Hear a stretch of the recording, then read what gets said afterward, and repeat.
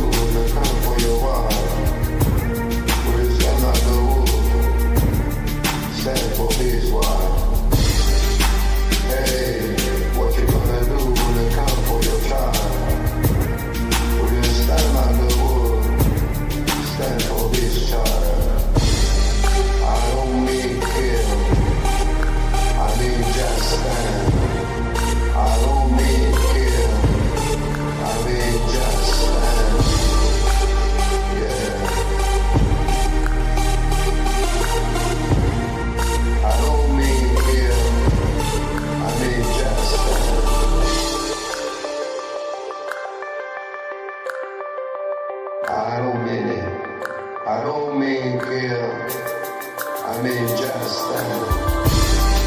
Hey, what you gonna do when I come for your brother? Will you stand like a bull? Stand for his brother.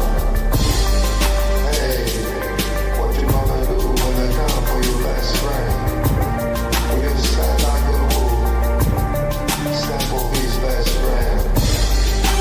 I don't mean kill, I mean just stand. I don't mean kill, I mean just stand. I don't mean kill, I mean just stand. I don't mean kill, I mean just stand.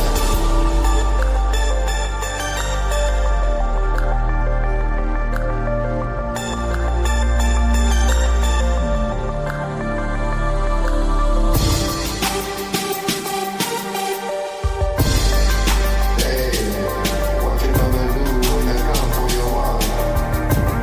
Will you stand like a bull? Stand for his wife. Hey, what you gonna do when they come for your child? Will you stand like a bull? Stand for his child. Hey, what you gonna do when they come for your brother? Will you stand like a bull? Stand for his brother. Hey, what you gonna do when they come for your best friend? Will you stand like a bull? Stand for his best friend.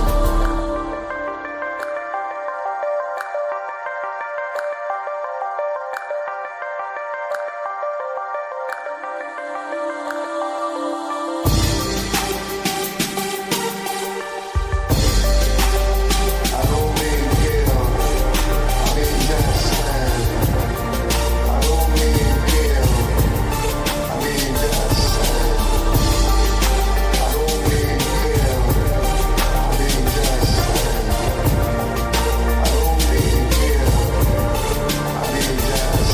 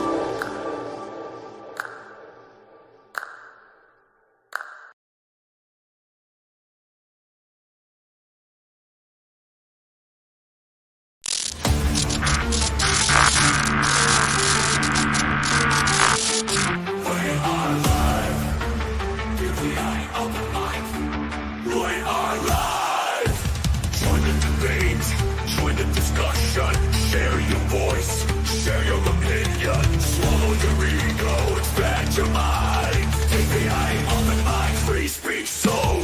DPA open mic, we are live.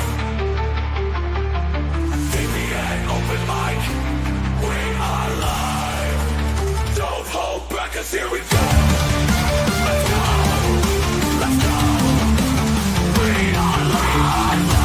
Space. Let's go. We are live. DPA open mic. We are live. We are live. We are live.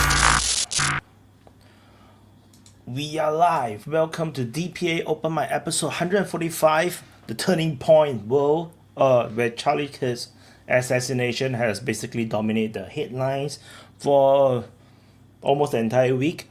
And again, nothing can go right for Zelensky because the drone incursion into Poland was such a big thing. It's like, NATO is under attack, and then Charlie Kirk have to die. So I do not know what Zelensky need to do to get attention from the media back. And not to mention, Israel has launched yet another offensive inside Gaza City.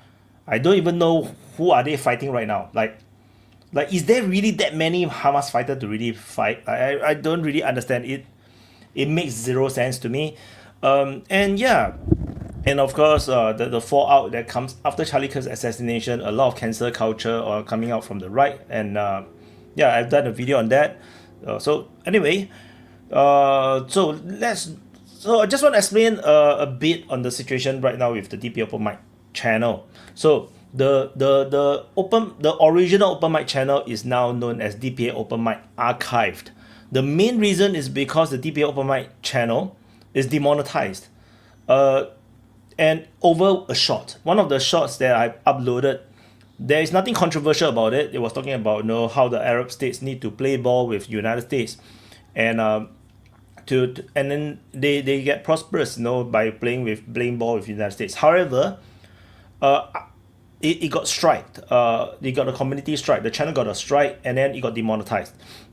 And it was claimed that there is no a promotion of terrorism and a criminal organization. I was like, what the hell is he talking about? I didn't even talk about like Hamas or whatnot. It took me a while to realize that it's actually Vaughn's Wagner flag behind him. Yeah, so Wagner private military contractors is very, very sensitive a topic on YouTube. And History Legends have his entire Russian channel terminated, totally deleted by YouTube, because he posted a video talking about the Wagner private military contractors, and that video caused the whole channel to be terminated. So for DPA's case on the open mic, just because that one shot, 30-second video, the whole channel got demonetized. The wasting thousands of hours and hundreds of live streams effort. So YouTube, what the fuck, man, YouTube. So and there is no recourse. So there's no way to talk because big tech is big tech. They are still as asshole as ever.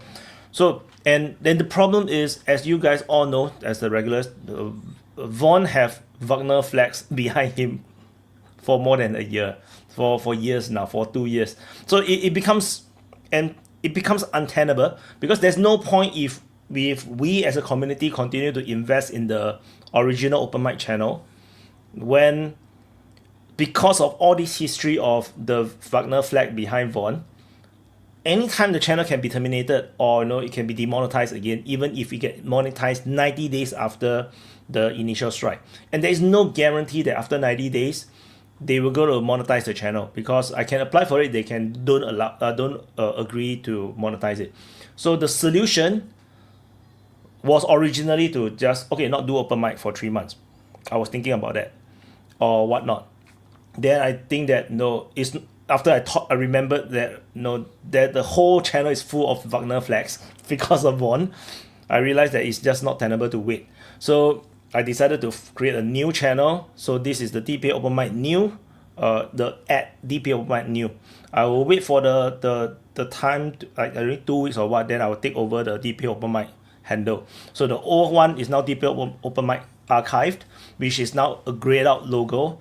And then the DPA Open Mic, the red logo, is now on the new channel. So I will highly recommend you guys to subscribe over on the main chat, on the main the new DPA Open Mic, which is still not monetized yet, because we still need to monetize the channel. So for in case you do not know, is DPA Open Mic New. Where the hell is it? I want to drop the So DPA Open Mic New. So for those that are thinking about super chat and membership, the new channel is not monetized. There's no membership. There's no super chat. The old one also do not have membership and super chat either. Everything is wasted. It's gone. So like I said, YouTube do not know how to do business. They call us YouTube partners, but they treat us as YouTube slaves. Like there's no negotiations. We are not in a partnership. We just do whatever they say, which is kind of disgusting. So yeah, but it is what it is. So we have to rebuild the open mic channel, and if the community works together, we can easily, quickly monetize the new channel together. Just like many of these channels I have monetized, I think we can monetize it very quickly. And yeah, Vaughn is already understood the situation, so he said that he will not put up any more flags behind him. So yeah, so I mean it's not his fault. Like he don't know, then neither do I. I espouse free speech and free opinions. Then and it's just a flag. I never really thought much about it. Especially the flag was there for years, right? And honestly, many of our videos gone through manual reviews. Many of the live streams were manually reviewed. It was never flagged. So how will I know this freaking shot will get flagged? So just another additional pointless information is that the moderators on YouTube for shorts is different from those from the long video. The shorts one are more sensitive. They're very very sensitive about like they're more sensitive than the normal big long videos moderation. So that's probably why the shorts cost us the demonetization. But it is also unprecedented because the main channel have gotten strikes before, but it was never demonetized. We just get a strike. But this is just insane. So whatever it is, so for those on the main channel, DPA channel, as well as the DPA open mic archive, check the link on the live chat, click the link to jump over to the new channel and subscribe over here. So we're gonna drop the link to join for you guys to chit chat. A lot of crazy shit had happened, so I'm not gonna monologue anymore. I just want to explain the situation because it's important. Because DP open mic is not just, honestly, it's not my thing. It's our thing. It's a community thing. It's not really like my thing. The stars on the show is not me. The stars on the show is you guys who come on. So, and I'm quite sure that many of you guys agree that a number of the regulars are basically tiny stars, small stars of their own, on YouTube. So anyway, I'm gonna drop the link to join on the Rumble. I have dropped the link at Rumble's live chat, and then I'm dropping it in onto the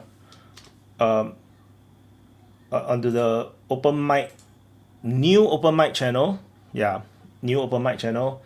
The old open mic channel and the main channel is just going to be the link.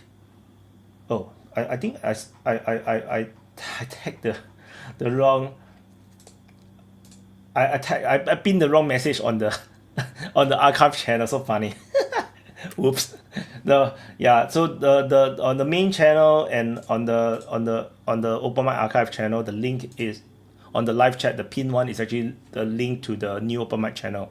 The live the link to join the open mic is on the new open mic channel. It's so confusing. Oh my god. Okay, yeah, it is what it is. And I'm so sorry for all the medals and the memberships, all these experience points, whatever, that people accumulated on the open mic channel. I'm so sorry that it's all gone. It's still in the archive channel, but I will not touch the archive channel anymore. I'll probably do one more video to encourage people to join this on that channel, but I'm not going to dare to touch it anymore. So hopefully we'll have it. And hi Lambo. Hi Wyatt. Yeah, let me drop the link also to the loungers. Yeah. And yeah, I feel very gutted that we got ambushed by YouTube.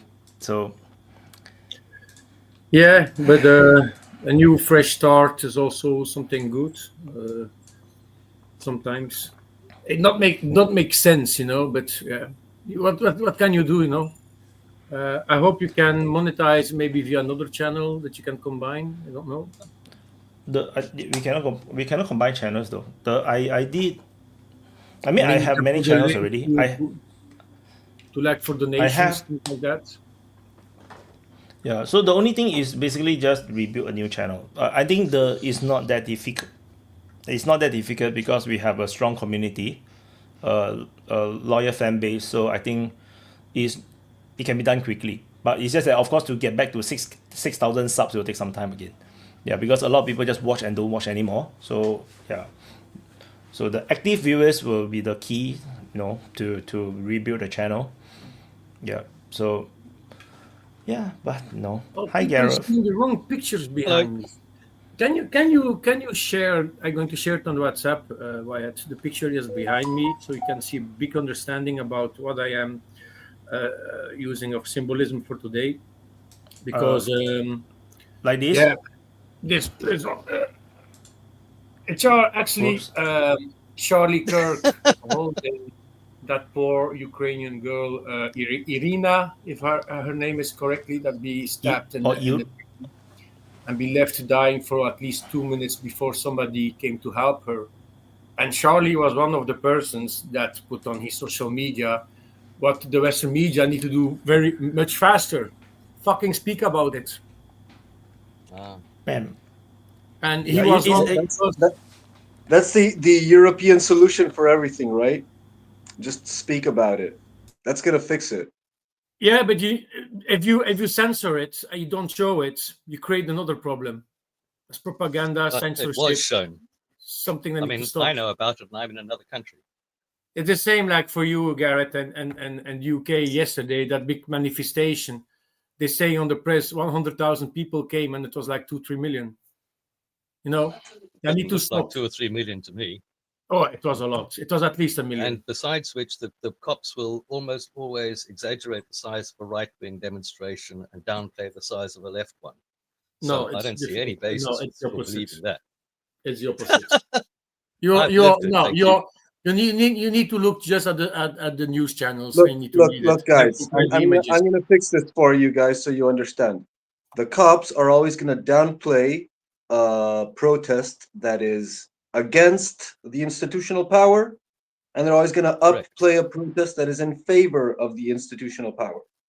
Okay? Correct. That's why it promotes right-wing demonstrations and suppresses left-wing ones. I mean, we saw today that the right-wing fascists just blatantly attacked the police for no reason. 25 arrests, 26 injuries to police, 4 of them serious, and the police just let them get away with it.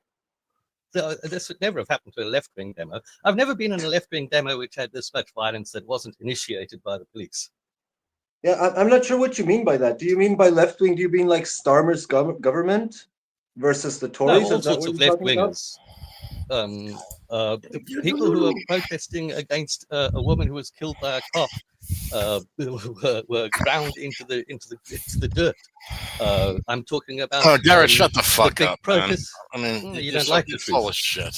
The big anti. No, you're so full of globalization shit. protests. I mean, please. The fact is, fuck off. If you look what big anti-globalization protests were heavily policed. And the thing I love about leftists is you're so emotionally incontinent that you just can't help yourself from exposing who you are. Always playing the victim. Fuck you. No, from right-wingers, that is pretty especially after the shit that just happened in the United States with Charlie Kirk. No, seriously, go fuck yourself. I'm not fucking around anymore. Yes, you think that's funny? You just laughed at that. You think that's funny? I did laugh at that. Yeah. You think it's funny, right? You think it's funny? Well, no. I think your fake outrage is funny. Oh, my outrage is fake, huh? Yeah. Completely fake. You're a fucking piece of work, man. You are really a disgusting, fucking despicable human being. You've never done anything in your entire life. That's absolutely ridiculous. Can we just have a fucking conversation about the goddamn events? Yeah, we are having a conversation about the goddamn events, Vaughn. We're talking about what fucking happened in the UK. And this piece of fucking shit. And you don't want to hear it. Well, I don't want to hear a fucking bunch of lies from a piece of shit like you. You're not hearing lies from me. You first need to watch the aerial videos that they took. I have seen the aerial videos. Yeah. So, and then you're going to look at a football stadium with like more than 50,000 people in the seats. And then I've been in a demonstration which was over 2 million strong. I know what it looks like. Dude, did you I've also been in demonstrations that are 100,000 strong, and I know what that looks like too. And it looks like what we saw. It was not 100,000. It was not 500,000. It was much more. So what you are saying about that's your opinion. I don't believe you. I don't see any evidence for it.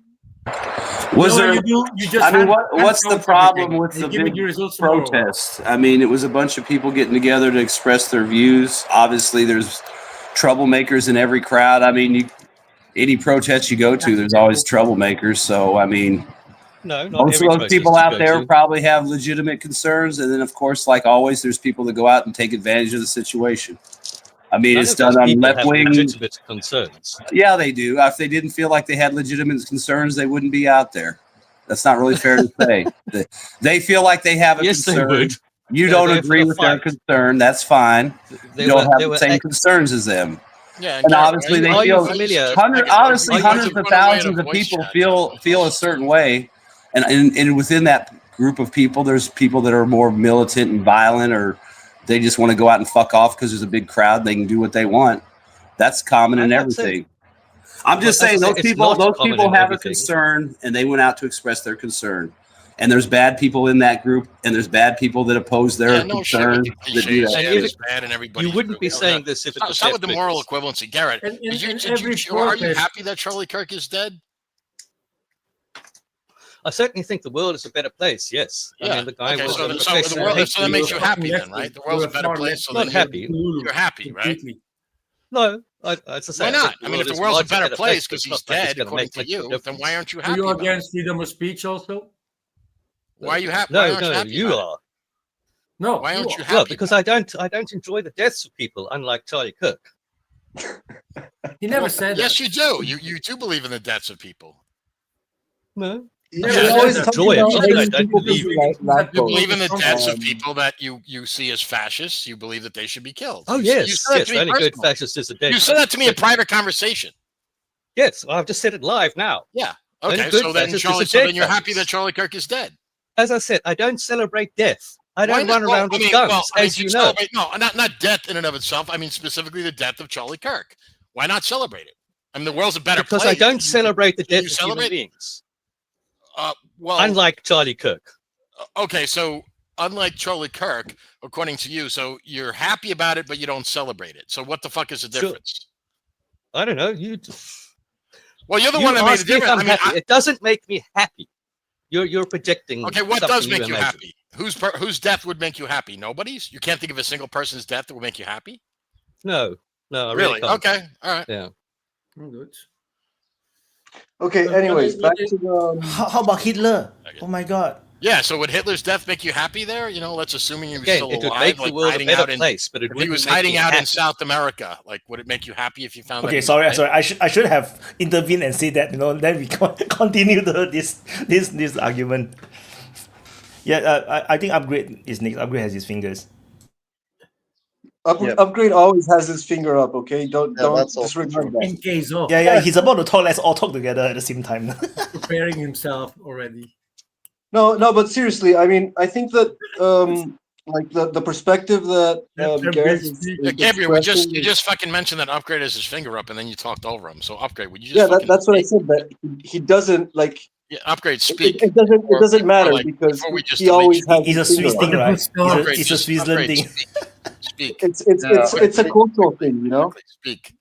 I think that's the conversation we just had like a couple of minutes ago shows the problems in the world, because if we are not able to have a conversation between each other, even if we disagree, and clearly there's disagreement between parties here, we'll never find a consensus and a peaceful way of living together. Exactly, but I mean, no shit, Sherlock. I mean, what are you like? What are you in fifth grade? Yeah, I think most of the people in the world don't celebrate when people die, because. Well, I mean, most people don't say the world is a better place when other people are dead, like Garrett just said. I'm trying to. Lots of right wingers do. They do it all the time. Oh my God! That's the problem also, right? Everybody's like, oh, it's the left, the right.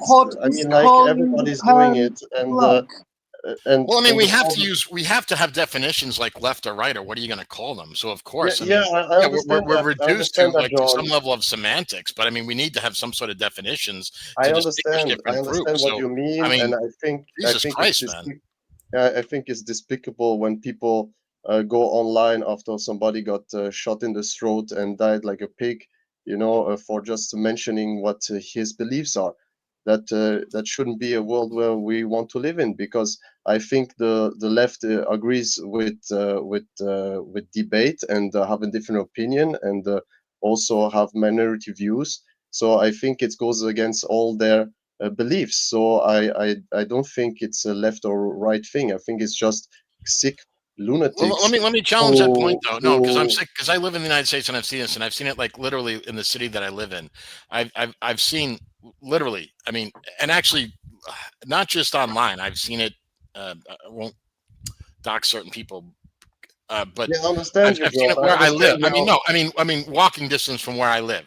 I've seen people say, "Fuck you, Charlie Kirk." Yeah, I'm glad Charlie Kirk is dead. Graffiti within walking distance from where I live says that. Now, you didn't have Why is that a bad thing? But they should be able to say that, right? It's nothing. No, you're not. I'm not talking about whether they should be able to say it. It's another thing if you go online. If you go online and you're celebrating his death, that's another level. And I think that's not human. And people who do that, they definitely should have consequences with their acts. Because what consequences? What does that mean? What's that vagary? A consequences means if you celebrate the death of a human being and you work at certain companies, for example, you should get fired. You know, that's not cancel culture. I think it's quick right, question, you know? then: should all the right wingers who celebrated the murder of George Floyd be fired? Same. Yeah. Same for me. Same for me. Good. Same for me. Okay. It goes both ways, right? Yeah. Funny how that didn't happen. Mm-hmm. You see, when you justify a murder, the other one will justify the murder from your side. That's the issue that Americans don't understand. When you kill in impunity in other countries and assassinate people, that shit will come to your country, man. That violence will come to your country. It will rub you. It will rub your face. That's what you don't understand. You kill people because they are not the same mentality, because they are not democratic. You need to kill them to bring them democracy. Oh my God. That will affect you. That will affect you. That violence. Of course not. Violence will affect you, guys. This has nothing to do with ideological divides or with whose opinion. No, I mean when you legitimize killing people for their idea, political interests, people will kill for your power idea. Politics. It's power politics. No one's killed for their ideas. Okay, people are killed because of political interests or material interests. Okay, like George Floyd wasn't killed as a political statement. It wasn't an assassination. Okay, in the worst case scenario, it was like an accident. Okay, fuck that. Excessive police brutality. Accidental, like for example, along with a very long chain of other black people who've been killed by police. No, hold on a second. This is very important, like what Gabriel's getting at. Unlike the death or the assassination of Charlie Kirk, where the assassin got up that morning and probably planned it for days, weeks, maybe months in advance, with the specific intent to kill Charlie Kirk. Yeah, planning and forethought. Let me finish. Unlike Derek Chauvin, the guy that was convicted of killing why you are so aggressive, man? He did not plan. He didn't wake up that morning saying, "Oh, I'm going to go kill this guy." No, that's not what happened. That's a distinctive difference. But we were talking about a celebration of death. There's a distinctive difference in legal terms of like premeditated murder and like manslaughter. So there's and then there's the whole political. I'm talking about morality, the way it's justified. Look, no, but that's where the legal difference comes. This guy planned out. It's a greater evil. It's a greater evil. It's a greater evil to plan out the death of someone and carry it out than to accidentally. So in other words, there is no moral equivalence. Of the moment. There is no moral. There is a moral equivalence about celebrating the death of someone. No, there's no moral equivalence because the thing is, the killing of Floyd, that was taken up as a rally cry to create all sorts of havoc.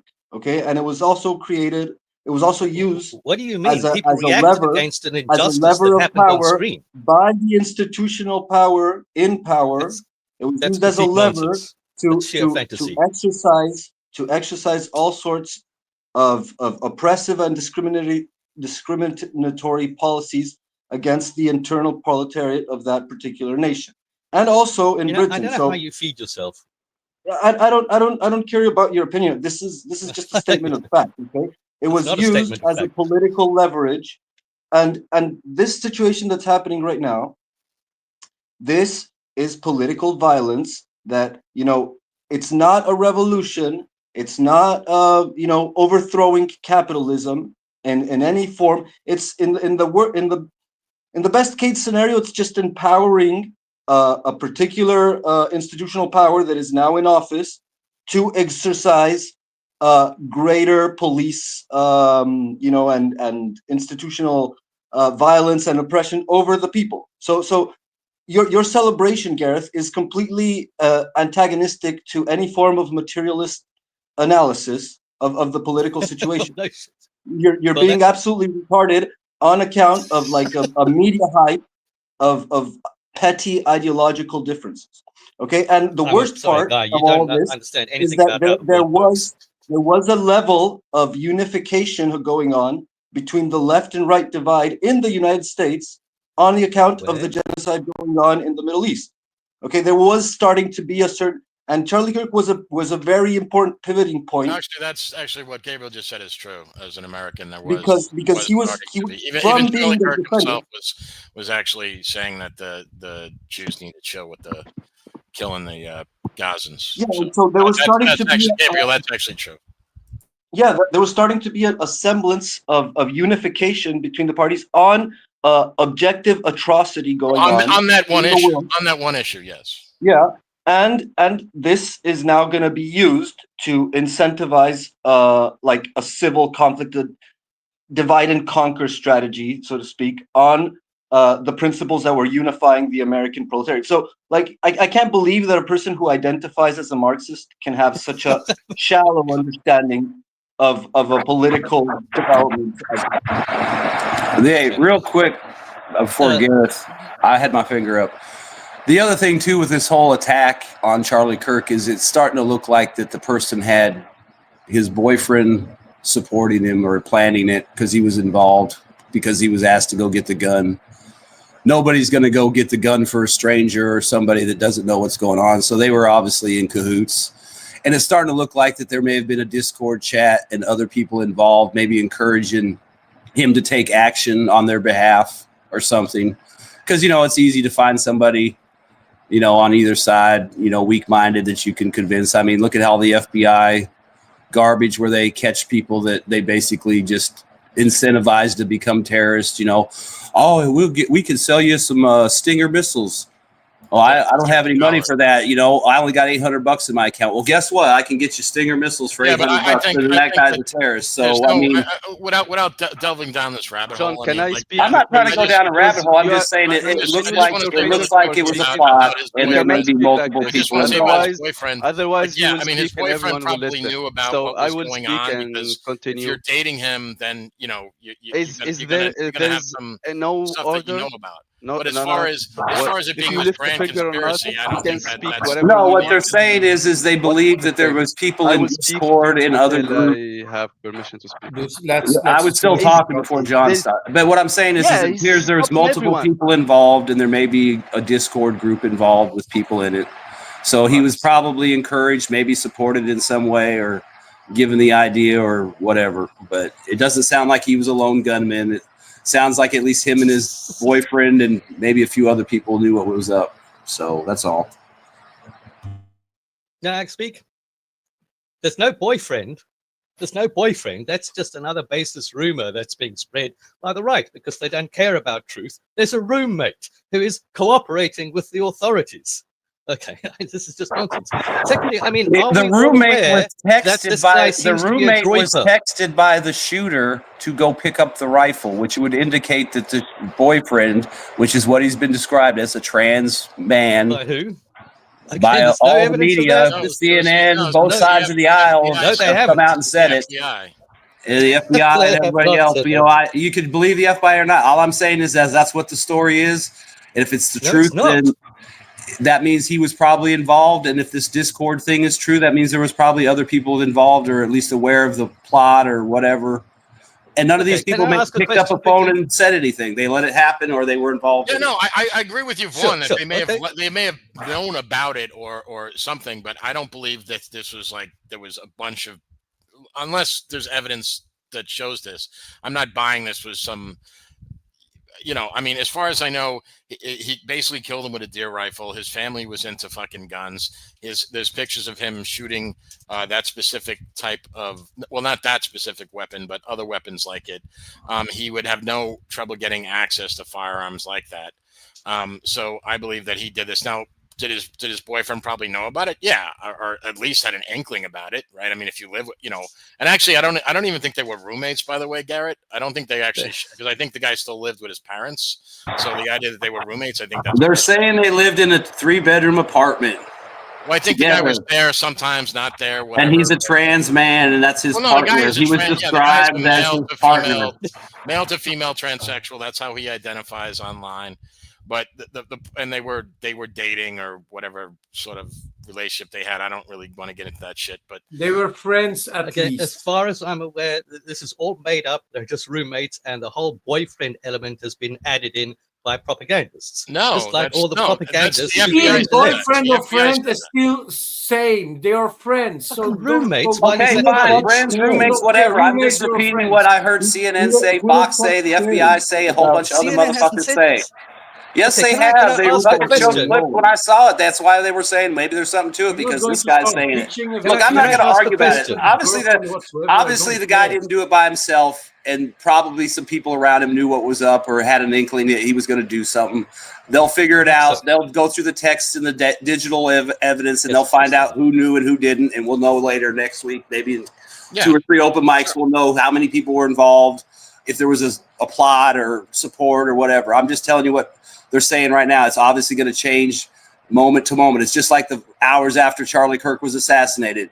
Oh, we got the assassin. Nope, he's gone. Oh, we got the assassin. Nope, he's gone. Oh, we think it's this guy. You know, I mean, all this stuff is fluid. That's what people are saying. I'm not saying it's the truth or it's 100% real. Obviously, there's some relationship there. Some people are saying it's one thing. Other people are saying it's another. If it's what they're saying, then that's bad. And it looks like that guy's probably involved too. And it looks like by the discussions that other people on a Discord chat may have been aware of something was going on. That's all I'm saying. That's the current story. Whether that's the truth or that ends up being the story or whatever, I don't know. It could change in 5 hours. It might change Monday night when the news cycle picks back up. I don't know. It's the weekend. Okay, you know, the fuckers ain't working. Yes, thank you. Can I ask, is everybody aware that it seems increasingly likely that this guy was a right-winger and specifically a groiper? No, he was converted. No, I think that's just something that they're trying to throw out there too, just like you're saying, they're throwing out the boyfriend. It's pretty simple. It's pretty simple. He is a groiper insofar as, you know, the esoteric interpretation that no, not even in an esoteric media. There is no such thing as an esoteric interpretation that they make of random phrases and information. Yeah, a groiper would be a heterosexual incel, so he doesn't fit it. Well, he's not heterosexual. The boyfriend story is made up. Anyways, it's a tagging that they're trying to do because of the political implications of this. Okay, so Charlie Kirk was pivoting against Israel. No, it's because that's what his social media profile looks like. Now they're trying to frame the obvious political assassination of political interests on the rivals that Charlie Kirk was starting to align with. Okay, they're starting to frame it. They're desperately trying to frame it as if it was something done by the anti-Zionist right. You know, because that's the danger that was happening. Charlie Kirk was starting to disalign with the Zionist right, and so now that they killed him, they're trying to push him, push the assassination as the doing of the enemies of the Well, I mean, all you got to do is look at what Netanyahu did. He came out and was like, Charlie Kirk was a great defender of Israel and all. And he was. I mean, he obviously was a supporter of Israel. But it's clear that he was starting to question some of the policies of the government. I don't think Israel killed him. I just think it's convenient that he was assassinated by another political rival, if that's the case.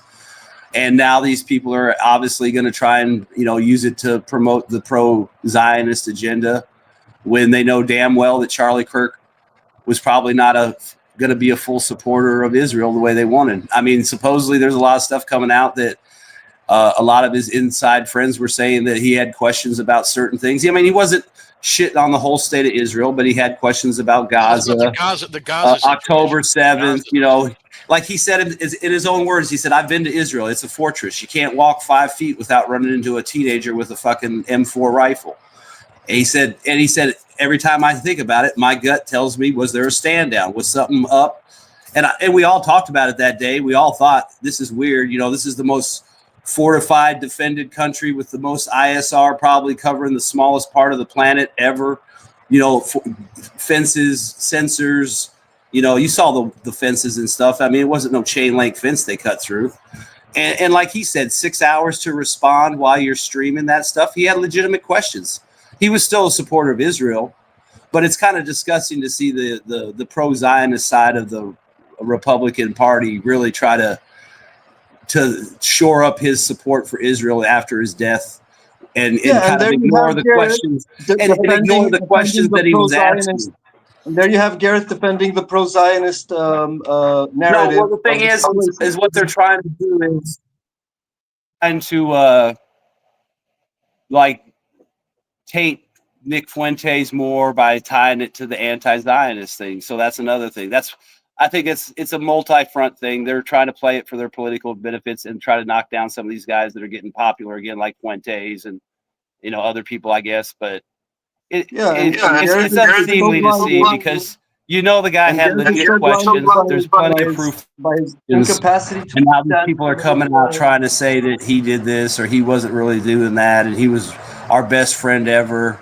You know, apparently he turned down a large financing offer from Netanyahu recently. He was invited to a trip. Apparently, I don't know if he accepted. Some people said he never planned on going. So, you know, I mean, obviously there was going to be an issue there, but I don't really think they had anything to do. I just think they're capitalizing on it at opportunistic time. Yeah, maybe we should go around like people always do. Lambo's been like waiting for a long time, so have Vojislav, and so is fucking. Oh, who cares about that? Anyways, maybe that's why he killed. Didn't they say even the best of the Gentiles should be killed? Maybe that's why he wasn't the best of them. Well, I mean, unless someone finds the guy's yarmulke in the closet in a secret Talmud, I'm pretty sure he was just a tranny that killed him. There's a saying in Spanish that goes like, from a fallen tree everyone makes firewood. Okay, and means that when an event happens, every side is going to use it as political ammo for their own narrative. And the funny thing is that our own intern revolutionary Marxist is the first one to fall for the Zionist narrative of the whole situation. Yeah. So go on, Vojislav. You've been waiting for a while. Look, it's actually, you need to dig out a little bit further, not too far, like using this. It all started. Mr. Lambo, you are not Vojislav. You said Vojislav. I don't care. I have my fingers like fucking longer than you. I'm sorry. Sorry, Vojislav. After me, you can. No, go ahead. The thing is, you need to understand, it's the fault of the Democrats themselves and the left media that since the first term of Trump only did by destroying the Republicans, destroying Trump, crying, shouting, saying stupid shit.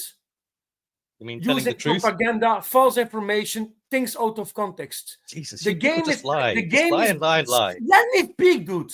Shut up. The game is busy since the first term of Trump and never stopped. If I need to watch all my media in Belgium, they're using all things about the United States that they're copying from CNN. Only hatred and bad things about Republicans are being shared. Only that. And it's going already from even good things? Before 2000. Shut up. Before 2016. You create hate by sending hate, and people are going to start to believe it. Then you're just eulogizing fucking finish. Charlie Kirk, who was a professional hate preacher, you hypocrite bastard. You wait your turn. I have the right to speak. That's the whole point of the whole thing. Freedom of fucking speech. Let the people speak. That you don't understand. The left, the extreme left, don't understand. Even when it's hatred that killed Kirk. It was about hatred. Everything is put out of context. TikTokers, Instagrammers, sending shorts, taking things out of context about people, just sending bad messages. These are population that are busy destroying each other. The left is busy destroying each other. They are the cause of all that hatred against people that fighting for freedom of speech, like Charlie Kirk was. If we had the George Floyd that was killed, the United States exploded because he was black, racism, all that bullshit. That girl behind me on that picture, she was white. She was killed by a black man. And everybody, all the media, was keeping it quiet. People like Charlie Kirk, keeping it quiet. One of them was putting it online and forced actually the media to send in it. Because once the media was publishing these messages about that girl was killing, it was already a few days later. And the people became so selfish that girl, she was in a fucking train wagon. 5 people around her didn't do shit to save her. They were all black. More than 2 minutes. I don't care which color it was because it was a Hispanic guy. Yeah, I do. I do care. Yeah, but it was a Hispanic guy that did the first aid to her. But the people became selfish. They're only sharing their own ideas. They don't want to listen anymore. And they're just reading titles on the new messages and not even the text. And that's fucking disgusting. The hate that the Democrats and the left started to put on Trump is one of the causes that Charlie Kirk died. And that need to fucking stop.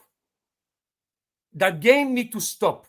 Okay, you have a 2-party system in the United States, but you need to accept that people are voting right. I need to accept that people voting left. And we saw millions of videos of people being rejected by restaurants because they had a MAGA cap. It's fucking disgusting. It's a fucking shame. And that all need to stop. It makes me fucking angry. I am born with norms, respect, and values. That is how I be educated by my parents. People forget these 3 words. And that need to be implemented back at schools and not giving course about transgender and all that shit. It's fucking angry. And the hard lefties are now being destroyed. Finally, they're losing their jobs because people are putting them online, calling their bosses to say, hey, your employee that's working by Apple with a very big job, he's talking shit. He's not a face for your company. You need to do something about it. Finally, some karma is happening right now. But the Republicans are smarter than the lefts. They don't destroy shops and streets and bus halts and all that shit and cars because they are angry about something like that. No, imagine that girl was black. Yeah, fucking wait, man. There's other people. Actually, it's the opposite, Lambo, because hold on. Vojislav is up next, dude. It's Vojislav first. Vojislav, please. It makes me all fucking angry. If you're looking on Facebook and you have a message of CNN telling about Charlie Kirk, and you have 10,000 likes. Let's have a moment of silence for Lambo's anger. 3,000 people laughing with it. It's fucking disgusting. The world is ruined. The world is fucked. Just to let you know, guys. Vojislav, please speak. Just to let you know, guys, I can hear Lambo in person. Like, the Belgium is pretty far away, but I can hear him in person. Yeah, it just makes me angry, and interrupting me is fucking disgusting. Also. Anyway, I'm gonna be quick before I hand it over to the beautiful lady. When it comes to Charlie Kirk, you have to look at it. Who had the most interest in killing him. And the way I see it is like, look, he was talking. I mean, where did the liberals and that kind of ideology, where does it get most cultivated? It is at those same universities. So I think in a way this guy was a threat to them because he spoke at the universities, and they were afraid that he might actually change mind to a lot of people, young people, because that's the place where they groom them into these liberal Nazis, or the fucking Antifa, and yeah, you fucking laugh, dude.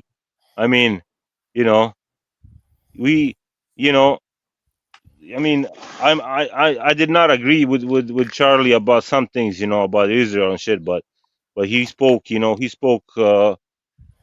a true, conservative on the other issues, and I think they had a problem with the. Oh my God, Charlie was the most tame and tepid, containment, conservative voice. Continue. Please stop interrupting. So are we respecting the figure or not? I don't understand either one or the other. Either way, I will like continue, Vojislav, please. Yeah. So that's basically what I'm saying is that perhaps the the people who are in charge of indoctrination, like the Soros foundations and shit like that, they saw that as a threat, so they had to cancel him, permanently. Go ahead. Dude, the only reason Charlie Kirk was able to grow as I think it's Bridget's turn there. Was because he was a containment figure. Bridget's turn. He was establishment approved. So everyone who wanna speak then will speak. I will not have my finger. Let's do this. Wyatt, so I was gonna say, what I was gonna say, Vaughn already said. So I'll just say that whatever the FBI tells us is the official story is probably not what happened. I don't know what did happen, but the FBI is not going to tell us the truth. So I do want to go on a Karen rant and tell you guys to stop talking over each other. This is frequently a 6 to 7 hour stream. You're all going to get a chance to get your opinions across. So no one can understand what's going on when you guys talk over each other. So just calm the fuck down. Okay, that's what I was gonna say. My voting. Nika. Yeah, it's a minute of silence, for the. All get reprimanded by the girl that on screen. Are you going? Yeah, I guess it's Gabriel. Go get it. Go get it. All right, thank you. Garrett. Sorry, Garrett. I just want to tell Lambo to stick his hypocritical performative outrage right up his rectum. Donald Trump came down the golden escalator talking about how Mexicans are rapists and murderers. Hate has been the whole Republican agenda for decades. That's all they fucking do. The vast majority of terrorist acts in America have been carried out by right-wingers. Up until September 11th, the largest terrorist act in American history was carried out by a right-winger. You fuckers have done nothing but wallow in hatred. Hatred. That's all you do. Charlie Kirk was a spreader of the Great Replacement conspiracy theory, an utterly despicable racist lie that motivated multiple mass murderers. And you are calling this person decent? He was one of the lowest scum who ever crawled on his little yellow belly on this planet. You can all go fuck yourselves and you're crying for this bastard. Shows your own utter lack of immorality. Lack of morality, sorry. Are you talking about Timothy McVeigh? Are you talking about Timothy McVeigh? What Garrett feels about Charlie Kirk? Tell us more about what you. I want your son. I want this immortalized on the internet. Tell us more, Garrett. Okay, well, I saw a good one from an AI resurrection of Christopher Hitchens, which repurposed a joke for him that had previously used for Jerry Falwell, which is that if you gave him an enema, you'd be able to bury him in a matchbox. So that should make things easier, shouldn't it? Tell us more. Tell us more how you feel about him. Well, I don't need to tell you how I feel about him. His history of racist shit stirring and hate mongering is well recorded. This guy's never had a job in his life. He's a professional shit stirrer hired directly by the Koch brothers to stir up racism and division. That's all he has ever done. Wow. You never watched him, actually. Garrett, your understanding of materialist politics is equivalent to Walt Disney, okay? You should take off your badge, retire, and go drink some those words. You don't even know what they mean. You have the least political understanding of anyone in the room, and Lambo is in the room with us, okay? That's the level of political understanding. Like, even Upgrade is laughing at you. Sure, buddy. That's the level of your political analysis, okay? Nope. Charlie Kirk was a promising young man who was groomed by Israel to be a Zionist right-wing influencer, and that's how he got the political influence that he has.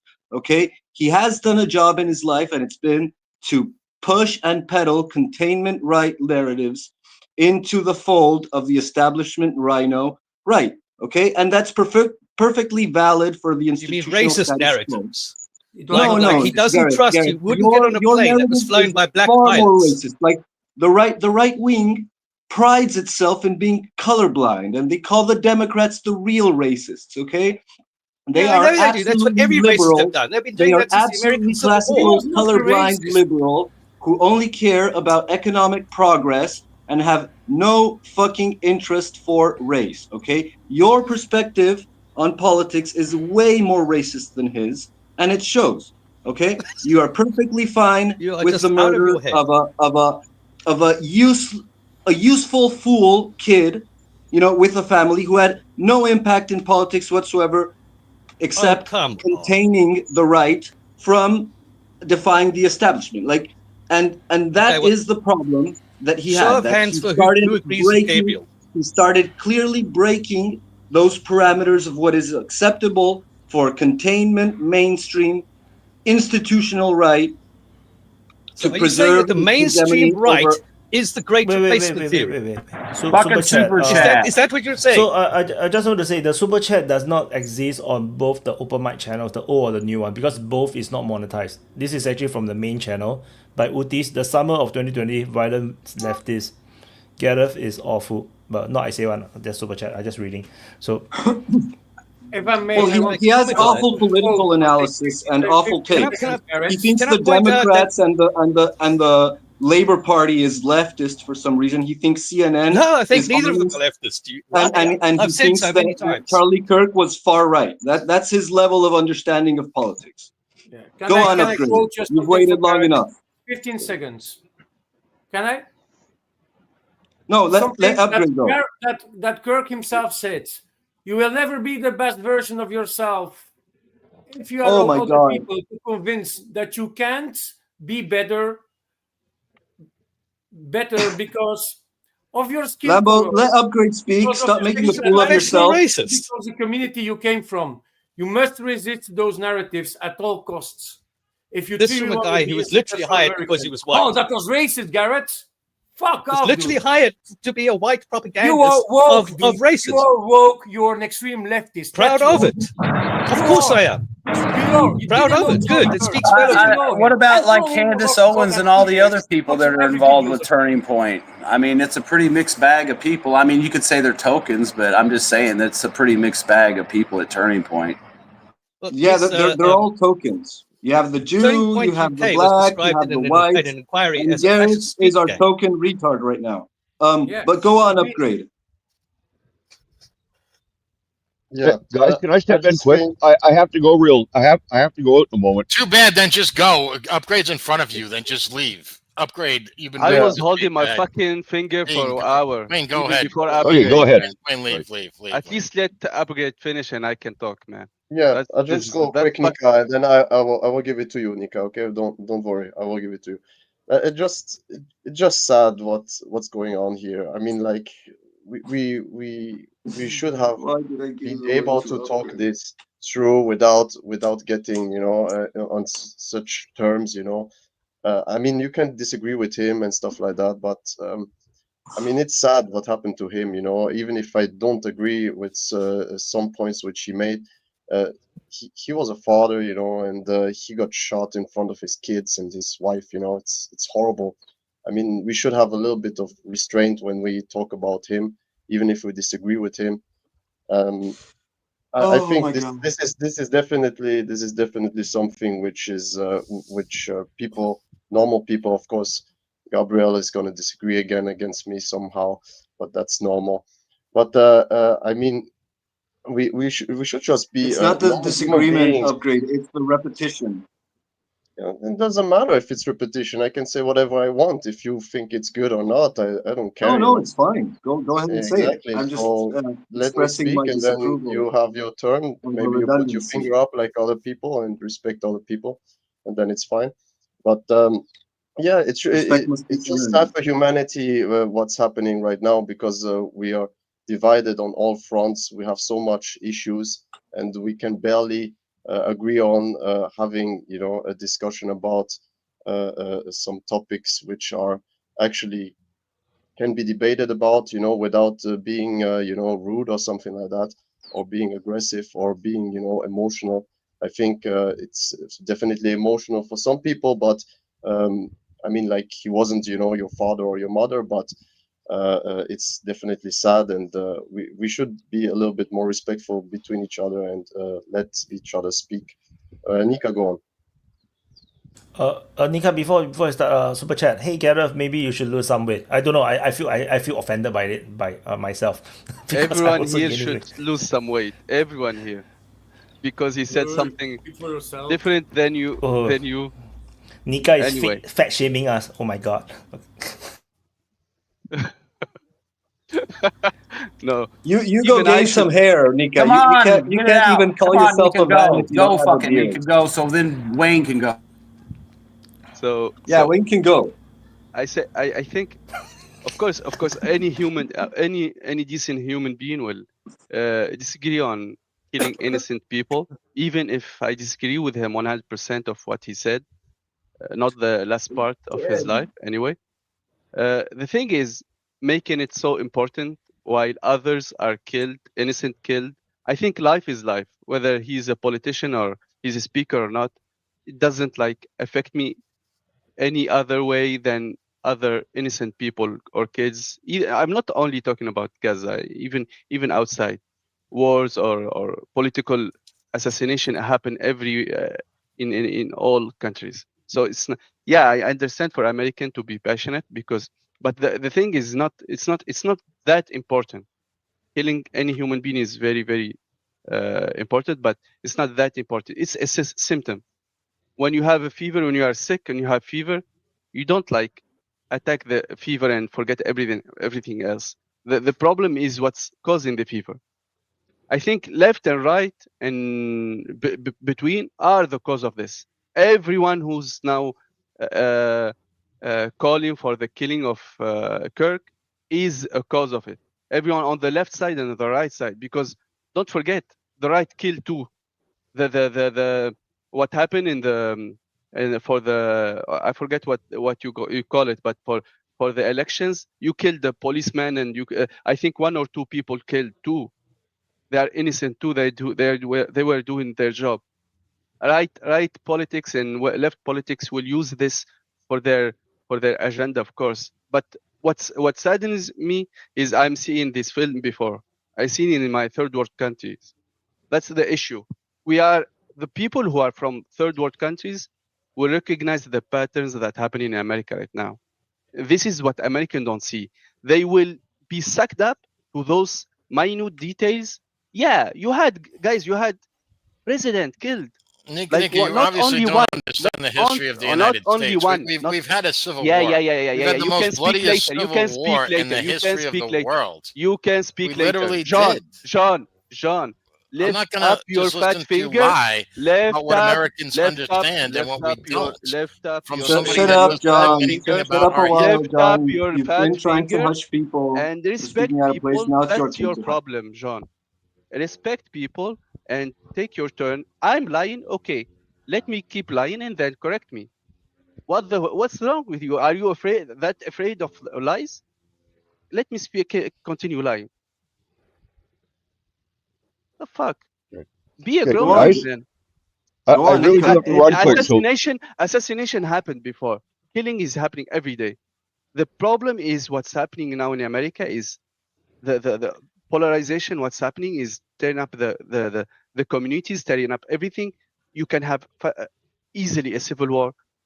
Society is not like working normally. Everyone is shaming everyone. Everyone using political power to attack everyone. Like Trump, for example, he's threatening schools, threatening anyone who disagree with him. He's threatening whole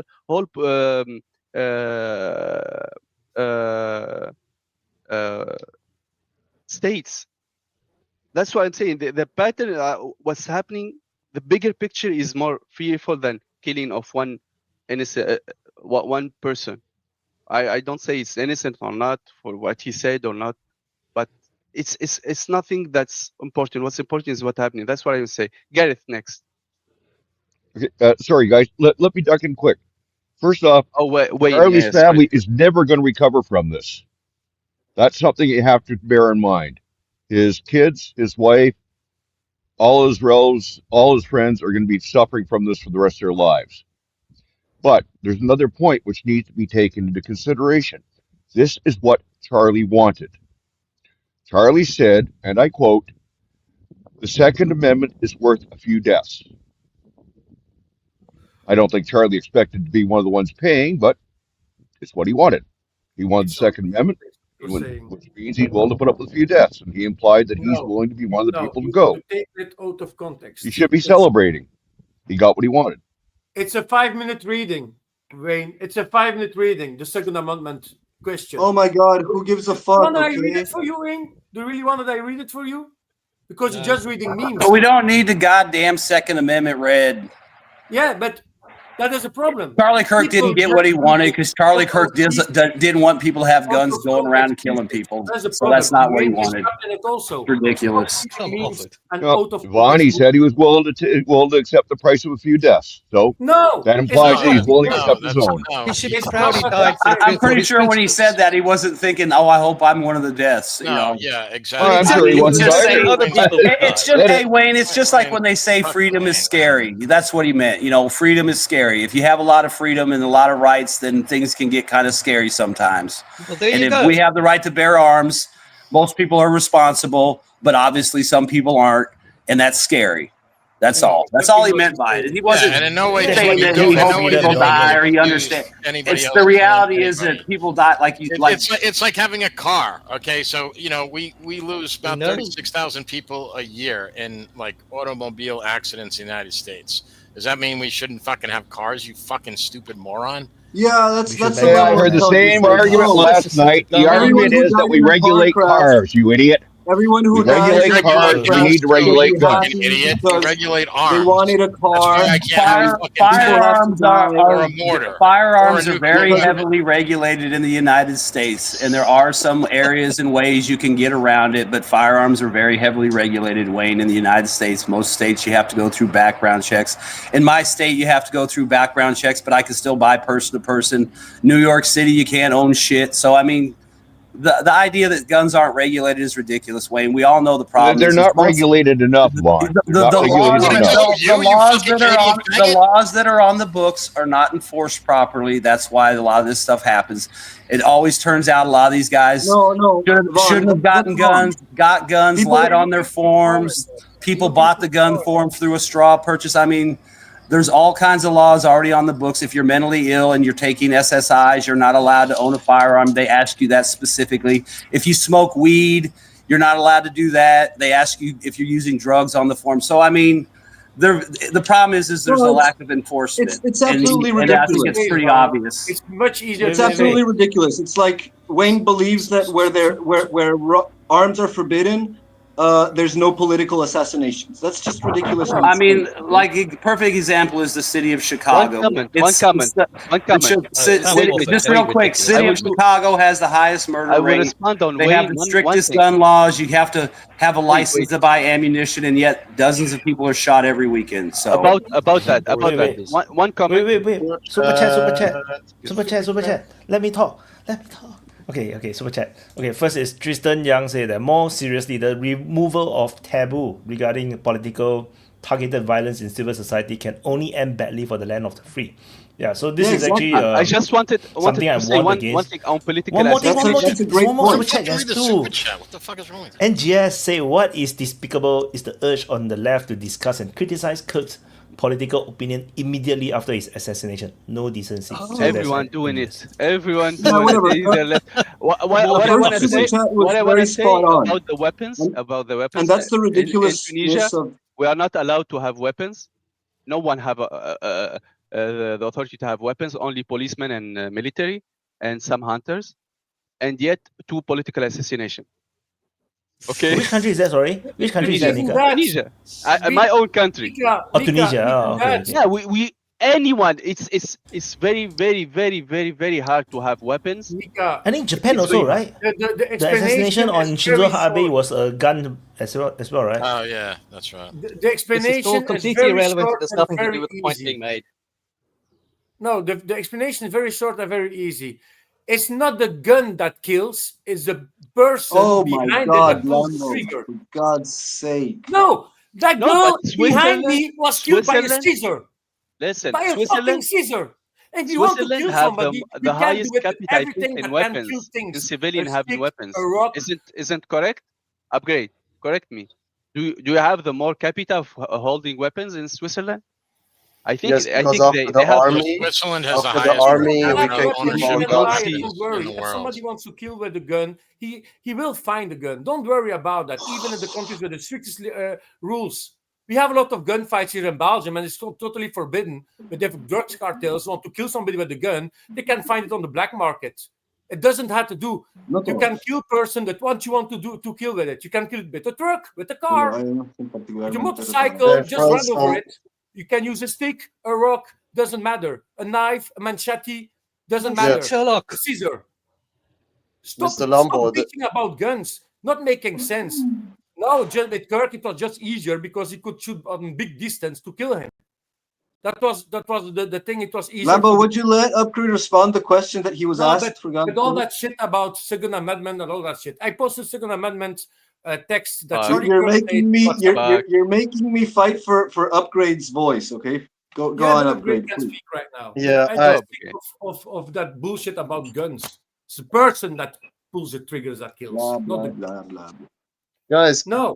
Let's keep it a little bit. Let's keep it a little bit more, decent and more, like a civil conversation. Let's try to, be a little bit more, normal. I don't know what's normal nowadays. Yeah, but these were useful discussions. You Upgrade. No, but I mean, sorry, Upgrade. We're not Swedes.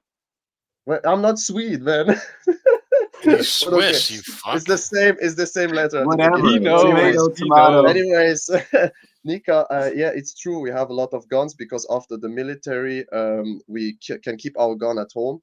So I know I have a Swiss friend, close friend, who's my best friend is Swiss. He's a Tunisian Swiss. Oh, okay, cool. Yeah. Cool. How can the sweet guy not be sweet? Hi. It's same letter at the beginning, but some people told me I'm from Swaziland, so we get everything, from Switzerland, so it's okay. Sorry. You should continue before we track you further. Yeah. Yeah. Okay, it's too late. Super chat, Tristan Young. we may yet live to see politics in the USA comes to resemble the model of political violence and reprisal in places like Iraq and Afghanistan. True. Okay, sorry. Yeah, that's exactly what. I wanted to take the example. That's exactly what Nika was talking about. It was said that we need to regulate more weapons. I mean, like in France, we regulate heavily weapons, and there's narco trafficking guys who have bazookas, and Kalashnikovs, if you want to get weapons, you just get it from the black market, in Europe. Yeah. It's like that, if you want to kill somebody, you don't need a weapon. You can just take your scissors from home or your knife. About the mentality of the population. London is the capital of knife deaths, because they're just killing each other with knives. You don't even need a weapon. You just need some lethal weapon. You need intent. Yeah, of course. The intent is the most important part. You have drones now, man. You have drones. Yeah, you have everything. Anyone with a drone. You just make it like in Ukraine, and then it's a weapon, it's crazy. Gareth, please, I'm sorry, you had your finger up. Yes, thank you. I think that whole conversation missed the point. The point was that Kirk died by the very values that he promoted in life, just as he died with a racist dog whistle on his lips. It was, in fact, poetic justice. I also want to ask, where was all this outrage about political murder when a couple of Democrats were assassinated recently? We didn't see any right-wingers complaining about that. In fact, we saw them laughing and joking. When Nancy Pelosi's husband was attacked and beaten in the head with a hammer, such that he now has permanent brain damage, conservatives laughed about it all over the internet. Kirk himself said that he was going to a Halloween party with a pair of underpants and a hammer, specifically mocking political violence against Democrats. Okay, where was all this concern about human life when Alex Jones, who is now crying like a baby, was calling dead children crisis actors? Where was it then? Where was it then? Martin Luther King was killed in front of his family. So was a bunch of other people. Edgar Evers was shot to death in his fucking bed. Okay, every year these racist conservative scum go and shoot up the memorials to these people. Okay, and the Tea Party consistently called for Obama to be lynched. So all this bullshit about how the left is calling for political violence is sheer hypocrisy and projection. But finally, I want to say one thing. Shut up. I want to say one thing to the people who bitch and moan about the BLM riots. Every single one of you is a traitor to America. America was founded on a right that damaged private property. That is your foundational act. Or every single one who stood against BLM would have fought for the British in the Revolutionary War. So you can all go fuck yourselves. So that's what I want. I disagree about the killing and stuff. Again, that's the level of political analysis that Gareth is capable. No, we're fucking taking turns. Thank you, Gabriel. I appreciate the compliment. So I wanted to say those are some examples. I don't say the left are immune of this. Both of them. It's the whole fucking society who's responsible of this. It's the mentality of white or black. I am your enemy or your friend. There is no there is no middle ground. That's the issue of American society now. This is what's happening. You are as a country, even as a country, you function like this. You are my enemy or my friend. You are Israel or you are everyone else. Even Qatar is not like immune. Even if it's a friend, it will get bumped. So that's what the problem is. The mentality. The idea is you are evil villain or you are a superhero. There is no between. Humans are gray, man. Humans are gray. I disagree with a lot of people and I agree with a lot of people. That doesn't mean that I need to kill everyone and shut up everyone.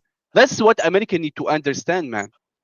Otherwise, you will be like our shithole countries. Yeah, a lot of them are gay. Super chat. A lot of them John are super Scott, gay. USA has the highest murder rate of any Western nations. Go check why like then. An over. I think he's guns, but super he's chat. For example, looks like a greedy, gluttonous, and slothful capitalist. But he actually has the mental. It's really fucking rude when someone pays for a super chat and stops fucking raining right. He has a Walt Disney and Hollywood style of political analysis. Like he's so in tune with it, man. He's probably like Gabriel is a Disney girl. Another super chat. Tag the Gareth. Are people who criticize J6 also traitors because America was founded on protests with property destruction? Question mark. And in case for the just now nobody hear what I said because that's what I was going to say. USA has the highest murder rate of any Western nations. Go check why then. I think it's guns, but if not, why? Yeah, I think it's freedom. I think it's freedom's fault. Mentality. You guys should all live under communism. Switzerland are free to speak, man. Swiss people are free to speak. It's not about freedom. No. It's about the mentality of how you. Even I watched a small interview about a gun, and they went to Switzerland, and the mentality is different. The mentality is different. That's the issue, man. It's not the gun. I can kill anyone I want with whatever means. Doesn't it will not stop me, man. I like to kill with words. Yeah, well, it is easier with the gun. I don't know who's John. Can I answer the question? Upgrade. I think it's upgrade first, or John. Gareth want to answer the question. About this. Are people criticize J6 also traitors? Because America is found on protests with property destruction. Well, the criticism of J6 is not because it was a protest; it was because they were trying to overthrow an election. So, my God! For God's sake! You are full of propaganda, my dude. It's not because it's a protest. It's because they were trying to overthrow the government. So that's why they're traitors, not like the founding fathers, who were white men who wanted an exclusively white country Christians and protect oligarchic rights at all costs from the King of England. So that's why, you know, every American who supports J6 is a traitor, not like those glorious founding fathers. No, My as I God, say, Gareth, I'm seriously, all in like favor you need to stop of calling overthrowing yourself a governments. Marxist. Marx is churning in his grave. You could power the entire city of London by just How would connecting you some know? wires You to don't his know grave every anything time that he Marx ever hears you said. speak. You are the poster child of a post-capitalist containment Yes, left. thank you. Is this just going to be Gabriel's diss track session or what?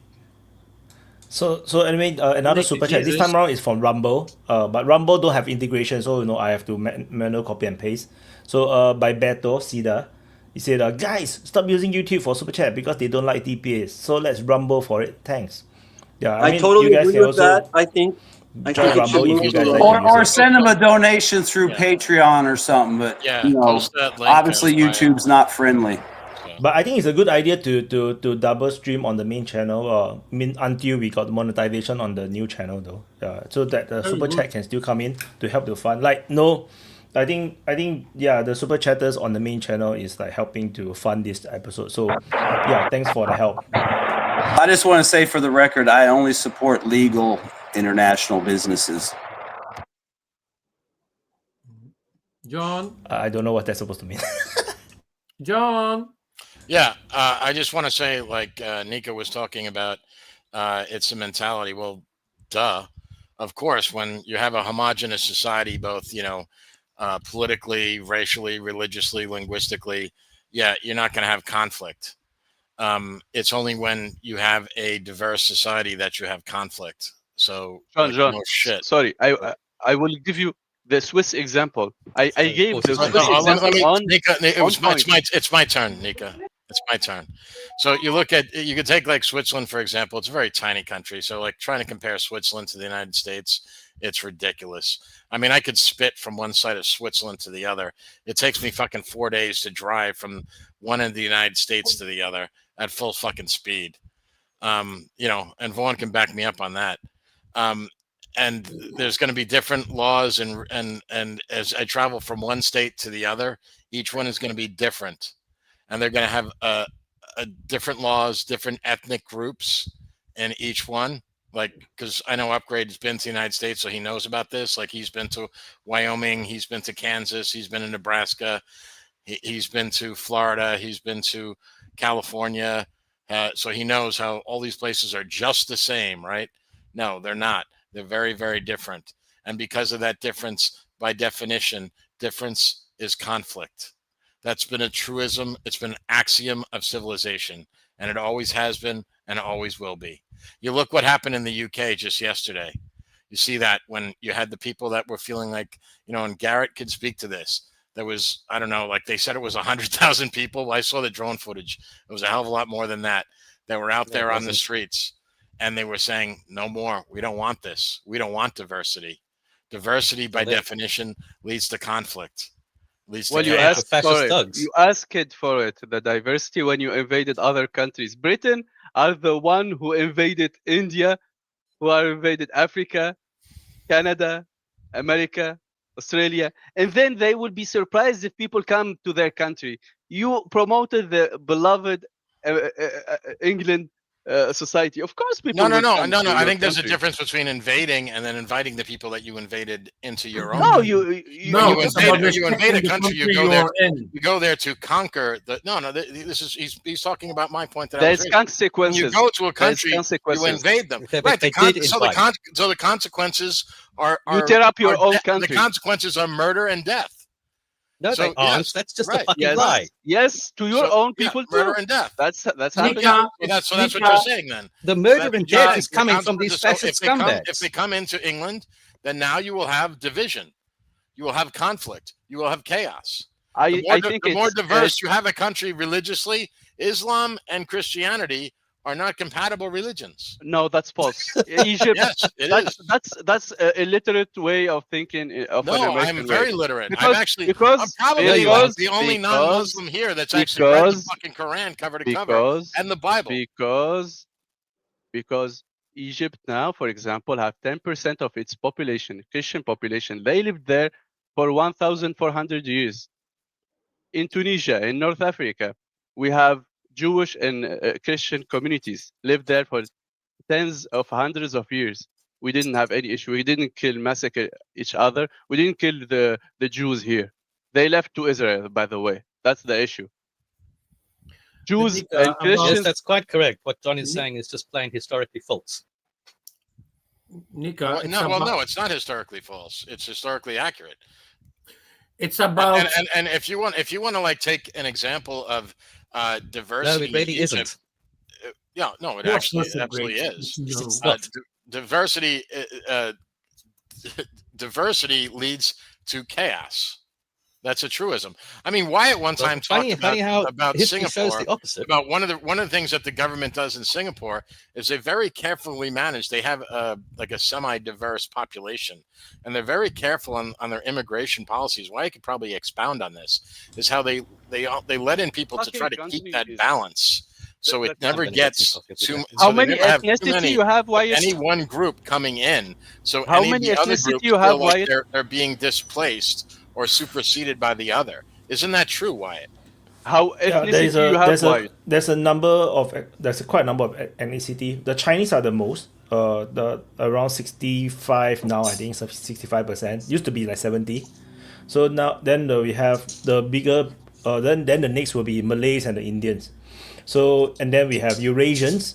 But now I think this is the four main ethnic group in Singapore. But of course, if you break down the Malays, actually there's actually Javanese, like there's a lot of actually sub-ethnic group that's coming from the Malaya Peninsula. So it's not super accurate.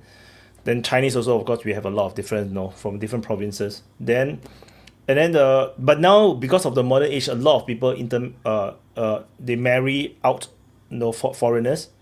And then there's a lot of immigrants coming to Singapore. It's really complex now. I don't even know what is the actual numbers right now. But yes, the government seems to quietly balance the ratio. Yeah. But it's causing social problems when they do that as well. Because even Chinese from China is a different kind of Chinese, But they are distinct, There is cultural distinct, multicultural distinct population, and you are not killing each other in the street. That's what I mean. We used to kill each other in the streets. No, now. I mean, no, but you learn. No, this year not. Oh, Nika, this year not. But you learn to live together. We are forced to live together. Yeah. But it is possible. So I can tell you some simple breakdown of the history is that Singapore was under Lee Kuan Yew was pushing for Malaysia because we were part of Malaysia as a federation, and then Malaysia means all the ethnic groups are the same level. Malaysia wants Malaysia, so they want the indigenous people to have more privileges because they felt that they are getting disadvantaged over during the colony days. So that was the differences. And Singapore, under Lee Kuan Yew is very powerful, and then and he's leading this Malaysia very successfully. So they decided to just kick us out, and the Lee Kuan Yew side, the Singapore side also agreed that this is untenable because what if we don't leave? What's coming next will be ethnic strife. We will start to have some kind of a civil war or racial tension. That's why Singapore left. Because before that, we already have some racial tension. There was a riots. The Malays and the Chinese kill each other.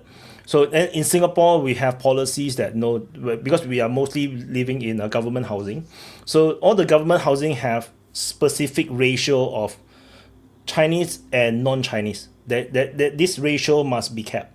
So like 70%, 30%. So 30% of the people living in a single government housing block must be non-Chinese. So it's the opposite what John say. It's when you it's by government policy. Yeah, so because we've seen what happened in United States, we've seen what happened in other countries. We know you have to do social engineering to make it work. In the UK, they do it differently. In the UK, they let them have enclave, which is what actually Singapore used to be. Singapore actually used to have like Malay enclave, Chinese enclave, all over Singapore. That's what John wants. People don't mix, you see. Yeah, that's what John wants. So, John don't want any mingling between people, because if I were living in for example, if my neighbor is a black and the other neighbor is Asian, I will understand more. I will see them as a human. But if they are living in other city, I will see them as foreigners, as enemies. Can you read the? I will also add one more point is that something about Singapore special is that we have national service, we have like conscription. Wait, I say finish first.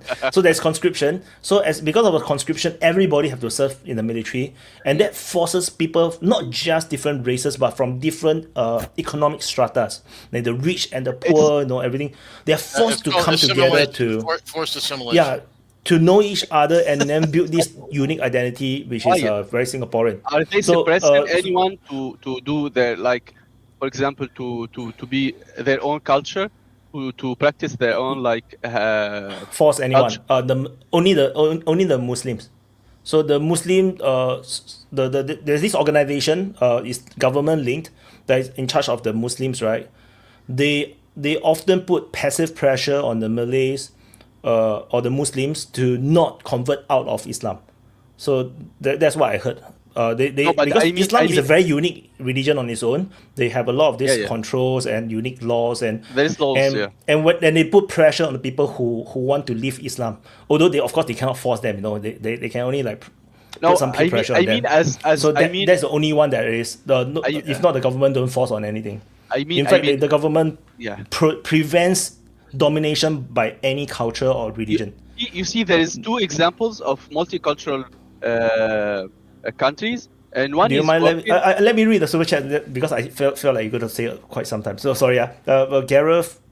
Tristan said Gareth reductively referring to everyone you disagree as fascists, Turks, and Nazis is a good way to get moderate people to agree with them. Agree with the term. My point is, and then one more in the immortal words of the philosopher poet Marshall Mathers, I am whatever you say I am. I wasn't then. Yeah. Why would I say Eminem, baby, Eminem. This is too deep for me. Anti-Trump. So why I just conclude what I was going to say. You have, for example, two examples of two multi-ethnic, we can't see you. Am I the only one who can't see him? Why do you need to see me? Why you? Because everybody doesn't show their face. Busy peeing, but we don't. I cannot. I cannot he has now. to pee. Okay. Yeah, then super chat anyway. Then by Beto Sida. You have a Dixie toilet. You have a Dixie anyway, toilet. You love my face. Anyway, is the killer an immigrant extremist lefty tranny with blue hair? I don't think he is. I think the boyfriend or girlfriend, whatever you want to gender that person, is also have black or brown hair. Yeah, but I think some in their community they have blue paint. So I wanted to say we have two examples of two countries with difficult cultures and different like ethnic groups. One is working together, found a way to work together, and one is in chaos. Why? Because the political leadership, the first one, the political leadership is trying to unite them, is trying to prevent the issue. The other is using that tensions, is increasing that tension to control everyone, to stay on power. The lefties already there. The lefties use it if it's not organically existing. It doesn't make sense. I think the point that Wyatt was trying to make is that the government knows that this, because of the history. It is what it is. It is what it is. It's not a unified country. You cannot like make black non-American. You cannot. No, I'm not saying you can. Chinese. But I'm saying you cannot make agree. Chinese non-American now. The tension is always there. That's the point. The tension is always there. But American blacks and American Chinese are there for tens of hundreds of years. Tens of hundreds of years. Tens of years or hundreds of years. I mean, separately, not tens of hundreds. Super chat from from Rumble, by Vibe Life stuff. Let's all flood DPA with Rumble rants, so Wyatt is forced to integrate it into Streamyard and let everyone migrate over. Actually, it's not up to me to integrate, but yeah. But I think over time they will integrate the Rumble to Streamyard. I got a feeling that will be the case. And Chinese were so I just answered what Nika said. The Chinese were here in the Malaysian Peninsula for at least a few hundred years. So, but it's different waves.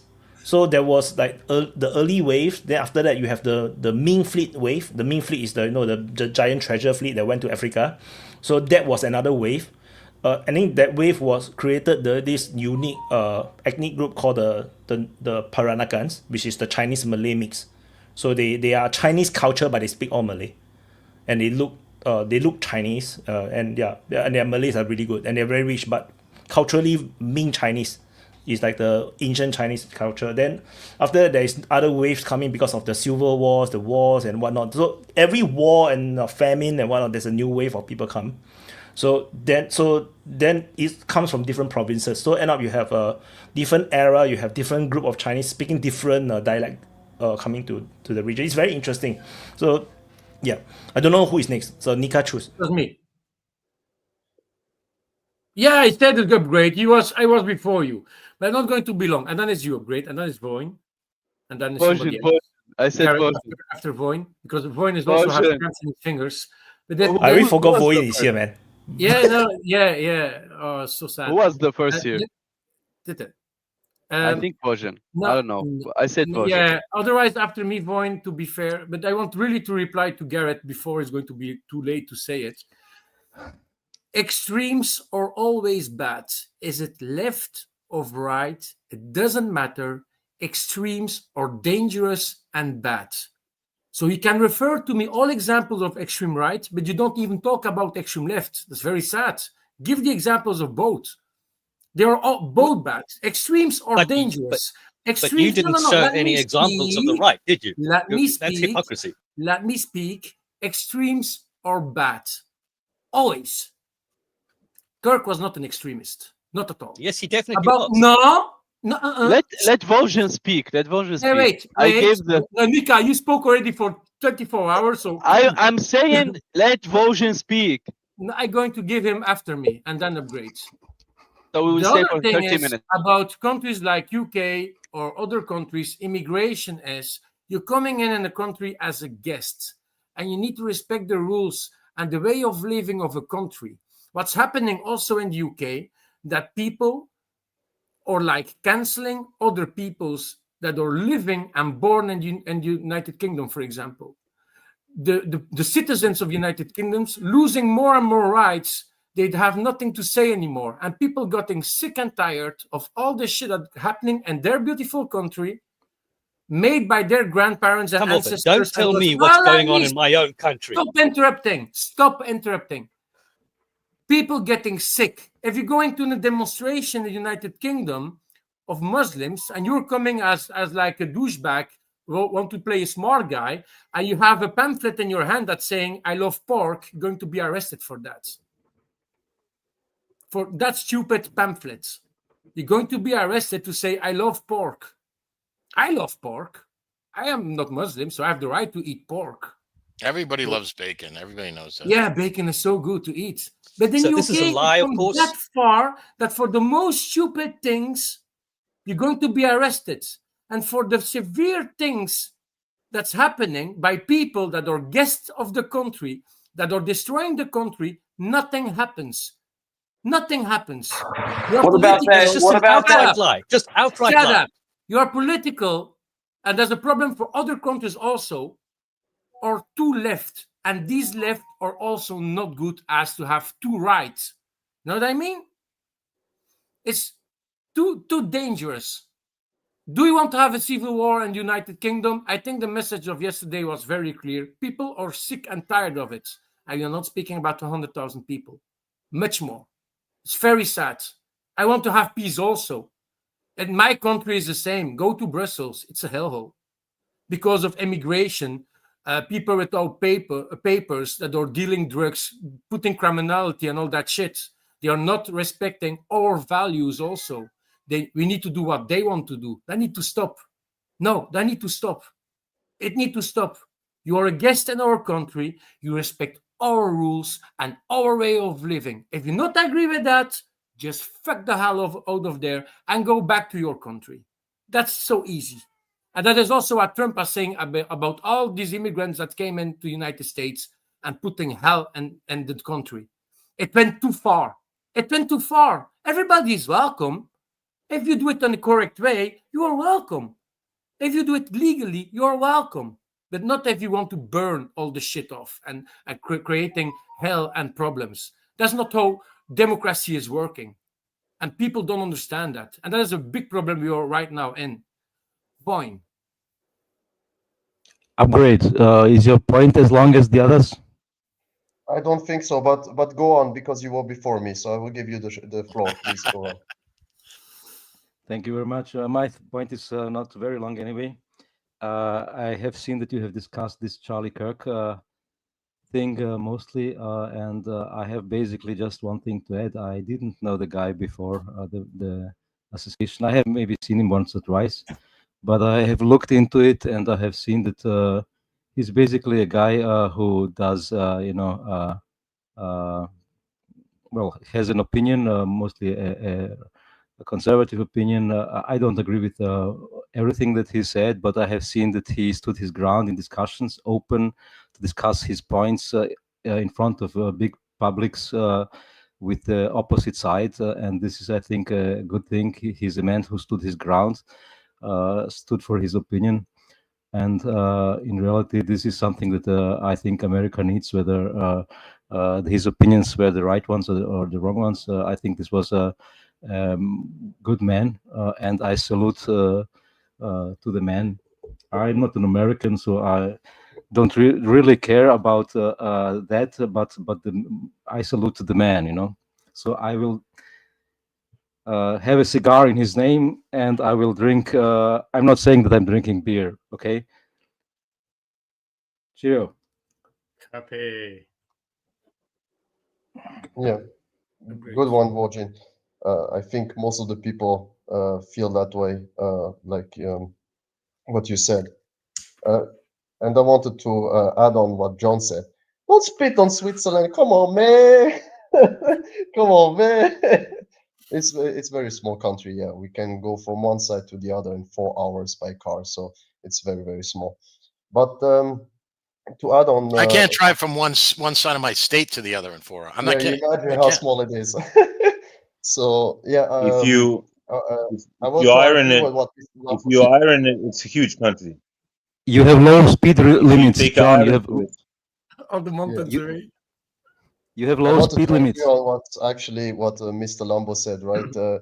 If we all the time when we disagree with somebody, just name calling them, you know, it's not a solution. You know, it's not gonna go deep down in a philosophical or even a fruitful conversation, because if we just treat each other like normal human beings, and we can have disagreement and we can talk to each other, everything will be fine. You know, it doesn't matter if like 20 years ago when I was in school, you know, nobody cared about politics, but now you have kids who care about politics all the time. They talk about it like they know everything, like they already here 80 years on the planet Earth, but they don't know shit, you know, and they think that because some guy said it to him or some professor or whatever, that's the truth of the entire planet Earth, and it's not the case, you know. And I think we should everybody put a little bit of water in our wine, you know, or whatever it's called. I don't remember the exact term, but water in the wine is correct. You know what I mean. What should I do? No, that's good. You drink water. You drink water because it's haram. You know, you drink water like good Muslim. Yeah, be a good guy. By the way, I love beacon, but halal. I love beacon, but halal. There is halal beacon, by the way. There's halal beacon. Yes, it's true. Yeah, with you see. Yep. Very good.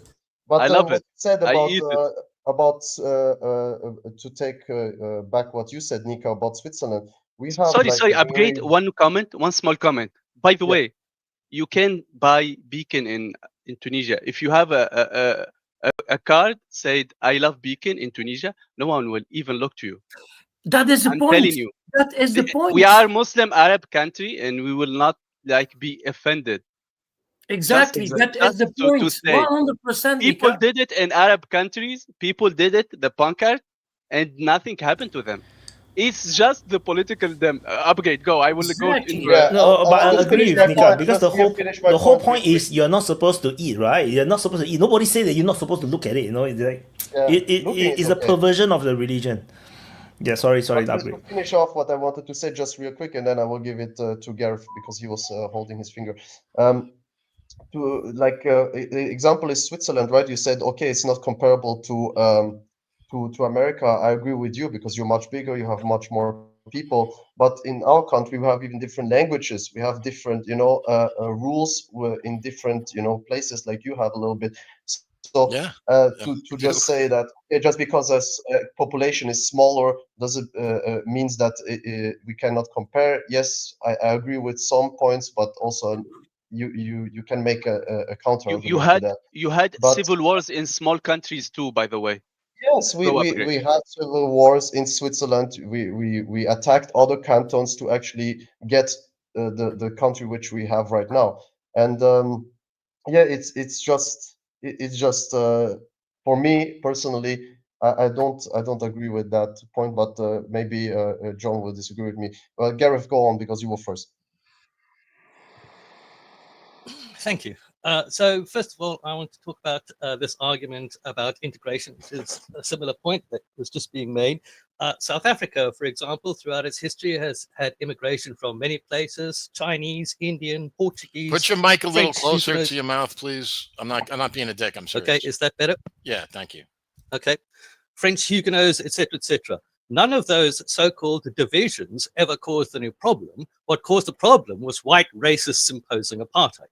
And they have to oppose apartheid by law because humans naturally integrate. This claim that humans are naturally divided is complete bunk. It's created artificially.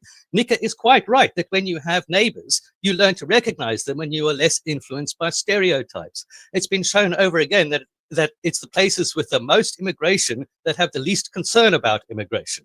There was an unwittingly revealing remark on the British TV a little while ago where somebody said you had to get out of London to feel the strength of opinion about migration. Yes, exactly. You have to get away from the place where there is the most migration to find these weirdos who are completely hopped up about it. Basically, everything Lambo said is about Britain is a completely dishonest lie. It's completely fake.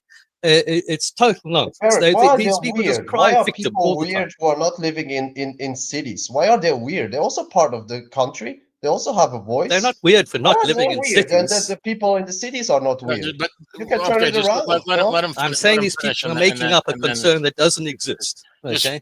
I also wanted to mention that specifically in the case of Britain, Britain did actually specifically invite people to come to this country after the Second World War.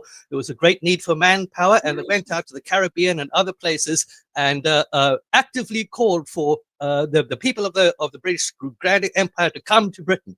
So how are they not British? They were literally invited here, but they will still be treated as if they're foreigners. Okay. Finally, no, not finally. I want to object to Lambert's argument that extremists are always bad. That is untrue. If you are, for example, careening toward a wall, then it is logical to make an extreme turn of the wheel rather than a moderate one. There are certainly circumstances in which the extreme response is the correct one. Moreover, if you hark to the middle, then you end up being dragged around by the two ends. You've sacrificed your own independence, and you will now be dragged around by whatever is popularly considered the middle. And Bill Maher is a great example of that. And finally, on the topic about me calling everybody fascist, Voin says that he thinks that Kirk is a conservative. So I want to ask generally, is it a conservative view that there is a conspiracy to replace white people? Because if somebody told me that they were a conservative, I would not assume that. I would say it's a Democrat view. I've seen Democrats say it. No, it's literally there's literally a UN white paper, right? It's not called just about the white replacement migration. Yeah. There's literally like this is a thing from like about 2004. Hold on, Archimedes, please, because I've been trying to I had my finger up for long before you even got in here. So yeah, so when it's not strictly just a racial thing, it just happens to be that those people immigrating to the United States tend to be non-white. Now this has happened before in the United States, like with the Irish and whatever. This is not the point. So, no, let me finish my point because you sincerely were asking the question. So yes, so by the great replacement, like you could say it's a racist, racial thing, but it's a secondary component. It's about the gimme that's, right? So it basically is about buying votes. So you bring in people to the country, and you say, okay, we'll let you vote. and you're buying votes. You say, well, I'll promise if you vote for me, we'll give you free this or free housing or free whatever or whatever. That's basically it. So that's made up nonsense. Tammany Hall type shit, right? I mean, well, this is, John, you could be talking about 1910s New York, right? Please, hold on. No, I'm just supporting your point. I'm saying this Tammany Hall stuff, right? This has been going on a long time. Yeah. The Irish and Tammany Hall, same fucking thing. But the claim is that it's been done for political benefit. Is the specific? Yeah, well, it's not for political benefit for the party that's. Well, yeah, of course, everything is for political benefit. Duh. You of all people. So you think that the Democrats are importing a large number of Catholics who oppose abortion in order to procure votes? No, wait, say that again. Fucking idiotic, stupid theory. I never said that. And no, I was talking about I just said no during the late 1850s and the 1860s in the United States. There were certain groups in the United States that were in favor. Like there was a war over it. I mean, New York City was shut down for anyway. I'm not going to get into the whole history of the United States and our immigration policy. It's too big of a topic right here and now. But I will say, as far as extremism always being wrong, I would agree with you on that. I believe there are times that we have to be extremists. I think that's absolutely true. I think the difference between Garrett and most people on here is Garrett wants civil war. You honestly believe that you will never, like Garrett, for example, you don't believe, like there's no political party that holds any seats in parliament that Garrett supports. Garrett honestly believes that the only way that there will be any change, at least the change that he sees that is good, is through violence. Yes, Garrett? No, not necessarily. Well, not necessarily. Well, I mean, in practicality, I'm sure there's like some bizarre circumstance where Martians could come down or whatever. But I mean, no. We just had a good example in Nepal. There was very little violence. What, they burnt the fucking palace down and they killed the fucking. Hey Garrett, I just have a quick question for you. That's what Garrett. That's a quick question. It's not a civil war, is it? In Nepal, the Martians did come down because this was organized from the top down. By globalist organizations, right? Right, so, but anyway, Garrett, for example, Garrett is a proponent of political violence or violence in general if it suits his political means. He said this to me. That's a misstatement of my views. You said you are a supporter of violence. Yes, yeah. Of course I am. Yes. I have said that. You believe that but that's different. As I've just pointed out, that's not an advocacy for civil war. Violence, including up to murder on a large scale, is not a bad thing. I didn't say it's not a bad. Well, it's not. He's right about that. Why are you mad about this opinion? I'm not. That's a correct opinion. Are we all pacifists now? No, I'm not. I'm just getting clear. Well, no, because there are some people, like for example, Upgrade, that specifically is. I don't know if he's a quote unquote pacifist, but he certainly disagrees with your the things that you believe that are acceptable for political change. Upgrade is diametrically opposed to that point of view, and so are probably the majority of people listening. I don't know. I can't speak. I would expect so. Yes. Guess. So, but you believe that's totally okay. That's all I'm trying to say. Okay, you honestly means like me too. Okay, well, I've never shied away from saying that. Yes, I think that revolution is the engine of history, and that's what changes things. That it is necessarily a violent process, and even when it is non-violent, you have to be able to demonstrate a credible threat anyway. So certainly, yes, I'm in favor of that. You're 100% right on this, Gareth. You're 100% right on this. I'm behind Gareth on that as well, because that's how United States become independent, right? Because it's a rebellion. So I just want to add about the replacement theory thing as well. That the JS was talking about just now. Is that Singapore literally is that replacement. In our history, we are the why the Chinese is 70%. We literally replaced the population of the locals. The locals were supposed to be Malays, but we have so many immigrants coming in to the point where we outnumbered the locals. So it's not just Chinese, it's also Indians. It's just that when India gotten independence, a lot of the Indians returned to India. If not, then the Indians and the Chinese actually have equal population. So we have a lot of Indian and Chinese. Like I think it's like 40-40, and then 20% was the locals. So the replacement theory can actually happen in real life. Then at the same time, the getting immigrants in to get votes is also possible, because in Singapore we have this theory as well. These political theories that we haven't.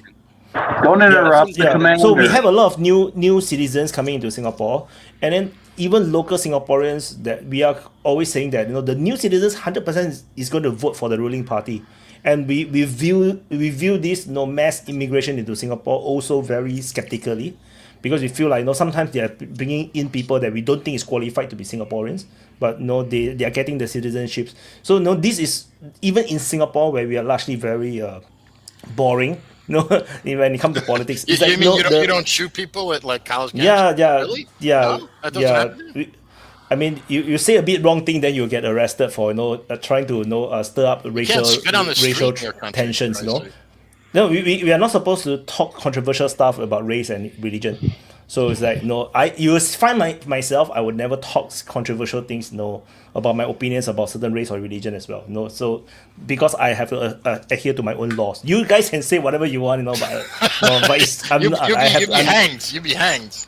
No, I won't be hanged. But I would just get coffee session with with the police, and I'm not interested in that. And I also want to tell the people that's watching one more thing before Archimedes go. The people watching now on the Open Mic archive channel, which is the original Open Mic channel, I gotta turn off the stream once Archimedes finish his point. So you guys click the link at the pin to join the new Open Mic channel. So I give warning. So please click the link. And for those that are watching on TV, you cannot find you cannot click the link because you don't have a mouse. Go to the search and find DPA Open Mic new. Then you will be able to find the new channel. It's the red logo. So I will turn off the stream for that one. The main channel will continue because the main channel will help to fund the Open Mic channel through super chats. So thank you, Archimedes. Yeah, I think Singapore is an interesting point because on the notion that people integrate with their neighbors, well, sometimes they do, sometimes they don't, right? Sometimes there's also the phenomenon of self-segregation, of preference cascades, where a population moves away from a new population, and then more and more of them move away, and sooner or later it becomes self-segregated. But then there's also the notion of integration that happens as well, and and I think that's how ethnogenesis happens: is when different people live together and they mix together and they form a new ethnicity, right? However, generally speaking, I would say in order for that to happen, it requires a strong leader who gives a unified vision to both groups of people that they can both participate in and both be members of, and thereby see themselves and their progeny going into the future as partners with their neighbors, even if their pasts might have been different. Singapore had that with Lee Kuan Yew, a strong leader who defined a real identity for Singapore that would endure into the future, that people could participate in, whether they were Chinese or Malay or Indian. So it really matters what the attitude that the state takes. That's what I wanted to say on that particular topic. And let me just read the room here. Are we interested in talking? I have some thoughts about the Charlie Kirk assassination. Yeah, no, it's yours, Archimedes. Go ahead. Yeah, you can share your views. You can share your views. Does anybody else want to say anything on the previous topic, or should we close that? Okay, Charlie Kirk, so no problem. So a lot of information is coming out in drips and drabs, right? It's confusing. Who's the shooter? Who are they associated with? Yada yada yada. I mean, this is interesting from academically, but I don't think it's really materially important who the shooter was. Okay, and I say that because people get murdered every day, right? They don't. The issue with the shooting is not that somebody pulled a trigger that fired a bullet that went into another man's neck, and that's the heinous crime. I mean, it's a heinous crime, but it happens every day. Okay. The thing that's interesting, that's worth talking about, that's actually significant about this, and not to say that it's not worth talking about who the shooter is. I mean, it's interesting, sure, but the thing that really matters is the social, cultural, political fallout of this event. Because the thing that was interesting about Charlie Kirk is not that he is a human that has a heart and a wife and a child. That's a tragedy. But the thing that's interesting about Charlie Kirk is his social, cultural, political significance. Okay. So I fear that this is, I don't even know if fear is the right word. I kind of hope, to be honest, that this is the beginning of sort of the years of lead in the United States. That this is a new step. This is a breaking of the taboo, a shooting of a non-politician, right? when you shoot a politician, it's obviously wrong, but it's kind of an occupational hazard, right? A politician is in the real halls of power. They're dealing with real power. You might make some powerful enemies. You might end up, it's similar to a soldier dying in a war versus a civilian. It's obviously morally worse when a civilian dies because the soldier didn't sign up, right? Or the soldier signed up for it in some sense. Not to say that it's good to shoot politicians. I'm just saying that it's a different thing when we've opened up the realm of now the shooting victims are the victims of assassination are just political pundits, not even politicians. I think this is a new step towards something horrible. And I worry that the rhetoric, that the feeling on either on the side that is opposed to Charlie Kirk is that he deserved it, and I feel that same type of rhetoric is what the right would say if a left-wing pundit would die, and perhaps we are going to see left-wing pundits die, and right-wing pundits die, and left-wing pundits die, and we're going to see gloating from either side. I worry that this is the kind of path that we're headed down. One thing that's been bothering me, and this is the last point I'll make, I see a lot of people immediately respond to the shooting of Charlie Kirk by posting a particular quote from 2023, from 2 years ago, where Charlie Kirk stated that some number of deaths is an acceptable cost that is going to have to be taken, in order for the Second Amendment to continue to exist. And the thing is, that sounds like a bit of a heartless statement, but if you were to apply that to highway driving, it would be a completely reasonable statement, right? Of course, some level of deaths on the highway are acceptable in order for us to have highways. So we value highways at a certain amount. There are going to be deaths. That doesn't mean that we tear down all the highways.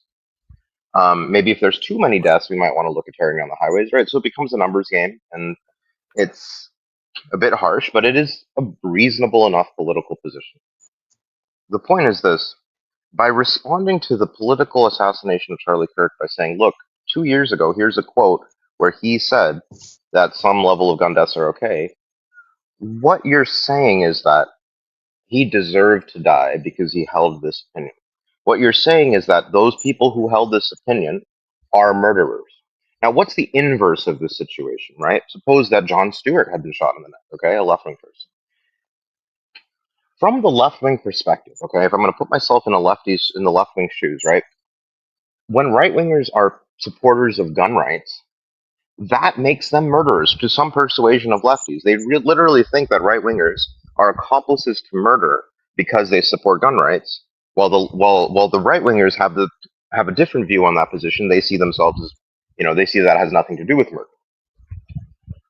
The converse issue on the other side of the fence would be abortion, where left-wingers see abortion as a reasonable position that isn't murder. Right-wingers see abortion as being a murderous thing, okay?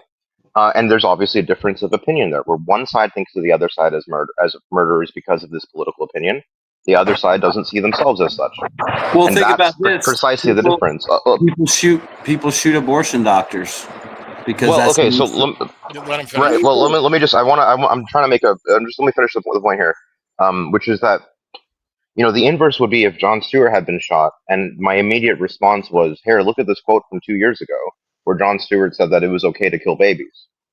That would be me saying, Jon Stewart is a murderer in my frame of what makes people murderers.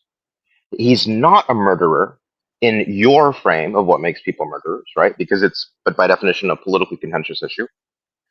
And by posting that quote the day that he dies of a political assassination, I'm saying that my frame that you people are murderers justifies your deaths, right? This is the message that is being sent by the constant posting of this particular position on that Charlie Kirk held on guns. So in conclusion, I think that we've reached a point now where a significant portion of the left is saying that right-wingers deserve death because they are murderers, because they support gun rights.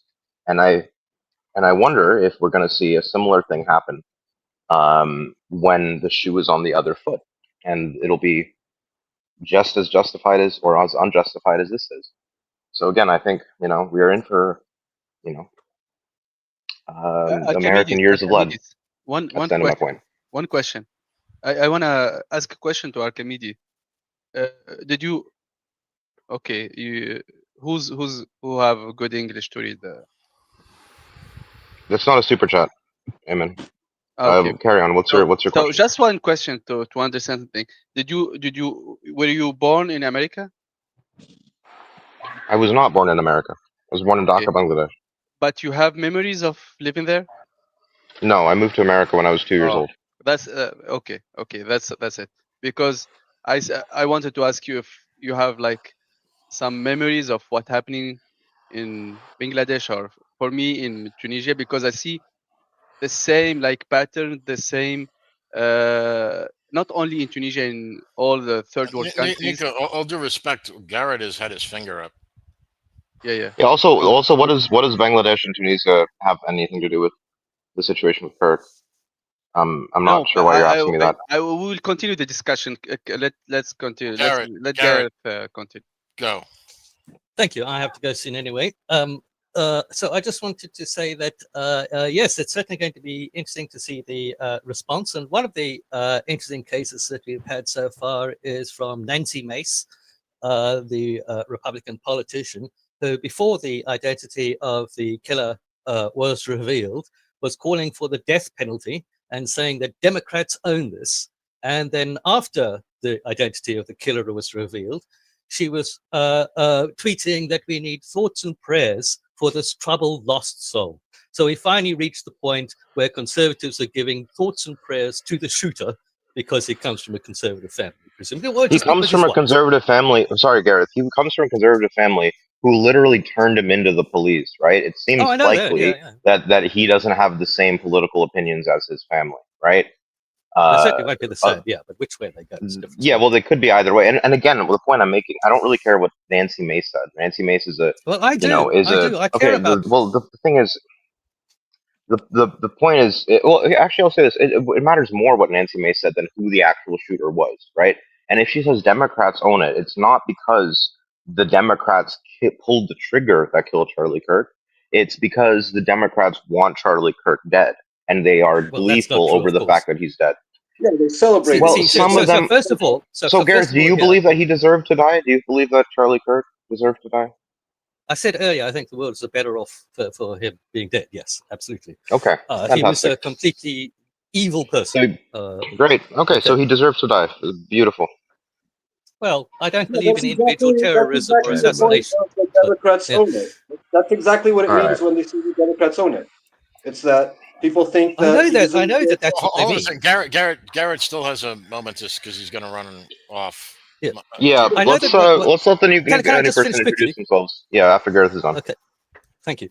I just want to point out that the boot has been on the other foot for decades already. Remember that Anders Breivik killed 77 young people just because they were leftists. They weren't politicians in the public space. He just killed them because they were left-wingers and because he believes in the same great replacement. Well, they weren't racist great replacement theory. They were children. They weren't left-wingers. He shot the families of I believe they were at like some left-wing. They were literally at a left-wing youth camp.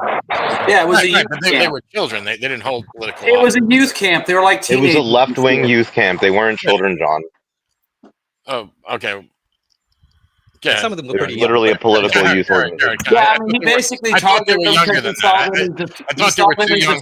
They were too young to vote. It's just my point. He targeted them because he saw them as like future leaders, so that's why he probably went after them because he thought they were the future leaders. Okay, so, Garrett, go ahead. Okay, what I'm getting at is that you guys are now getting a taste of what you've been dishing out for decades. You have propped up these mass murderers. You've defended them as free speech heroes. You have done everything in your power to associate with the murderous right, and then you're outraged when people associate you with the murderous right. Yeah, but Garrett, who is Democrats? The right has defended these mass murderers that you're talking about. I don't know. Yeah, I don't know a single person who's like in favor of it. Yeah, can we let Tristan talk? Okay, this is okay. Garrett, did you want to conclude your point? One last point, and then I'm going. Yep. Because we could argue with you back and forth all day. I know. Thank you. I'm trying to go. The last point is that somebody said, "Oh, you call everybody fascist." No, I call fascists fascists. But I would also like to point out that the right wingers are and do every day call Democrats communists and radical leftists, which is blatantly absurd and blatantly fake, but they do it. So you're getting a taste of your own medicine. I hope you enjoy it. Thank you and good night. Hi, Tristan. Oh my God, Gabriel! What the fuck? Tristan go. What the fuck? Honestly, let the new guy introduce himself, Tristan. I mean, okay, now And, Upgrade's gonna interrupt you, right? Come on, at this rate. I'm the new guy. You can talk. Yeah, Tristan, introduce yourself. All right, it's my turn. It's your Wonderful. turn. Okay. Yes. Just before Thank you you talk, very to much. introduce who you are and what you believe in, and who are you really? Hi, my name's Tristan. I'm from Australia, and I cannot discuss my beliefs within the presence of surveillance devices or in public. So there we go. Well, we'll see you on Telegram then, okay? We've got the Telegram group chat here. Yeah, dude, you'll like the open mic speakers lounge, so definitely come in. Yeah, you can. How do you find DPA? Sorry. I found you. I think you were recommended on a 4chan thread at one point as a very good and reliable mapper for the Ukraine war. So, Trevor, and I've been watching you for like the better part of 2.5, nearly 3 years now. 4chan. Oh my God, I'm on 4chan. Yeah, 4chan. Wyatt, you're famous. Oh no, I'm a green frog now. Okay. You know, yeah, you're gonna be the next meme. Thanks, Tristan. Work. I gotta say, like, particularly with regards to the political assassination of Charlie Kirk, it's not in itself the assassination of the man that's like the biggest issue here. Although to see a man shot to death, you know, whilst publicly speaking in front of his wife and children is pretty brutal and, you know, a serious violation of the political norms of the United States, country literally founded on free speech, also gun violence. So, you know, there's a twofer. It's the fact that when Garrett mentions, you know, people, you, the right, you guys, you know, being in favor of people like Anders Breivik killing a bunch of, you know, young people in a fucking youth camp or whatever. I don't know anybody, and I haven't seen anybody outside of a few weirdos on fringe Mongolian basket weaving forums, you know, in favor of that kind of thing. But one sees now what one might otherwise presume to be fairly reasonable people cheerleading for the death of this guy who was basically a milquetoast conservative, like a debate me dude. Not for anything he did, but, you know, because he said things that they disagreed with and perceived to be evil. He deserved it. You know, it was good because he deserved it. He deserved it because he was evil. He was evil because he said things I disagreed with. And, you know, all of these people cheerleading for it are basically too weak and cowardly to have done anything like this themselves, but will happily cheerlead for it on social media from the safety of their fucking keyboard. Yeah. And it is a lot of people. It's not just one or two crazy people. There are at least tens of thousands. At least. Yeah, enough to fill a database of people getting fired. Yeah, well, there's somebody, you know, now the right. Professors, it's doctors. Yeah, well, you know, and there's another example is, you know, in the U.S. House of Representatives, the day that he was shot, somebody on the right called for, in the Republican Party said that we should have a minute of silence. And the Democrats, one of the Democrats started yelling, no, no, you know, which is literally hours after the guy got killed. And that's, yeah, so, you know, it is widespread. I believe Ilhan Omar also has gloated over Charlie Kirk's death. She's, you know, an elected representative pretty much for the fringe of the Democrats, but still. It should be noted that people like Obama and so on did make statements saying this should never happen, blah, blah, blah, which is good. I mean, if that hadn't happened, it would have been a fucking next level, you know. But yeah, it is true. There are tens of thousands of people that have been calling. I gotta change my shirt. Okay. I'm not sure what that means. I'm curious what he's going to come back wearing now. I don't. Okay. He had a Wagner shirt on. He had a Wagner shirt on, so you know. Oh my god. Why are you even saying the fucking name? Shut up. Let's go. But better. Hey, no, we're talking about the composer Wagner, man. Come on. You're talking about. Yeah, well, speaking of, hey, we got Tristan in chat, right? So there you go. There's your Wagner. Where's this told? And that's Rise of the Valkyries. You fucking normie. Come on. I'm not classic. Yeah, I know. No, but you know, it is true. Like there are. I think for a long time the left was, using cancel culture very effectively. I think that at this point the pendulum has swung enough that the right is willing to do so. Somebody has made a website that shows a database of 20,000 people approximately that have explicitly celebrated his death, and that's just one website, one database. I believe it's called Charlie Kirk's Murderers. Someone want to fact check me on that? Because there you go. Good. Well, the point is, like and I'll say I've seen that sentiment from one particular lefty person in my life, in real life. So, I don't think it's just the AI algorithms fucking delivering me a bunch of slop to make me mad. I think it is a real sentiment. It's real. Granted, I've also spoken to several, probably out of the say 5 or 6 real life left wing people that I interact with, that I know personally. One of them has expressed that sentiment. The other 4, have not, which is good. But it seems fairly widespread. Like, we're talking tens, hundreds of thousands of people here. We're not talking 1 or 2 crazies. And I really think that's the case. And that's the most significant part of this all. Charlie Kirk was each and every one of us. That, when something like this happens, that the individual event becomes, it takes on a symbolic dimension, right? It takes on a general dimension, a platonic dimension. And Charlie Kirk did represent each of us who ever stood in a room full of lefties that disagreed with us and stood our ground and argued.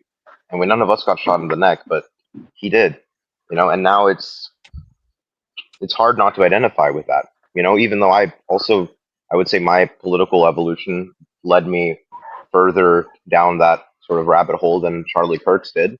So I'd never paid too much attention to him, but I saw that, he was very, and there's a lot of issues where I would have liked him to have, agreed with me more, obviously, and gone farther on certain issues, especially about Middle Eastern events. But regardless of that, he was just a fucking debater, man. He was just a debater. He was just a guy trying to protect. Yeah, debate bro. He was just a guy trying to carry on this system of liberalism that seems to, the idea that we can just defeat the progressives by arguing with them and owning the libs is this idea that, liberalism is still alive and we just need to win at liberalism, win in the marketplace of ideas, and then we'll be able to win.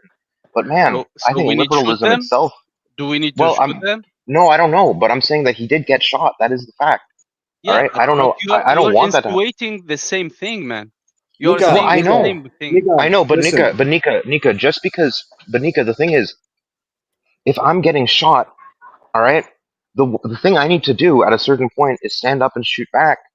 It doesn't make me a hypocrite. Maybe it does, but at a certain point, it's better to be a hypocrite. It's better to be a hypocrite than to be dead at a certain point, right? Yeah, even if it makes me just as bad as my enemy. There's an old saying in the United States: it's better to be judged by 12 than carried by 6. That will get everyone in America shot. Well, what I'm saying, Nika, that's to get a civil war. You're right. The result. I know. I get. Yeah, the thing is, I get you, but Nika, I had my finger up, so let Archimedes finish his point and all that. It's something that. Yeah, I think it's only okay. Gabriel can talk. On was waiting. No, Gabriel can talk. Go ahead. After Gabriel, we can go to the fingers, because Gabriel has something to say on this particular question. So go ahead, Gabriel. I cede my speech to you. And now the bastard doesn't talk. Come on, man. Come on. What the fuck? Now I look like a fucking jackass. Okay, go ahead, Vaughn. This alt tab just got us muted. Okay, I was just gonna say another thing people need. It's like go ahead. And he's gone. He's gone now. Shit going on Yeah, here, man. this comment. Okay, real quick.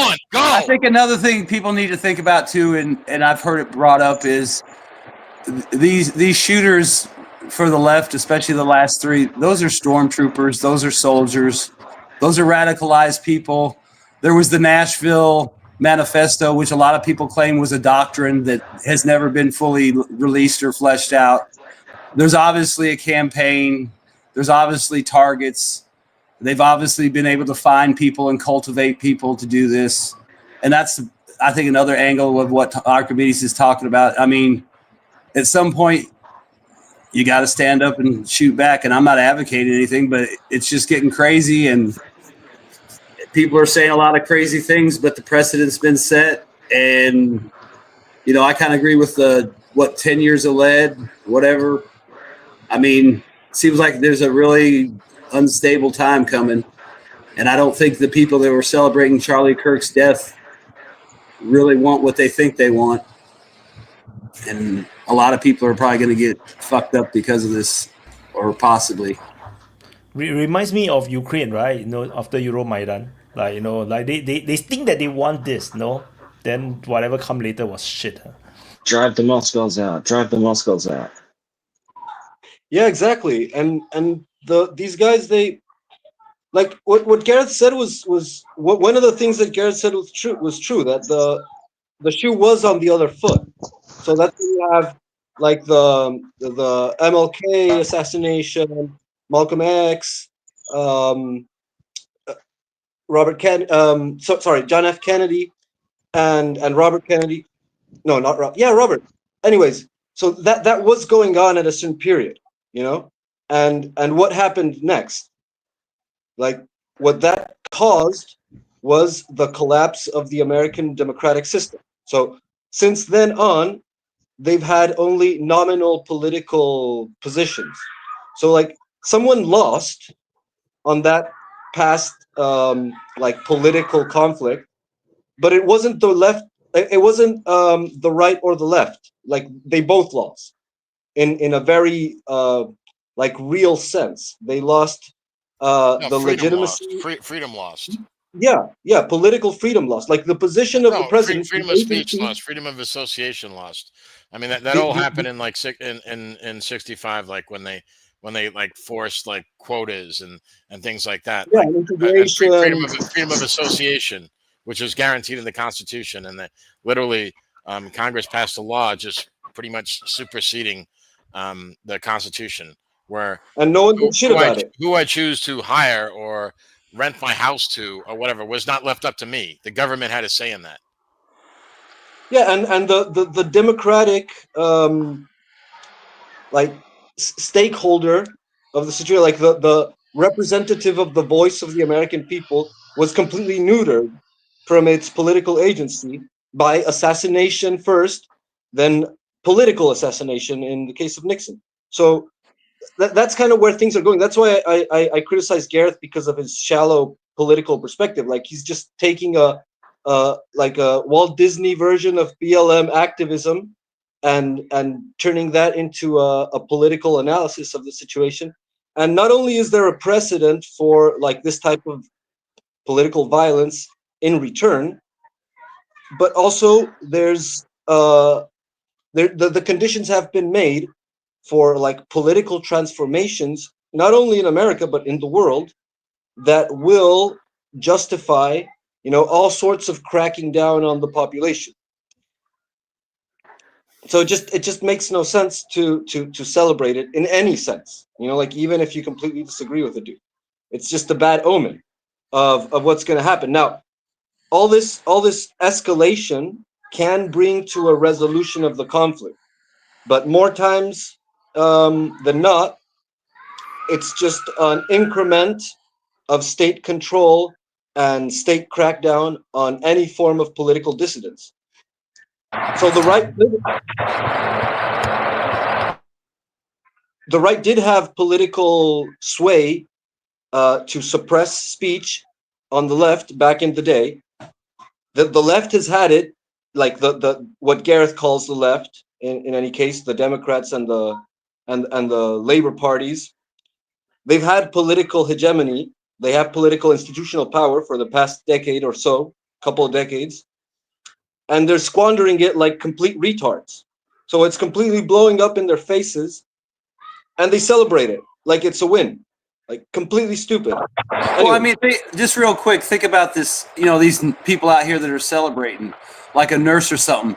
Do you really want somebody to like put you on a list because you celebrated Charlie Kirk's death, and then justify it by going back through all your tweets and Facebook posts like from 2016, COVID, and all this other shit, to show how just evil you are, and how, like, let's say you're a doctor or a nurse and you're a danger to society because of these views, and you're in the medical field. I mean, do people really want this kind of stupid shit to start happening because of your beliefs and what you said. I mean, because that's what'll happen. You'll have people just go back and Photoshop, screenshot all your tweets, archive all the photos, all the little funny memes you made that are nasty. It's called quote mining. Okay. No, but what I'm saying is, I mean, people don't realize it's like that's the kind of world you want. Really, right, no, it's automatic. No, but that's the kind of world that the left has created because they're the one that started this.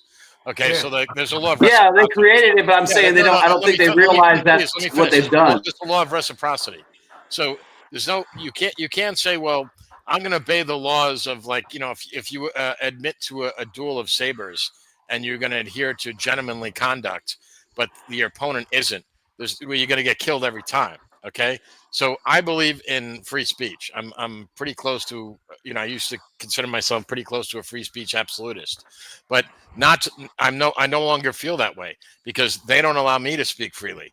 So once that happened, I'm not going to reciprocate because that's suicide. Yeah, no, that's no. If you're playing a game of chess and your opponent fucking punches you in the face, the correct response is not king to e2. You know what I mean? Exactly. Yeah, but people forget that social media is still real life. Mr. Lambo, there's upgrade.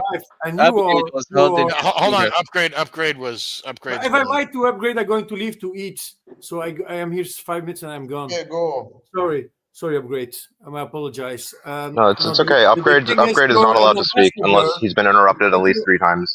It's part of the rules. If you are working for a company, you are an ambassador of that company, for that name of that company. So if you're using social media and forgetting that there's also real life shit that you're doing, and you're making a selfie, a laughing, and you have like a high function of even a nurse, you are actually make very bad publicity for your company, your work too. So all these people now, they're going to be fired because you're talking shit like about Charlie Kirk. It's their own fault to do that. The company has the right to fire you if you make bad publicity about the enterprise or company where you worked for. People forgetting reality and social media. Your thinking is like a video game. No, it's real shit. They are forgetting that. Great. Yeah. And I think it just shows also like what Gareth said, right? When he was asked about if he thinks that what about Charlie Kirk's death, and he thinks a word is a better place. Yeah, then don't be surprised if the other side can do the same, to you. It can think the same about that. And then what's going to happen? Then everybody kills each other. We just kill each other for no reason, because we just don't like each other's opinion or way of life. That's not how it should be. And we didn't have that for a long period of time. I don't know about, Switzerland, it was always okay, but now it starts also to get more and more like politicized. Like I said, like kids know about politics. They shouldn't even know about politics. I blame the French go part of it. And play, and having fun and having friends and doing the normal things, But when you see how we evolve as society, we're getting just more and more crazy. I blame the French part. If you think somebody just disappearing from the planet because he has a different point of view is now a better place, then you're just fucking insane. You're just fucking insane. You have a mental problem. You're a lunatic. You shouldn't. And I think many people on the planet Earth think the same way. That's the same with the immigration topic and many other topics. There's the normies, there's the extremes, and the most of them are normies. They just go work. They just don't have time for this bullshit. And when you talk like this crazy about some guy who just died, people start to get like, he's totally insane. He shouldn't be able to talk and to work with us, because who knows, like with the example of the nurse, right? If she don't like your political view and you're in the hospital, she just gonna not, give you medicine, or what world are we gonna live in? It's dangerous. It's dangerous. These people are dangerous.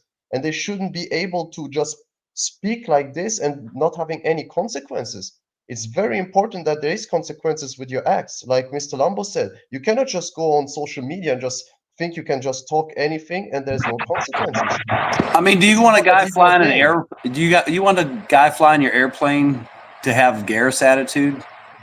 or thinks that, Are you crazy? or you know what I mean? I mean, do you want somebody that mentally unstable flying a plane? What if he finds out first class is full of got a couple Republicans in it? You know. That's why the asylum crashing needs this to be plane with brought no back. survivors. Asylum should be brought back. Trump was right, and we should bring these people. I'm sorry. We need to be real, guys. You know, we need to put some people who are fucking insane lunatics in some institutions. I mean, do you want a cop walking the street with that attitude, or a government agent, or a guy at the IRS, or whatever your country's version of the government is? You want people like that walking around? Of course not. I mean, even a guy that writes citations for health inspections. You want that kind of guy with that kind of attitude going in there, finds out you voted for somebody and you're always getting an F grade, can't open, or maybe the fire department comes by every Friday night and fucks with your capacity. You know what I mean? You want those kind of psycho, and that's the kind of psycho shit they do. And sorry, both go ahead, sides, Kristen. I mean, in both ways, not only the lefties or the righties. Yeah, the both both ways. ways. Tristan, That's why I said about extremes. Can Mr. Tristan Labanese go? can speak. Look, when we talk about freedom of speech, particularly in the context of the United States, it's specifically in reference to, you know, the government can't shit on you for saying fuck that government worker in particular, or fuck that policy in particular, or fuck that politician in particular, you know. And there are certain, you know, other caveats regarding, you know, incitement of hatred or that kind of thing. You know, you can't say all people like this ought to be killed, or, you know, we should kill them. Incitement to action and that kind of thing. But when we talk about, you know, the consequences of speech, we're referring mostly now, and the left has been doing this, or the shitlib left, or however you want to fucking refer to them, has been doing this for like over a decade now, using private enterprise and the fact that you are, as was stated earlier, an ambassador for the particular company that you work for, to enforce consequences on right-wing people, or like allegedly right-wing people, for saying things that they disagreed with. And now the fact that they did this gleefully for over a decade, they never once considered a world where their political enemies might be in charge of the institutions that decide what is cancelable and who gets cancelled for that. You know? So now the shoe's on the other foot, they squeal with impotent rage, going, "You can't do this to me. I'm in the right." It's very politically myopic. Yeah, that's what I was saying. That's what I was saying. That the attitude that they've had while they were in like institutional hegemony has been absolutely retarded, and they have squandered and blundered their way through like political power, and that has created a backlash that is now like the rising right that is taking their actions as precedent for what the rules of the game are going to be. The rules of engagement are being dictated by the prior establishment, and now that they're losing power because of their absolutely repulsive attitude and policies that have been completely against like traditional leftist values. Like they have completely been laying in bed with the oligarchs and with like the transnational capitalists and overall hegemonic imperialist world, and they've squandered that possibility and thrown the entire population of the world against them. And this is something that I think is interesting, is that we haven't seen this level of political violence in a few decades, like at least since the 60s in America. But overall, since the 80s, 90s, this hasn't been happening. Like since the attempt assassination on Ronald Reagan, this hasn't been really a thing. And I believe that this is because there was enough unity amongst like the elites of both parties, of both political inclinations, the uniparty that's been called, as to allow for this level of stability. So there wasn't enough political dissidence because the left was defeated, basically with the fall of the Soviet Union. It was defeated. The entire left, as in its, you know, widespread population was demoralized and turned conformist and started their march through the institutions. And as they have achieved social sway and influence with completely anti-leftist issues, I might add, like completely forgetting the proletariat struggle and the class struggle, and focusing 100% on identity politics and other bourgeois whims, and they have overblown it to such an extent that they've lost power, and now we have a real debate. So this is what happened with Trump. That's the real debate. Okay, we're not squabbling over minutia of who uses what bathroom. We're actually arguing real dissidents right now. That's why you start seeing an escalation in violence, because the political power is not concentrated anymore. It's been dispersed. And so you have actual threats to the power. You have actual challenges that elicit this type of political violence. So I'm pretty sure this is going to escalate further. And that's the reason. Go on, John. Yeah, thank you. I was thinking about some of the points that you raised. I'm not from. I don't know if you non-Americans know who John Adams was, but he was the second president, first vice president of the United States. He helped edit the Declaration of Independence. And I'll paraphrase one of his quotes. He said that no set of laws, no matter how perfect they are, can govern an immoral people. And I think that that's pretty much like where we are now, is because we don't agree on what is moral. And when that happens, when you can't agree on just some of the basic axioms of what type of behavior is acceptable and unacceptable, well, at that point, you really don't have a functioning society anymore. When people can justify, the horrific thing that happened to Charlie Kirk, I mean, it was bad enough that he got, well, we all know what happened to him, but it happened to in front of it. Like apparently his wife and both his two kids were there at the time, which is. And like fucking 1,000 other people who were there too. Like, yeah. Who wants to see that? So, and then but it's not that, because, there's always the psychopaths. That wasn't the part that disturbed me.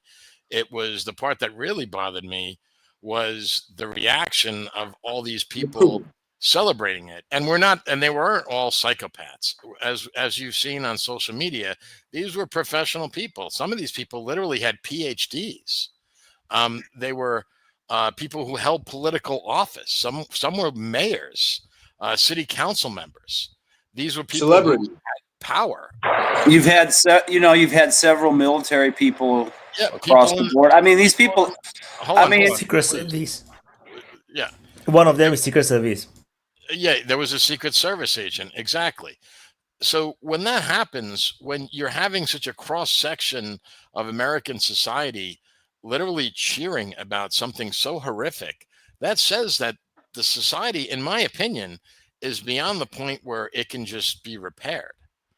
And I'm also really bothered by when I heard some of the Nancy Pelosi types and the Pocahontas, whatever her name is, kind of like talking about, George Floyd thing and saying, well, what happened when let's look what happened when after George Floyd died, who, and actually his cause of death. I mean, George Floyd was a multiple felon who literally died of a fentanyl overdose. And the cop that was convicted of killing him had no intent. He didn't wake up that morning and say, I want to go kill George Floyd, unlike the guy that killed Charlie Kirk, who literally had been planning it for days, weeks, maybe months, we don't know, and planned it out meticulously, got the weapon, took time to write, write on the bullets, these Antifa and Trantifa messages, like that level of time and commitment to do this, and possibly conspired with others. And people are trying to drive this false equivalency between what happened to George Floyd and what happened to Charlie Kirk is ridiculous. Also, another thing is, like, you notice when Charlie Kirk was killed in this most horrific way, you didn't see all these conservatives going out and burning down cities the way they did under George Floyd. That did not happen at all. If anything, I mean, there was people getting together, midnight vigils with candles singing Amazing Grace. I mean, to bring a tear to your eye. I mean, it was life affirming what they did. It was the exact opposite about what the George Floyd protesters did. So anyway, that's my rant. How much time did the cop get for allegedly killing George? He's like life in prison. No, he got 20 years. Yeah, and they already tried to kill him once. 20 to life. So he was stabbed like 20 times in an attack also. So he was almost murdered in prison. Ouch. You would think they would. And well, get this, and like the guy that stabbed him was a former FBI informant. And the other thing that's funny too, imagine having somebody that's that mentally detached from reality on the Secret Service. I mean, it's like, bro, with all the shit that's gone on with the Secret Service in the last year, let alone the other scandals down in South America with the hookers and shit, and the fucking dropping the ball at least twice on 2 Trump assassinations for all intents and purposes. And then Charlie Kirk gets fucking wasted, and you're going to come out and it's like, dude, it's probably, it probably would have been worse if you had been on his security detail. Hell, you probably would have been the one doing the hand signals or whatever. I mean, it's just to be that detached from reality and your own agency's failings, and basically your failings probably by default because it's guilt by association. It's like, and you're making comments about assassination. It's like, obviously that guy's gone, and it's a shame Charlie Kirk's assassination had to happen to expose these people. That's another good thing. I mean, people want to talk about cancel culture and all that, and it's like, you're not canceling somebody. As a business, you're making a decision.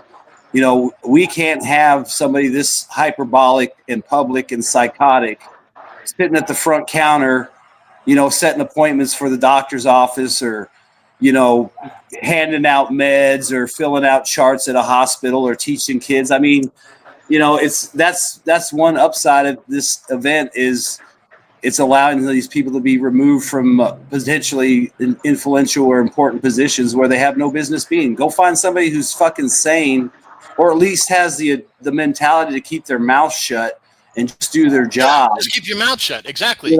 It's like, they don't have to change their political right. viewpoints. Yeah, exactly. But that's the thing. It's like these people are so out of control and have such a lack of control. It's like they have no. I mean, like I said earlier, you want one of these guys as a cop, or any position, a bus driver, that can snap at any time because some guy wearing a MAGA hat got on the bus. I mean, really, it's like really a market. That's really an upside to this event, is that these people that not all of them are worth a damn. Some of them are just baristas and crap. Who cares? They can go sell paintings on the sidewalk or something and make a living. They'll be fine. But these PhDs and officials and higher ups, they need to go because they're it's ridiculous. I mean, they can believe what they want in private, evil. It's just evil. They can believe what they want in private, but if you're that fucking stupid to be posting about it on social media, there's going to be no consequences for what you say. I mean, like the military guys. I mean, it's drilled into your fucking head. You don't go out in uniform and say stupid shit and do stupid shit. And even if you're not in uniform, you don't do shit. Especially if you're under contract. Let's say you're still under you're active, guard, reserve. You can't go do shit like that. And then you're risking your fucking pension, benefits. I mean, depending on what you do, you could literally be in the reserves and only have to show up 2 weeks a year and get hauled back and go to Fort Leavenworth. I mean, all because you can't stand some guy's political beliefs. It's like like I said, it's good that these people were exposed because it gets rid of these really disgusting, evil people from positions of power. I mean, these people don't need to be leading men, patrolling the streets, teaching kids, handing out medication. No, anything. Vaughn, I agree with you 1,000%. And it's not that they're stupid. See, that's the scary thing. Because many of these people were a couple of them were actually deans of colleges. So they had, I assume they're at least somewhat on the right side of the bell curve. It's just the fact that they lack emotional regulation. So these are people what's going on, hold on, please, Gabriel, please.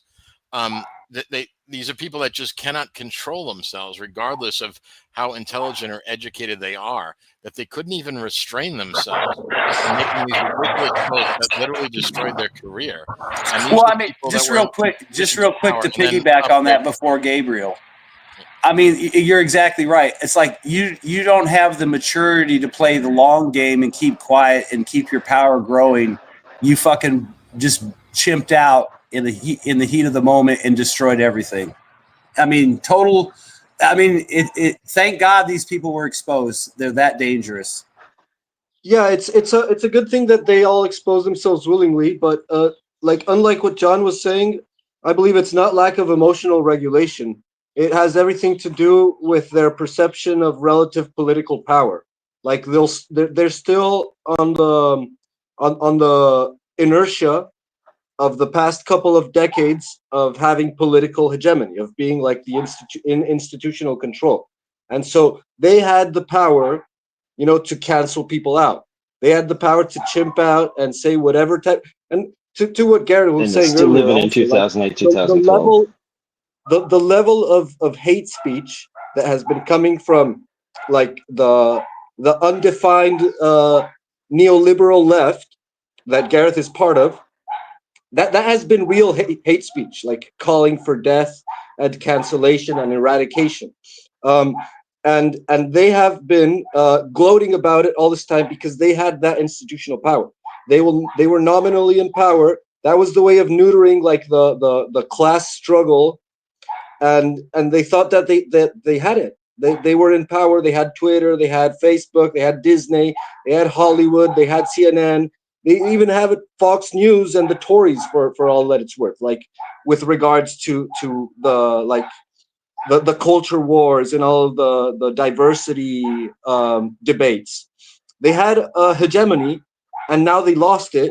Not necessarily because Trump is in power, but because of the political opinion of mainstream people has shifted against them, and they lost that power. And so now they're getting in the crosshairs of a new round of political persecution that is going to be justified, as by what they have been doing the past couple of decades, and they're going to be purged out of their places. They're going to be purged by the same methods of cancellation and maybe even political violence as they have been inflicting on their political opponents all this time. Upgrade. Go on, Nika. Upgrade. Oh, upgrade. Sorry. I want to add same. Wyatt. Okay, Wyatt. Then upgrade. Okay, it's Wyatt show. Yeah, just a short one. There's veto power. We actually see the same thing regarding Ukraine war as well. The level of education and where you are in the government or in the academic hierarchy does not matter. There are people who are hell bent on supporting Ukraine with zero regards or totally misunderstanding of what Russia is. And so I'm not surprised at all that there is no people that is on the left. I mean, we already know most of the academic world is in the United States is like lefties. You see, we already know that. We saw it. We heard it from Jordan Peterson. Like how he's getting trying to get sacked from the university. When he didn't really. Yeah, he just having opinions about his it's funny. He used to be called. He would be called a leftist like 20 years ago. Jordan Peterson would be a lefty. That's the bizarre thing. He is. The thing is, he is a leftist. He is like a center left. Well, not. I mean, they don't call him. Well, I don't know if he's lefty anymore. Well, all these people that call themselves classical liberals and have positioned themselves as right wing, they're all left. Like classical liberalism is literally the original left. Go on, upgrade. Upgrade. Yeah. I piggyback on what you said, right? Like the cancel culture from before, from the left, was like about disagreement about topics like that, right? Like you mentioned with Peterson or stuff like that, or even more like ridiculous ones, right? Where you get just canceled for some small shit, everybody went against you and you lost your job, or you were maybe not, that fond of the vaccine and you got straight up canceled, right? But now we're talking about somebody who died, and people celebrating his death. That's not cancel culture. That's just human decency. If somebody is saying that somebody should die, and they're happy about it, that's crazy. Hey, just real quick. Remember when the kids got shot at the Catholic Church? There was people celebrating the dead kids. Yeah, that's crazy. That's just so. I mean, it's like you said. These people are dangerous to society. That's dangerous. That's why I'm saying. Sometimes freedom of speech and all is great. I fully advocate for that. But if you incite violence or you clearly go against that's basic. I don't know. In Switzerland, that's basic social norm. Nobody's celebrating about anybody's death. It's just respect. It does. Okay, if it would be Hitler, that's another topic, right? But I'm talking about just somebody who's debating. But Charlie Kirk was Hitler. Don't be fucking bringing up the Hitler thing because I'm just giving an example, John. Just giving an example. Just giving an example. But I'm just saying, I give you the point, man. Our police, John, the police. What I mean, man. But it's something that I always say, right, in my videos. In the Ukraine war, I say, don't celebrate, people dying. Like, doesn't matter if it's Ukrainian or Russian, Palestinian or Israeli. It's like because once you start to do that, you start to dehumanize yourself. You start to you start to go crazy. Like. It's very easy, and it's very easy to make any topic to become like a football thing. You are a fan of a football club or what. You'll go crazy. Yeah, I mean, I see people fighting over football clubs. Like insane. You're talking about the hooligans? Yeah. They're just like football. Well, do you know that hooliganism is an Irish slur? Really? Yes. Yeah. I have no Named idea. after O'Houlihan. That's where the term comes from. You're making fun of the fucking Irish, and I won't fucking stand for it. Oh my God! There we go. Irish chimping out again. Get ready. He's gonna curl his. I'm sorry. I stand corrected. They are just crazies. No, but yeah, football you crazies. see it happen all the time, and we've seen it with like the Ukrainian, the NAFO guys, celebrating any random Russian death, like, oh, a shark killed this guy. And so FPV like we drones, celebrate dropping grenades. And so like very and that's the thing. Like, But guys, I had my finger, please. The thing is, I'm not here to defend the lefties. I'm not a lefty. I'm not the right wing too. You know that by now. Yeah, but you're a Muslim in the Western country, yes? Yeah, I am a Muslim. I'm not lefty or righty. I have my. No, I meant not that you're. I mean, a Muslim in a Western country. Yeah. So, what? No, I mean because this have to do? the only reason I bring that up is because I believe, and I'm not the only person that believes this, is that Islam is diametrically opposed to Western civilization. Now we can disagree. Yeah, this is your opinion. This is your opinion. Of course, it's my opinion. Whose fucking opinion do you want me to give? Some fucking stranger's opinion? I'm only going to give my opinion because that's the one I fucking have. The fuck? Can you shut up? It's your Can you shut opinion? up? Duh, no shit, asshole. Can you shut up? You were cutting everyone. You are cutting everyone. You're like a loose cannon. What's wrong with you? You didn't take your pill? Just chill, man. Just chill. Leave everyone talk in peace, and then you can respond. If you want, at least if you want to interrupt like politely. At least this is the minimum civilized thing to do. So, I see the same points that you guys say about the lefties, as they said about the right wing people when they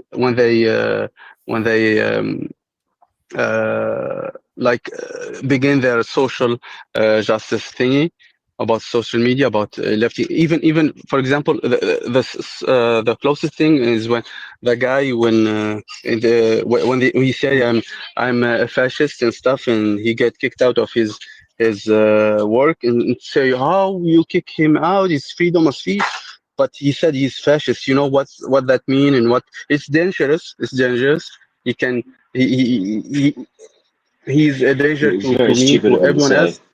I don't know who you're talking about. I'm not being a dick. I sincerely don't know who you're talking about. No, he's talking about the cancel culture. Yeah, in general, because the right complaining about it. I know who he's talking about. Exactly. That's what I wanted to say. But the thing is, Nika, like, I understand that you're not on the right or on the left because you're a Muslim, and Muslims are socially conservative, by definition. But there is this thing that Muslims are defended by the left while they are attacked by the right. So it's I don't care who defended me. I will not. It's a weird situation because I understand. The Muslims have much more in common. Let me finish. The Muslims have much more in common with the right, but the right, it doesn't see that. I know. The left is super. It's probably because of the overwhelming influence and money from certain groups that lead that to be more divisive.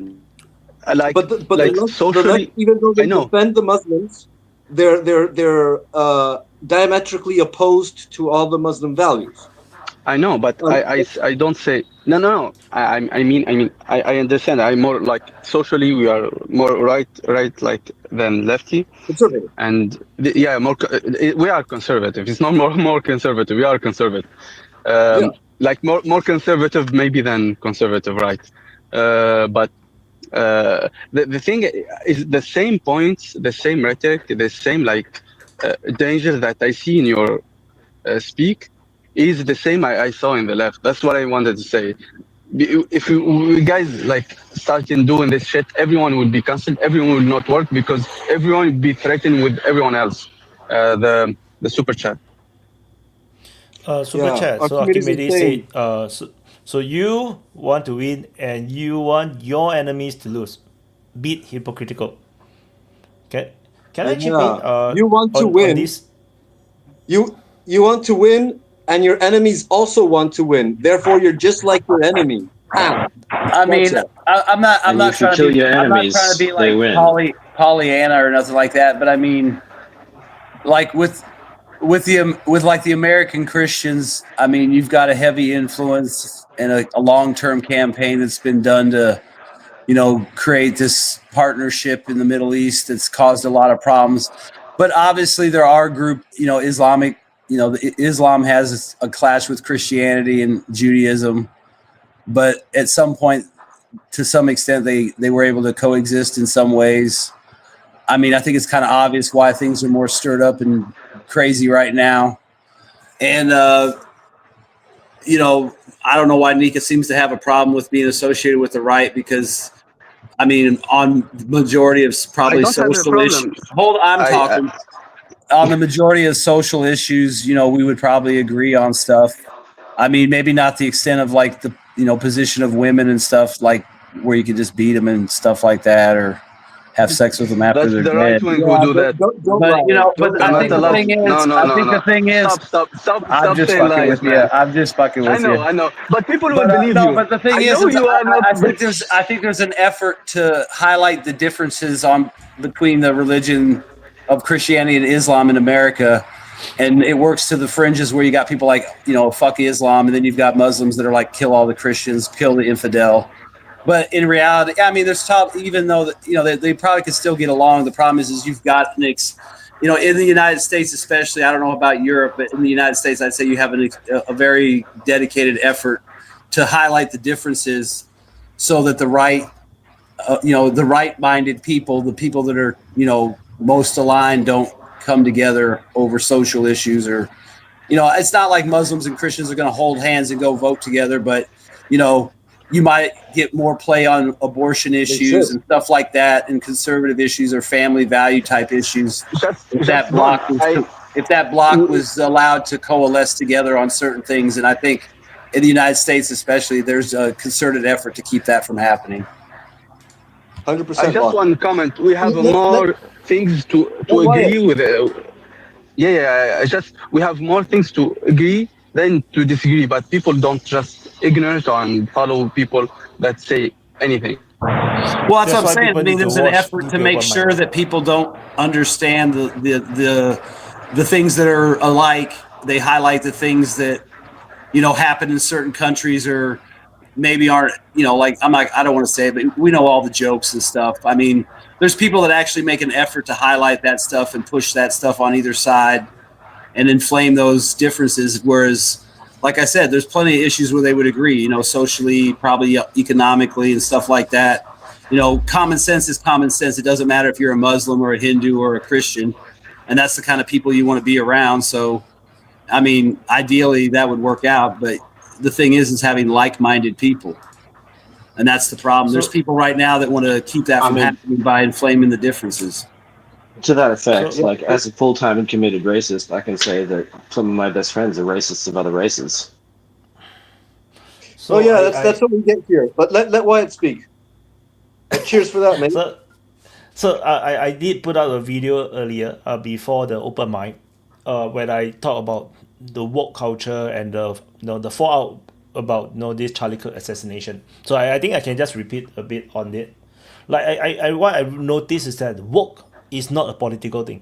That means it's not a real left or right thing, although it tends to be more left. Like I define woke as people who put feelings more important than substance. That means they care about the feelings more. The emotions is more important than whatever the reality is. And then you're talking about women. Then on top of that, that negative feelings are negative, are evil. They basically see any form of negative feelings, that means any form of emotional damage or things that make them feel uncomfortable, as evil. So that's the number 2. The number 3 point that forms the woke culture, the wokeism, is that they do not take responsibility for their own lives, but as opposed to taking responsibility for their own life, they substitute that with caring about other people's emotions, about other people's feelings. So they feel like, no, as long as I care about how another group of people, how they feel, they don't need to give a damn about their own life or how they manage their own things or responsibility for their own self. And when you combine all these things together, that's the whole woke culture. It's not really a political thing, which is also why there are people who argue the right have no idea how to explain what is woke. They have the 1001 explanation or description of what is woke. Actually, woke is not a political thing. It does not matter if it's what kind of subject matter, be it gun, abortion or whatnot. It's not a political thing. It's just them. They just don't feel good and they're lazy to deal with their own shit. And they just... Well, I mean, think about... Just real quick, Wyatt. I mean, think about it. No, just real quick. Look at the Washington Redskins logo. The Indian people, the Native Americans there, they wanted the logo. They approved the logo. They were making money off the logo, but it was other people that were offended for them that got the logo canceled and changed. Yeah, exactly. So if you actually put it across all the different, no matter what topic, that the woke culture, we have a problem. We have a problem with the woke culture. You realize that it's always a group of people who don't really give a damn about that subject matter, but they just want to talk about the emotions of that subject matter may cause to another group of people who may or may not exist. It is a very weird thing, and this woke thing, it tends to be more on the left side, and which is also why it kind of explain, even like in the Islamic world, it might have this kind of thing, because Islam its religion is conservative, but the people might not necessarily be conservative. You see, the population is so big. There's always a spectrum of people. There are Muslims that happen to be more lefties, so end up they are more woke. They are more like they're lazy to read into the scriptures. They're lazy to understand what it's supposed to mean, and they just grab onto all these feelings things, and they didn't try to understand and solve the problem that maybe ISIS may relating to ISIS, maybe relating to Palestine, Israel, maybe relating to the illegal immigration issue. They don't care. It's because it's troublesome. It's very tiring, and then and this is not just this. It's just for every single is affected the whole world. The whole world have this problem. It's just that it's very brutal in the Western world right now, in the Europe and in the United States. This is my definition of woke. I don't feel like it's a political thing, but it always touches political things. Just happens to be. John. Yeah, thanks, man. Yeah, I just want to say that before I forgot, Nika was talking about, I think Vaughn and Nika was trying to find like common ground, but a lot of people might not be aware of this, but there has been a long-standing alliance between leftism and Islam. You know, they used to call it the Red-Green Alliance. Like, a lot of people don't realize this, but I don't know if you got, who else here is old enough to remember the Iranian Revolution? Did you know that half the people fighting to overthrow the Shah were actually communists? Yep. And then they actually ended up I've heard that. Yeah. And then they actually ended up getting kicked out when then after they deposed the Shah, then the Muslims, the theocracy, the extremists got rid of them. So this is not new. The first people disposed of in any revolution are the useful idiots. Say it again? The first people disposed of in any revolution are the useful idiots. The useful idiots, exactly. Right. So my point is that this idea of leftism and Islam being like somehow diametrically opposed because of ideology, I don't believe it's true. I mean, this goes back 50 years where at least that long, where leftists and Islam, I mean, it goes back to the Soviet Union and Egypt. Right? I will explain. Like, for example, the leftist Muslims would be the people who are super active on cancel culture regarding the Gaza situation, for example. Yeah, exactly. They'll be super active. Yeah. But I just wanted to touch on. I wanted to go like further on the wokeism thing because I've been living in one of the centers of wokeism hell for a long time, and as you can imagine, for someone with my personality disposition, that hasn't been easy.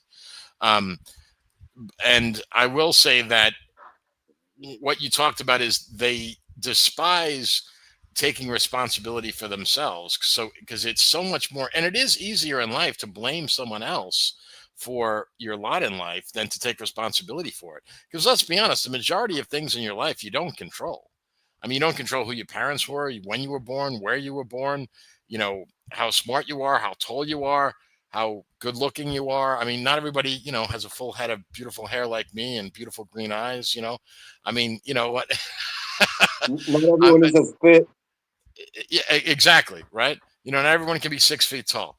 But the point is that, so most things in your life you have no control of. And so it's very easy, it's almost seducing in a way to blame someone else, saying, well, life isn't fair, so I can't have what I want, so fuck everybody else. And I think that's one of the things that leftists do. Like, they kind of get off on that. Like, I think that's why leftists kind of they kind of hate when they see other people succeed. Like, they can't take pleasure in other people succeeding. Misery loves company. Misery loves company. Yes. Jealousy is a negative emotion, as I said, it's a negative emotion, and they can't take it. It's evil, anything that makes them feel bad is evil, There's something beyond that, John, that is people that are incapable of like making something for themselves. They not only tend to blame others for their own disgrace, but they also tend to have an exacerbated like motherly instinct. Like I've seen that, like people who are absolutely broke and that they compulsively pick up like stray puppies, for example. Or what about more like a Munchausen syndrome? Has everybody seen that meme? Like the single women, and they said, like, I heard you're 40, and then all the cats, like, I heard you're single and 40, and all the cats come walking in her door. Yeah, like, exactly. That meme, like it's the same. And also you'll notice that the women that are all for the immigrants, right? Like in Britain and even in the United States and Western Europe, they tend to be childless women. Like, these are women because it's almost like they see them as pets. What about more like a Munchausen syndrome, where they make the patient sick so they can always have something to help with? Well, yeah. Well, that's their children. Their children sick. They make the children sick. So that explains all the like social justice warrioring in the sense of identity politics, like beyond the materialistic analysis of class struggle, because class struggle is a real thing, and it's something that has to be kept alive by people who want to keep their rulers in check. Okay, so every time ruler I disagree. No, class struggle is part of the human condition. It's necessary. That's what I'm saying. We need poor people. Okay, I mean, this sounds like very. That's what I'm saying. Let me finish. But you have to have poor people, Because let me finish. There will never be people that try to overcome and rise. And if you let me finish. Go ahead. So, John, the thing is that the class struggle serves the purpose of keeping rulers in check.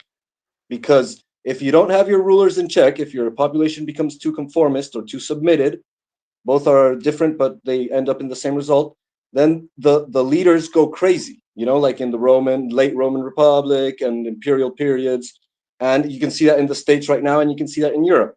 So as long as there's class struggle, the rulers have to tiptoe to try to benefit their own people, as to avoid being overthrown. And as you lose the factor of class struggle, you see in the States right now how people are being squashed by the lack of opportunity and drained from their resources in a completely predatory way.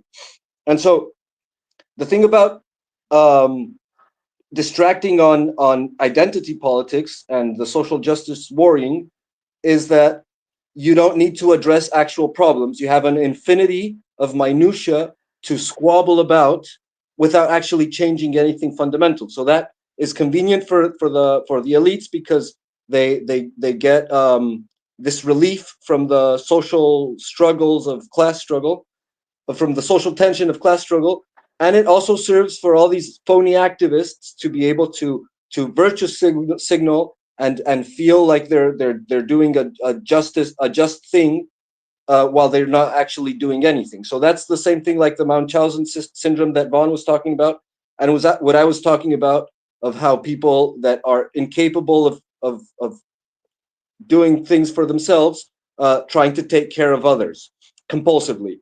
But to what you were saying about Islam and the left being aligned, of course they can be aligned, just like the hard right Winston Churchill was allied with the hard left Stalin. Like their alliances can occur between natural enemies when there is a third, an external enemy. An alliance of convenience, I believe is. Yeah, exactly. The same thing has happened with Muslims and leftists, because Muslims have been perceived by the left as these stray puppies that need protection and care. But the fact is, and that's an undeniable fact, that Muslims are hardcore conservatives. They are conservatives, like by definition. Say more conservative than conservative. Yeah, they're way more conservative than classical liberals. Way more conservative. Like they're reactionary. I mean, it depends what you mean by conservative. I mean, like, for example, like we don't religious. We don't believe in like child brides and things like that, and yeah, because you're a liberal. That not believing in child bride is a liberal value, because since biblical times everyone was having child brides. It's a traditional thing to have child brides since the dawn of mankind. And with the advent of liberal values and human rights and all that, you have this socially progressive attitude towards like arranged marriages, which was the law of the land since forever. Okay, so that's a conservative. You will have to have baby early. Child bride thing that you're telling me about. No, I want you to kind of expound on this. No, I want to add. I want to add on that. Exactly that. No, once upon a time, people don't. Most of the people will die when by the time they're 30. Exactly. So and by the time you're 40, you're considered very old. No, actually, a lot of that was untrue, because what it was is that people died within the first birth to 12, and if you made it past 12 years of life, you pretty much would go like to 60. Like, did you know that Julius Caesar was or you die by the sword? Well, what I mean by you die early is that it doesn't mean that it's the healthcare. It's not the healthcare. It's like Julius Caesar was 40 years old before he commanded his first regiment. So, so this whole idea of like people dying young, it was if you took the average, but not if you took the median. Because you're right, John. But to the point of like early marriages, marriages are arranged. So technically you were married since you were practically born, or since they could arrange a marriage for you. And that happens throughout Asia, happens throughout Middle East, it happens throughout Europe, throughout America. Like the royalties were married when they were 10, 12 to their like whatever marriage. I was thinking about the average and median thing. The median was definitely always lower than the average. So no. The median. The median is if you remove the extremes on both ends. So that's the median. So the average is if you because you're right. Like there was huge infant mortality. So if you did the average, then it made it. Yeah. So the infant mortality is one thing, and then a lot of people have disease and they die because there's no antibiotics. There's no there's a lot of disease, and then there is wars. If you made it past the age of 12. Okay, so it doesn't matter. People just die easily. So my point is that because people die easily, that's why they have a lot of children and they have to have it young. So because by the time you're 30, there's a chance that a lot of people is going to die by the time you're 30. No, absolutely, absolutely. No, but it was more so if they could get to the kids past the age of 12. So that's why the child marriage thing. That's not true because even if you are, it is true. It was literally it's not child marriage. I think it's that people marrying young. That means when you're 13, 14, you start to get married for the children. Yeah. Not child. They're not child. They're teenagers. So which is why it's a norm. The teenage, even across culture. Even teenage word. The word teenage is a new thing. We had like a child, and then you grow up, you become like able to reproduce. That's the thing between that. It's a new construct. Teenage is a new construct. Yeah, it used to be like the moment you have menstruation, you're a woman, Muhammad married right? his wife when she was 6 years old. No. They consumed the marriage when she was 12. They consumed the marriage when she was 12. You mean consummated the marriage? Yeah. He married her. They were like betrothed at 9 and so he had consumed. sex with her at 12, but they got married at 6. Yeah. No, not 6. 6 is there's nothing. There's no sound on your mic. 9. 9. But I said she was 9 and they consummated at 12. Okay. Yeah. My understanding. By the way, what I'm saying is that it's not an exclusively Muslim thing. It's something that the Jews also do, that India also does, like the Hindus also do. It's global. So because my understanding is that the moment you can menstruate, you're considered a woman for most culture. So that's why it's always like the moment you have menstruation, they say you welcome to womanhood, right? That's what the even used in to Christianity, be. Even in Christianity. And with males, it's similar. With males, like the bar mitzvah, it's like around 11, 12 years old, sometimes 13, but it's also like in early teenhood. So like the usual like male initiation rituals for men are usually around puberty. Just like when like in Mexico you have, or in South America you have like the quinceañera birthday, which is basically like an introduction into womanhood of the female, and so on. So it's like all these laws. 14 or 15, I forget. 15. 15 is 15. Quinceañera is 15. So, anyways, the point is that that's a relic of ancient times. These child marriage. Now, of course, there's all sorts of excesses going on. But like, I don't know, Elvis Presley married his wife when she was 14. So that's like the old rule. Now we have different rules. And so the Muslims are so conservative that they preserve this old tradition. And the Jews do that too, by the way. Like the Orthodox Jews do that all the time. And so by the way, even in our country, there's laws. For example, in my country, you cannot marry if you are less than 16 or 18, I think. I don't remember the exact date. So people evolve. It's a minimum. Sunni or Shia that believes in I forget what they call it, but it's the Shia. I understand the Shia. Those are Shia. I know. Those are the Shia. No, I'm sorry. I don't remember what it's called. I just they have so. It's not to say that the Muslims and the conservatives are identical in values. Christians and Muslims have very marked differences, but on terms of social values, they are conservative. We are as conservative as the Christians, even more. I say the marriage thing is just a point that people use just to, but as Gabriel said, it was the norm until recently. I mean, recently, even in America, there are people who are married in 14 and stuff. And even the enemies of the Prophet didn't say why you married Aisha. Even his enemies didn't say that. So because it was the norm, it was like when you have the menstruation, you are able to have children, and you are free to marry. That's the norm, and that's the condition in Islam is to have physically able, mentally able, and physically, mentally, and financially able. So if you are depraved and don't have any job and you cannot marry, even if I wanna like Islamically, you cannot marry if you are deprived and you have no money. Yeah, you have to be Even able to support your wife. Exactly. It's not only the physical part. Like there's other parts. If you are mentally unable to marry, you cannot marry. If you are like a disabled person who cannot you know guys what I mean. You can't have a job or something.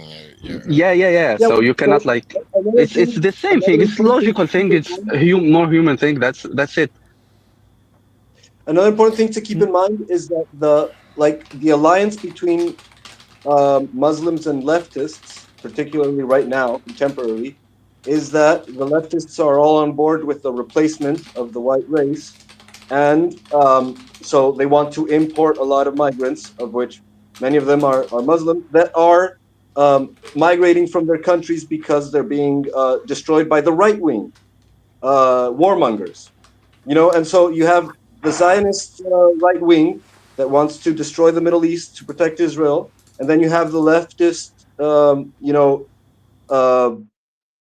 tribal groups, Middle Eastern tribes that want to bring in all the Muslims to the white countries because of their bleeding heart and stuff like that. So there's clearly a political maneuver there that doesn't have to do necessarily with conservative or progressive values. There's a intentional issue going on. I think there. we're getting a little bit off track, but I just wanted to say about a lot of people blaming that the right wing or the Western powers are destroying the Middle East or whatever.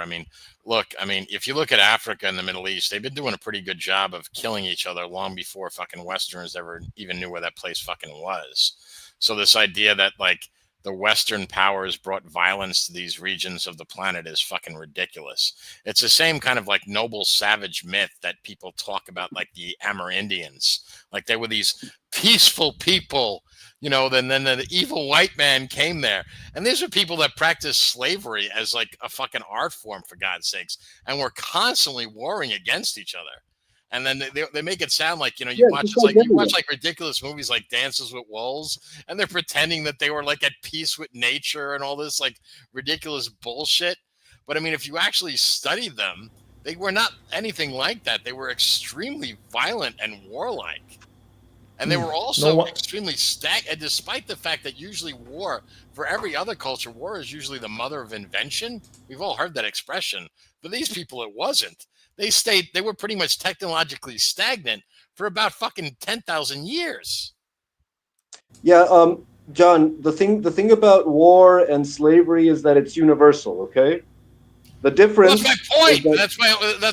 It destroys the myth of the noble savage. Yeah, no one's talking about that myth of the noble savage. I'm talking about geopolitical realities of the present. Harmony with nature. The thing is, John, back in the day, the Ottoman Empire, who conquered the entire Middle East and Northern Africa, they were invading Europe. Okay, they were militarily. They got up to the gates, the walls of Vienna. They conquered almost the entire Iberic Peninsula. They were not peaceful, loving. They invaded. The difference is we all know the history. The difference is, John, that back in the day, the Europeans were fighting back, okay? They were defending their territories.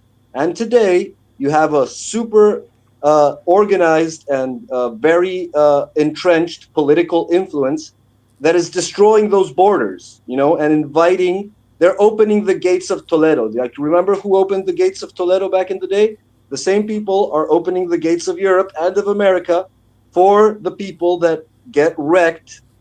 So that's an objective reality. It doesn't have to do with how peaceful the people were before. It has to do with the stability of an area, of completely destabilizing it, and importing the burst of these people fleeing conflict in their own thing area. to do is just not allow them into your countries, right? Can we all just agree? Yeah, and stop bombing them in their country. Fine. Yeah, but whether we bomb them or not, even if we do bomb them, we should not allow them into our countries. I mean, just because you bomb them doesn't mean like let's compound the error by allow them into our countries. No, by bombing them, you are creating conditions so they can flee to a better place. I That's agree. the issue. I agree. Absolutely. I agree. 1,000%. That doesn't mean you should do it though. No. So since we are talking about bombing, let's talk about the tunnels or the pipelines in Kupiansk. Vaughn is dying for it. Vaughn is crying in the house. Shut the fuck up. You see Vaughn, how happy Vaughn is. and the live chat is also asking for it. So, Vaughn, do you want to start first? Yeah, I mean, I saw some video, I guess, like a week or two ago, and they were talking about some tunnel operation, but I didn't think it was anything current because I just assumed they wouldn't show anything. Maybe it leaked out by accident, but it turns out I guess they had like a 36-inch pipe of some type. It looks like concrete maybe. So maybe some kind of sewer line or something. I don't know. I'm just going by the video I saw. But it's pretty slick. They had these little like mechanics carts and they could lay on them. And they had a little bit of gear they could lay on them. And then another cart in front and they would just roll down there. And apparently they've been... I mean, I don't know if it's still going on, but apparently up to some point they were just funneling guys in there as fast as they could.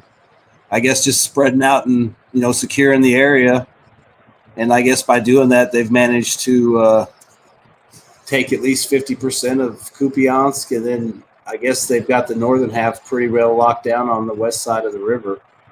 Yeah, they bypassed they're already to the bridge, so that the east side's cut unless you want to run south. Can we see the map to discuss it? I think they crossed the river.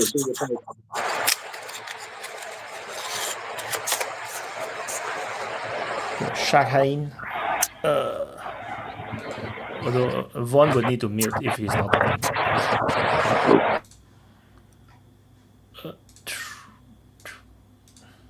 Yeah, Vaughn, what's with the wood chipper all the time?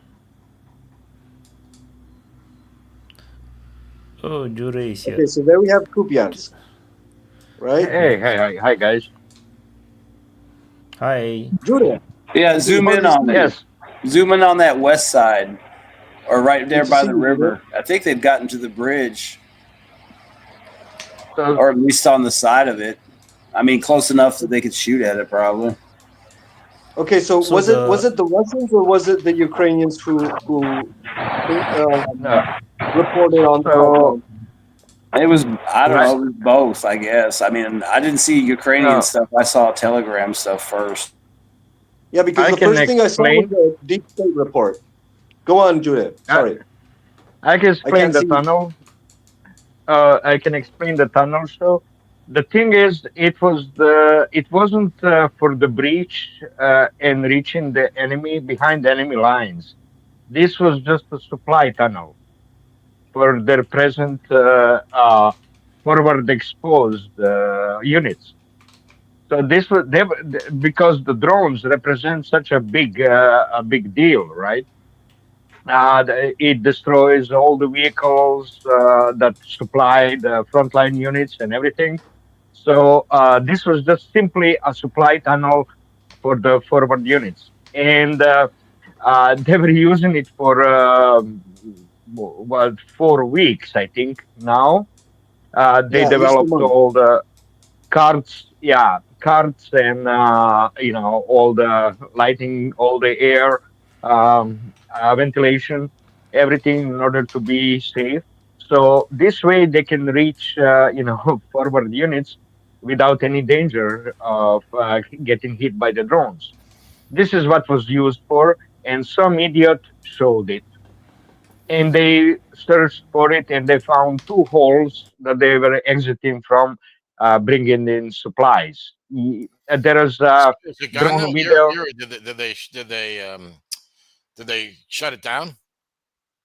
There was a drone video, a Ukrainian drone video, where they showing the Russians pushing the bags of supplies through the holes outside, and so obviously that means that now the Ukrainians know the positions So of the tunnel. They yeah, probably. Yeah, but the damage is done. I think the damage is done. It's already done. Yeah, I mean, in Avdiivka, Yeah, I mean, if they were just bringing supplies in, I mean, like the one I saw, the guy had, he was laying on one with stuff. He had one in front of him, and I think there was another one right behind him. So they probably brought a shitload of stuff in for a while then. Oh yeah, yeah. The place is already like. Yuri was saying that this got leaked by someone on the Russian side. Fucked up, or of course, yeah. Yeah, I saw it on Telegram. It was just a little clip. It was a clip of that guy looking back. It was the one with the guy on the cart. And it was like 2 weeks ago. And I just thought it was weird because I didn't recognize the footage from Kursk or anything or Sud. So, I mean, and and I just, nothing like ever came out about it. Nothing was said. It was just a clip and that was it. But apparently, I guess it was a leak. That it might be in Pokrovsk, but it probably was the same one in Kupiansk for them. Because I saw a while back. They tried to Maskirovka to say that this Russians tried to present it as it's in Kupiansk in order to hide the fact that they're using it, in Kupiansk. So they were presenting to, they were started talking when that video came out. Video came out, they started talking that it's in Pokrovsk, so that it fucks, so that Ukrainians don't search for it, but it didn't work. Well, it probably worked for a while because it's been a while since that came out, and it's just now that they start talking about this pipeline in Pokrovsk. So it probably worked for a while. The damage is already done because the area is like. There's so many supply routes that you can even like ignore that one. I think it was like a bonus part, but well, I mean, they are using those pipelines a lot because there's another video of them in a pipeline that's above ground that's tall enough to walk through, probably two guys, and it's all shot up, and there's holes in it from shelling, and they've got nets and stuff draped over the holes, and they use it's for the same reason, to walk back and forth and not be under as much attack from drones. But that's, I think, near Shavish Yar or something like that. I don't think it's. Yeah, I think it's that's far away from a lot of contact, though. That's not like, Donetsk Donbass aqueduct between. I don't know what it is. It's two huge pipelines, and they they're full of holes, so they got to hang nets to keep drones from flying in. But I mean, they use it for the same thing. So this is just another way of doing it. I mean. Yeah, I saw the video you were talking about where they were pushing the bags out. I just assumed that was the Russians bragging, like, look at how good this is. But because I thought the video was like when they first came out. I didn't realize that was the Ukrainians watching them. So but that explains this rapid advance, this flanking of Kupiansk from the northwest, because they started appearing there. Remember that the Russian Ministry of Defense was reporting that they had taken all these towns northwest of Kupiansk, and everyone couldn't believe it because there was like no way. And then eventually there's geolocations, like months after, geolocations started to appear and corroborating the reports of the Ministry of Defense. And now we have Kupiansk semi-encircled and with a large foothold inside. And so that's probably all thanks to those pipelines, this rapid advance, very unnoticed. Yeah, but hold on a second, Gabriel. They've been attacking. Well, let me ask Wyatt this. Kupiansk, the Russians have been assaulting this fucking. It's kind of like a what do you call, like a fortress city, or well, maybe not anymore because it's probably been shelled to shit. But they're still. I'm not sure if it's a fortress. It's a difficult place to fight, definitely. But I think the Russians have been fighting in this northern part of Kupiansk for some time. So I think the pipeline might have been used for quite some time. And we have all these geolocations, with the Russian soldier running, very deep into the Ukrainian lines. Probably it's coming from this pipeline exits when the Ukrainians are still not aware of it. Maybe that was where it came from. No, yeah, because what John is talking about, they've been assaulting the city for a very long time, for lots of months. And the thing is that they were attacking from the eastern bank of the Oskil River. They were attacking from the eastern, and they made this very long push into the center of Kupiansk, and then it was cut off. And that was going on for a long time. But then they suddenly started appearing on the western side of the Oskil River, and there was just reports. There was no footage for a long time, and now footage has started to appear, and it's already like semi-encircled. Well, I mean, it could be another area where they're just trying to hold as many Ukrainians there as possible while they attrit them and draw as many in. But like, supposedly some Azov came up there to try to keep that bridge area open from the east to the west side, but you know, it looks like the Russians have pushed up to the road, so that probably failed. Well, why? Whatever happened to the rabbit ears? Same thing. Okay, let me explain. You can do rabbit ears later. Let me explain Kupiansk problem. Because Yuri Podolyaka is really angry about what's happening over there with the right reasoning. And this leak in the video of the tunnel is another reason also to be mad at commanders of those two groups around Kupiansk. What is happening? If you remember, the fighting on the eastern side of Oskil River by Kupiansk been going for 2 years unsuccessfully. They were breaching, getting close to the river and then going back. So they had to do bridgehead, cross the Oskil River, much more north of Kupiansk, and then go around it because they were not successful to get there. The main reason is excellent commander on the Ukrainian side. Well, now they have report of the taking Moscow and Posobny, which is way southwest of the Kupiansk, and also the okay, Bigari, yeah, I'm explaining this all now, and also entering the center, and also entering the center of the city. But what happened? These are all false reports of the commanders of that are attacking Kupiansk. No such big breaches. They're not in the center of Kupiansk. So when Yuri Podolyaka started writing about it, like a month ago, when the first news came out first, when he started writing about it, they had to do how to say the control, right? To check the control. The commanders generals started asking for the proof that they hold those positions. Well, what happened? There's a video where the guy in pretty close to the square of the center that they claimed to have taken, actually he showed up by himself and checking his back, because he just snuck in there with a flag to be recorded with a drone and to show as taken right positions, but they're not taken positions. And why he is checking his back? Because the Ukrainians are holding these positions, and he just sneak in for some rewards from his commander. This is so many fake news up north there, and they're not successful. So what's really going on? False reports. What's really going on? Well, Rasputin. They're holding some. They entered northern Kupiansk and west Kupiansk, but just entered. They didn't get to the center. They didn't get, to the Moskova. They don't hold Moskova or other village south of it. They hold Moskovka. Yura, stop reading Podolyaka. He's a fucking clown that has zero sources on the ground, man.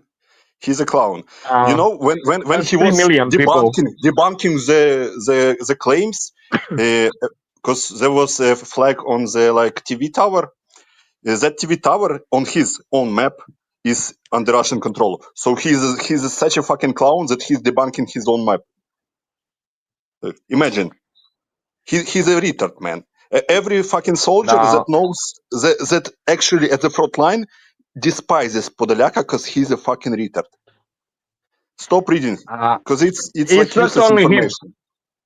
It's Moskovka not only is him. There's more. under Russian control. Like people are talking about pipeline to Kupiansk. Pipeline is not in the Kupiansk itself. Like pipeline is going to Radkovka, and the only importance of the pipeline is the logistics over Oskol, because pipeline is going across the river, over the river.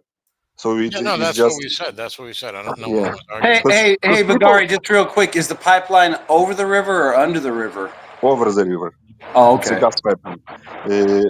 Because people like especially like channels that have zero clue about what's going on the front line, they like, oh, pipeline in Kupiansk, so they are inside the Kupiansk. Like I'm so tired of the bullshit when people like do shit for clicks. It's like unbelievable. Like, oh, Kupiansk will fall. What is going on? Kupiansk will What is fall really going within on a in couple of Kupiansk? weeks. Like, what the fuck is going on? It's like it's impossible to tell. Like, I watch Wyatt. I watch. What the fuck is going on? Deep State literally say that the pipeline is north of Kupiansk. No, it's an outskirts. Like Deep State literally just wrote it there. Yeah, it's like there's like a big patch of woods. There's like a big patch of woods, I think, outside like the suburbs, and it's up in there somewhere where they came out, I thought. Yeah. So I think and Deep State is the one that broke the news. So I think the people are not reading it clearly. Like they just jump to conclusion, I guess. And also like I did put into question so when I was reporting like, when Russia always have this one man holding the flag thing. I always say that it's a bit dubious.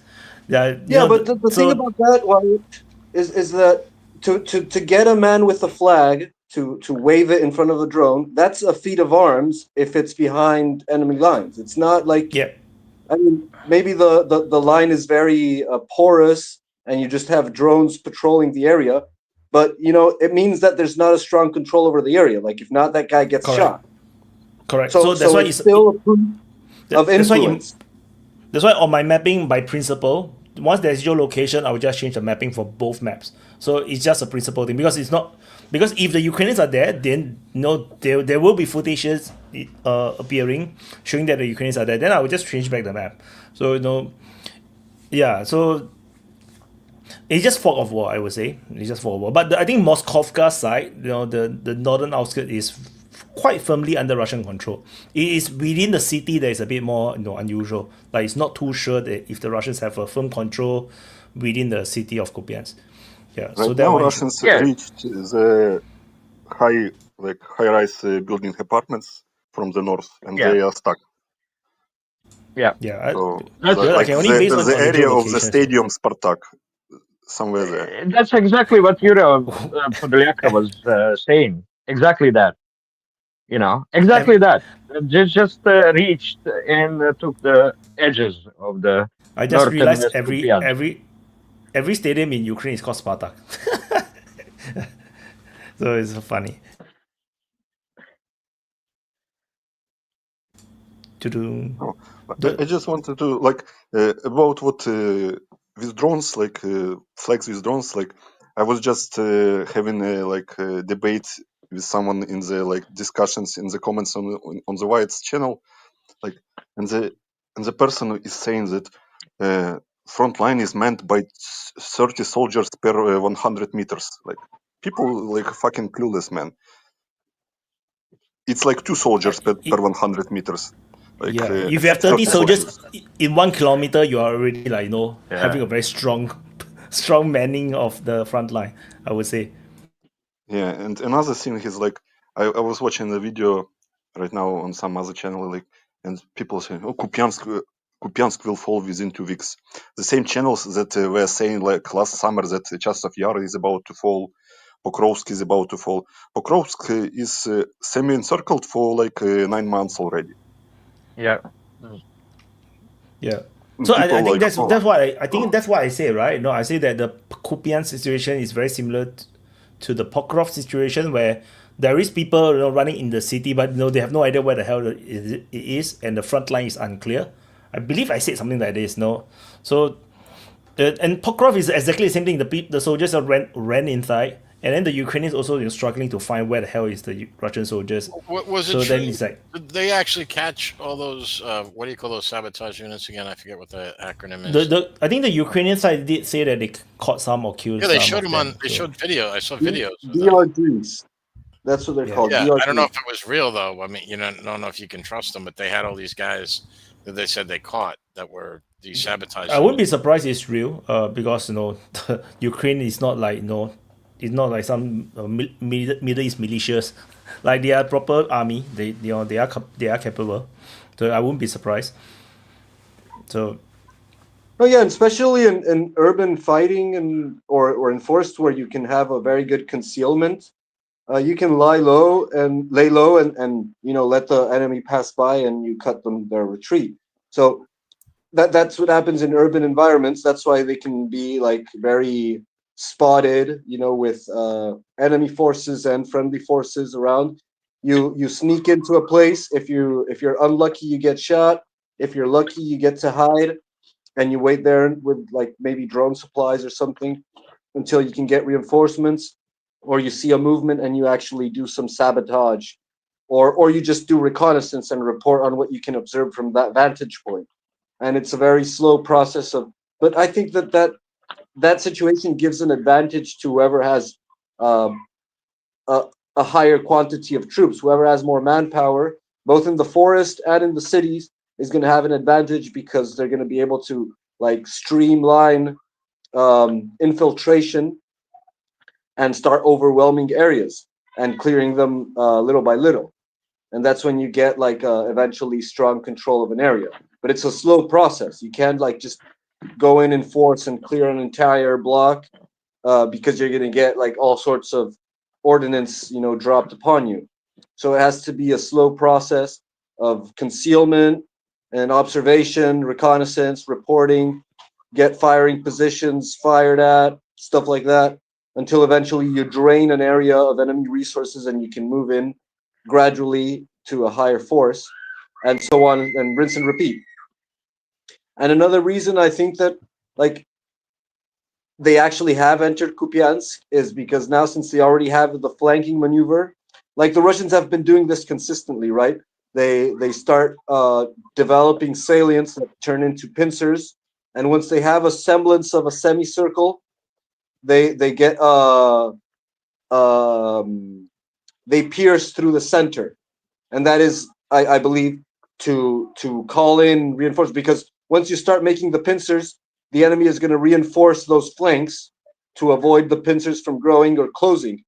And so that's when they disregard the center, and that's when they pierce in through the center. And they've been consistently doing that. And it's not to do a frontal assault. They hardly ever do frontal assaults when there aren't the pincers created. They make like attempts to attack in the center while they're building the pincers. And once the pincers are built, then they get a foothold in the center. And we saw that in they're just shifting. Like is like the frontal attack is just to fix them, and then when they respond to that, they'll work the sides, and then when they respond back to the sides, they'll work the front. You go back to the and I mean, and since they've got, like I said before, they got all these robots to do that particular dirty work. It's like and bombs and planes that can drop from 70 kilometers away. I mean, it's like. It's perfect, and it's slow, and it does the job of demilitarization and denazification and all that, and treating the Ukrainian army. And I mean, it's an obvious process that they've worked out, and because of it, they have a lot of success. I mean, it doesn't look like someday so a lot of people say, oh, they only moved this far. Go look at the map from when Avdiivka started and where we are now. I mean, so it's slow, but think about how many Ukrainian units have been chewed up all along the front in all these areas that have dragged out, like around Kupiansk, Kharkov, Vochansk, Sumy. We can go back to rabbit ears. Well, we can go back to rabbit ears. The one ear is missing. The head became bigger. That's the case with the rabbit ears. One ear. That's how much is done. but still, Ukrainians keep attacking the neck of the head. So that's the case with rabbit ears in the Pokrovsk area, right? Right. That's the present situation. The more other firm one is at the base of the ears. There is the firm Russian control, but then the ear itself is still a big question mark. Where the hell is the Russians? Where the front line is still not so clear. It's like all over the place.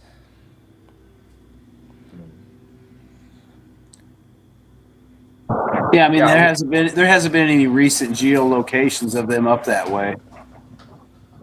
So it could have been just kind of like Kursk, they got pictures of them and located at certain places a week or two ago, and now those places they've withdrawn or been beat back. But it's all fog of war and gray area, so you don't really know. Or it might just be a no man's land where they just goes back and forth probing each other, and because it hasn't really changed a whole lot. It's kind of still out there to deal with. In the meantime, they're getting all that stuff. What about that little horn that was going out to the west? Is that still going on? That was like heading towards the north side of Pokrovsk and Mirohad. It broke out like a week or two ago. That little sideways thing, not the eastern one. Base, not at the base of the bunny ears, but a little bit up. Like a rabbit is puking. That was the picture. That was the picture from Gerasimov, but that was many just copied it. But it seems like fun, noisy. No, I thought Wyatt had it on his map too, like a small. Yeah, like that was the Ukrainian one. I can show the map again. No, it used to be from Gerasimov map. He showed something. There was a smudge that was going like much further west from the head of the ears, right? But that some of them showed it, copied it from Gerasimov, but that could have been trolling, just as Odessa and Nikolaev being part of the Russia on the map. Could be Gerasimov. That part at the top of the ear. I think is what I was talking about. Retirement trolling. This area, I would say. That little piece that was going off the bottom there of the top there, that to the west. I think that's right there. I think that's what I was talking about. Maybe I'm wrong. No, there was right on the bottom of the map. It did this extension to the west on the bottom of the map, all the way on the bottom. This one. That one. Yeah, that's from Gerasimov. Most likely trolling, retirement trolling. Yeah. So the Gerasimov one was like this far out. I think it's like super far. Like it's ridiculous. Which I think is inaccurate. Because there's no reason for them to give us accurate mappings. So yeah, I think the most interesting is this one, because the Ukrainians actually mentioned Novomikhailivka. So no, there might be a push in this sector, but I don't know. No, everything is very vague. So, and the Ukrainian mapping is also ridiculous. Like they have this cut off areas here, and these are all Ukrainian control under Ukrainian mapping. So yeah, it's super weird. Nothing makes sense. So yeah. I have heard some people talk about too how some of these areas, like maybe around Pokrovsk and Mirohad, the Ukrainians just don't have the manpower. There's not as many troops in there because they're trying to hold it down with just drones, and that's why you're not seeing a whole lot of infantry clashes. Like you did around Avdiivka and stuff. It might be because there's not as many troops in there as they're led to believe, and they're really just trying to hold those areas with just a mass amount of drones, which might be another reason why they've gone to all these pipelines and everything else. I mean, maybe they've had a surge of drones in a few areas where they can afford it. But I mean, obviously they can't be everywhere because we haven't got to Zaporizhia, but I know that's been opening up some more for the Russians. So, I mean, that's probably a side effect of everything going up towards Kupiansk and Pokrovsk and Mirohad. Maybe the Russians are now getting more and more like, they can't accept casualties. I'm not sure. Like it make them more and more risk averse. Unlike the previous times, where they are still like doing. Sometimes they do some stupid rush with their infantry fighting vehicles, like the BMP rush. Like they no longer do this kind of thing. They're like super careful it's nowadays. It's probably part of the learning arc, right? It's probably part of the learning arc of the units, of the local commanders. No. And also the weeding out of the bad commanders. What usually happens is units get exhausted, attrition in attacks, and all of it over time, and they have to replace them. That's what Ukrainian tactics is, to diminish as much as Russian personnel, to make them stop advancing when they exhaust attacking capability. Basically, that's been Ukrainian tactics since 23. Oh, really? I remember. The Ukrainian tactic was to get into pockets and get destroyed. Yeah. Yeah. So this is what usually happens when Russians stop. It's because they are attrition, so they have to replace their units, get new ones in. Yeah. One thing that I wanted to say that I've said before, but I'm going to say it again, is that who knows and uses the pipelines, whoever knows the layout of the pipes, demonstrates who is the local. And those who do not know about the pipes and do not use them, those are the foreign invaders. That's actually a pretty good way to look at it. Who's got the blueprints? The original owner. Yeah, and who knows the lay of the land? Who knows? Because I mean, I guess you could say whose name's on the title.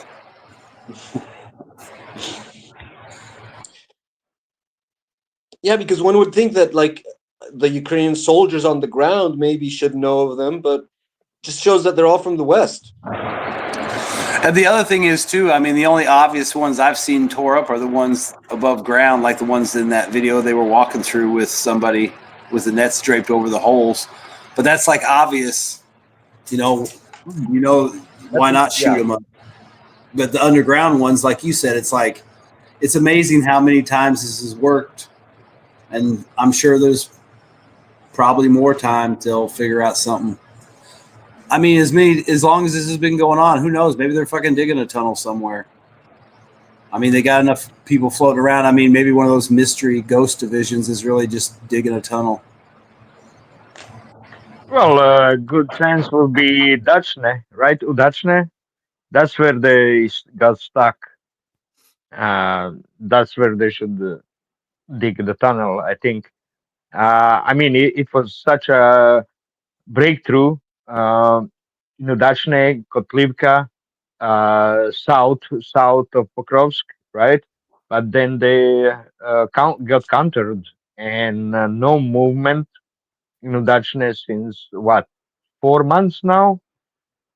4 or 5 months? No, I think 4 or 5 months. No movement in Udachne, which is it was pretty good opportunity to cut off Pokrovsk from the supplies and reach the mine. But now they saying that a mine nearby Udachne and Kotlivka, just north of Kotlivka, is still working, which is like 15 kilometers from the front. It's still open, still working in Ukrainian possession, right? Do you remember who's the owner of that Pokrovska mine? Of course, it's known. Akhmetov. Akhmetov, yes. He probably has a deal with the commanders there. Like, hey, don't stop my operation. I'll give you so much a month. And the Russians are like, oh, okay. Okay, we're advancing in the north. We're not advancing in the west of Pokrovsk. We'll advance from the east. Yep. Yeah, I'm thinking about that. The other positions, the other places. I think we talk a lot about Kupiansk and Pokrovsk. That's what all the mappers talk mostly about, I think. But what about Zaporizhia? There was a few weeks back all this talk about military buildup by the Russians and stuff, and they moved a bit along the Dnieper up, But what's happening there? Has anyone insight? They're moving. They're advancing every other week. They're pushing into Stepnohursk. Yeah, Stepnohursk is being, they reach in the center and trying to get it. Yeah, it's a pretty big city, I would say. It's a city, and you would expect it's defended heavily, but they're pushing slowly, moving. But in Dnepropetrovsk, and that's the big one, I would say. Why they're not moving further? It's like there's no defensive lines built up in Dnepropetrovsk, actually, right? But they are it seems moving like the pretty Russians. fast. That's the Not fastest so fast. front right now. No, but it is the used to fastest be. right now. Used to be. Now, Well, up to last yesterday. 20 days, it's almost not moving for 20 days. So it could be that Russians are accumulating the new troops that will break through. Maybe that's. No, but that's the Komar front, right? Between Donetsk and Dnipro. And why it's been reporting movement there every other day. That's where the massive chunk got reported, but by the Russian source that took the entire Donetsk Oblast in that area in the Komar front, and they've been moving pretty consistently. But one thing that I was wondering, I wanted to ask Wyatt about, is that, for example, in Military Summary channel, he's been reporting about constant counterattacks in the Evil Rabbit, like trying to pincer the breakthrough area. And you haven't been reporting about that very much. So I was wondering, like, you've been reporting advances from the Russians in that area of the Evil Rabbit, like at the base of the ears, if you want to pull up the map. And so I was just curious because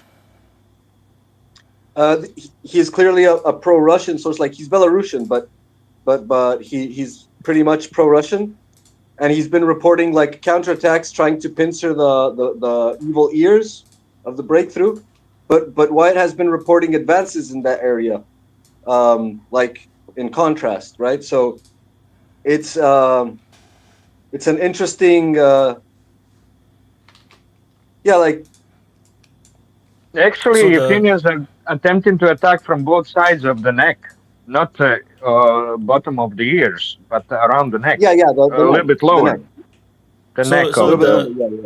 So basically, the Ukrainian mapping, if you look at Ukrainian mapping, this part here is under Ukrainian control. And then they have this area here, which is like, there's this cut out, like this, which is actually on my map. The thing is, this thing that never changed. On their mapping, they actually never changed. They just keep moving the gray zones.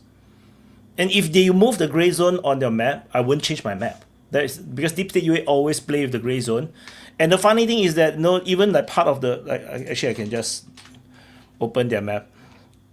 So here. So you see this kind of mapping. This area here, the Russians have never captured it before, at least on their mapping. And then they claim that they have full control over this sector. I'm not sure if I want to believe this because, this area here is gray zone, and they themselves sometimes map gray zone as if it's like Russian capture because when they take back, they will like color it blue. So it's like, so is it under Russian control or not? And then I'm supposed to believe that the Ukrainians have one tree line here, and then able to block the Russians' positions like this. Like the Russians cannot defeat this. I have my doubts. Why they can't defeat this? If the Ukrainians control this, okay, I can believe. This is a much bigger. Yeah, and the same thing applies the other way around. Like, if the Russians are encircled in that little pocket up there, why can't the Ukrainians cut that pocket? But the thing is, they can. But the thing is, can you hold this line here? So this area here is very narrow. So I'm not sure. What I'm trying to say is if the Ukrainians were able to cut that line that you just marked, then why can't they cut the rest of the pocket out? You know, it's like it makes no sense. But the thing is, Russian forces was geolocated and Rubizny is not even on their map. Rubizny is here. Yeah. So that's the problem with the deep state UA mapping, which is why, you know, it might look very pretty here, but we have literal geolocation of Russian forces at Rubizny. And so if I'm not wrong, it was like a multiple geolocations, I think. Creamy Caprice. It was... Yeah, there was some... Whoops. There was like... Yeah, there's multiple geolocation at Rubizny. So there was a firm control of Rubizny by the Russian forces, and it's not on their map. So if you look, if the Russians have this position on their map, then you have to put into question how the hell the Russians reach this place. So which means this place must be at least firm control, and then there must be some kind of link, right? Somehow the Russians must be able to reinforce or whatnot. If not, why would you push to Rubizny? There's certain logical problems here. So the thing is, I still respect their mapping. So in my mapping, I still have this, on the Ukrainian mapping. No, but the thing is, once I have geolocation, I will just overwrite. So that's what I think. Russians are holding position in Kucherevya. That's the farthest position right now where they're holding position. Rubizhny, they went there with DRGs and they left. Or got killed. No, it's not impossible. The same as with that shit you were talking about on Gerasimov map to the west. The DRGs were operating there, but it's not like... DRG doesn't mean like you killing Russian DRG group, you get geolocation. Does it mean that there is control? No, but you get geolocation. Russians are in Kucherevya, and Ukrainians even can hold that tree line, and it can be cut off. Like in this war, you need to understand, you don't need physical link to the group to supply them, because everyone is supplied by drones. They can sit in that fucking village, dug in the basement, being supplied by drones for months. Yep. No, you're right, Bigari, but the thing is that you need a physical link for soldiers to reach the location. You need the link to reach the location. For rotation. Yeah, so you need to reach the location, but then you can get cut off and sit there for months. Yeah. So which is why it doesn't matter that much in terms of that's why when it comes to the mapping, because if the Russian DRGs can reach there, it also means the Ukrainian soldiers are not there. So I was just going to change the mapping on my map until the Ukrainians retake their position, or they geolocated to that position, or the Russian mapping concede that they don't have control in that position. Then I just change my map accordingly, because the front line is dynamic, like what Bigari said. So I don't think we need to be too uptight about the front line. Like I only change the mapping based on the best information that I have. Then we have the best possible picture of what is currently happening. But the entire region here, like in that rabbit ear region, as I always say, is just a big freaking fog of war zone. It's just a big gray zone. Like things are very unclear. So so even though I have a certain mapping there, I just say that it was an opportune moment, because no one from Ukrainian side was there, so they okay, we can go with our groups of 10 people for 20 kilometers, and now okay, Ukraine moved fucking shit ton of reinforcements there, so what's the point? They start moving in the Komar front or in Kupiansk and in Siversk. But the thing is that the military summary, the history legends, he in his reporting of the breakthrough, he talked about a long process of infiltration with thermal cloaks into that. They were detected a bunch of Russian soldiers infiltrating with thermal cloaks into that area, and so that it was like a long process. Of course, you're right. There was no one defending, or hardly anyone defending, probably just drone patrols. And so they were able to infiltrate. And once they got detected, then the breakthrough was reported. But so it wasn't such a sudden situation. It was like a buildup that was going on for a while, and then they reported it, and suddenly there was a huge reaction. Seems the Bigari carries such a coat. No, yeah, it's he has the thermal, so he isn't detected. The beard. No, he's the assassin, right? No, Assassin's Creed. No, Bigari. the Assassin's Creed also have the coat, the cloak. Yes. I think he the wolf. Yeah. No, Bigari actually is coming from the future. He's coming back to do some mission, but the time is not right. So. Yeah. By the way, I don't know if you already were speaking about that one. I heard. I just came in when you were busy about the gas pipeline, but the Belgian press, staggering. I am shocked they say that. So they made a little article about it. I don't know if the information was already said during the open mic, so I'm just going to say it. So the Russian soldiers entered the pipeline into Liman Pershi, a Ukrainian village in Russian hands. Then they moved through the pipeline using electric scooters and portable cars in 4 days. In Radkievka, just north of Kupiansk, they reached first. The distance between their starting and ending points was about 10 kilometers as the crow flies. 15 kilometers or 15 meters? Yeah, they just reported the post from Deep State channel. That's word for word from Deep State. So crazy. Copy paste. Belgium press so smart. No, the thing is, that's what I always say. Pro-Ukrainian information is basically just from Deep State. That's it. And then they actually the YouTubers, they definitely also tracking the Russian reports. It's just that they don't like to map it in because the Russian reports tend to be very, of course, pro-Russia, right? So they really need to understand what the hell is happening. If you purely based on Ukrainian information, there's nothing. You can't report shit about the Ukraine war. There's no information.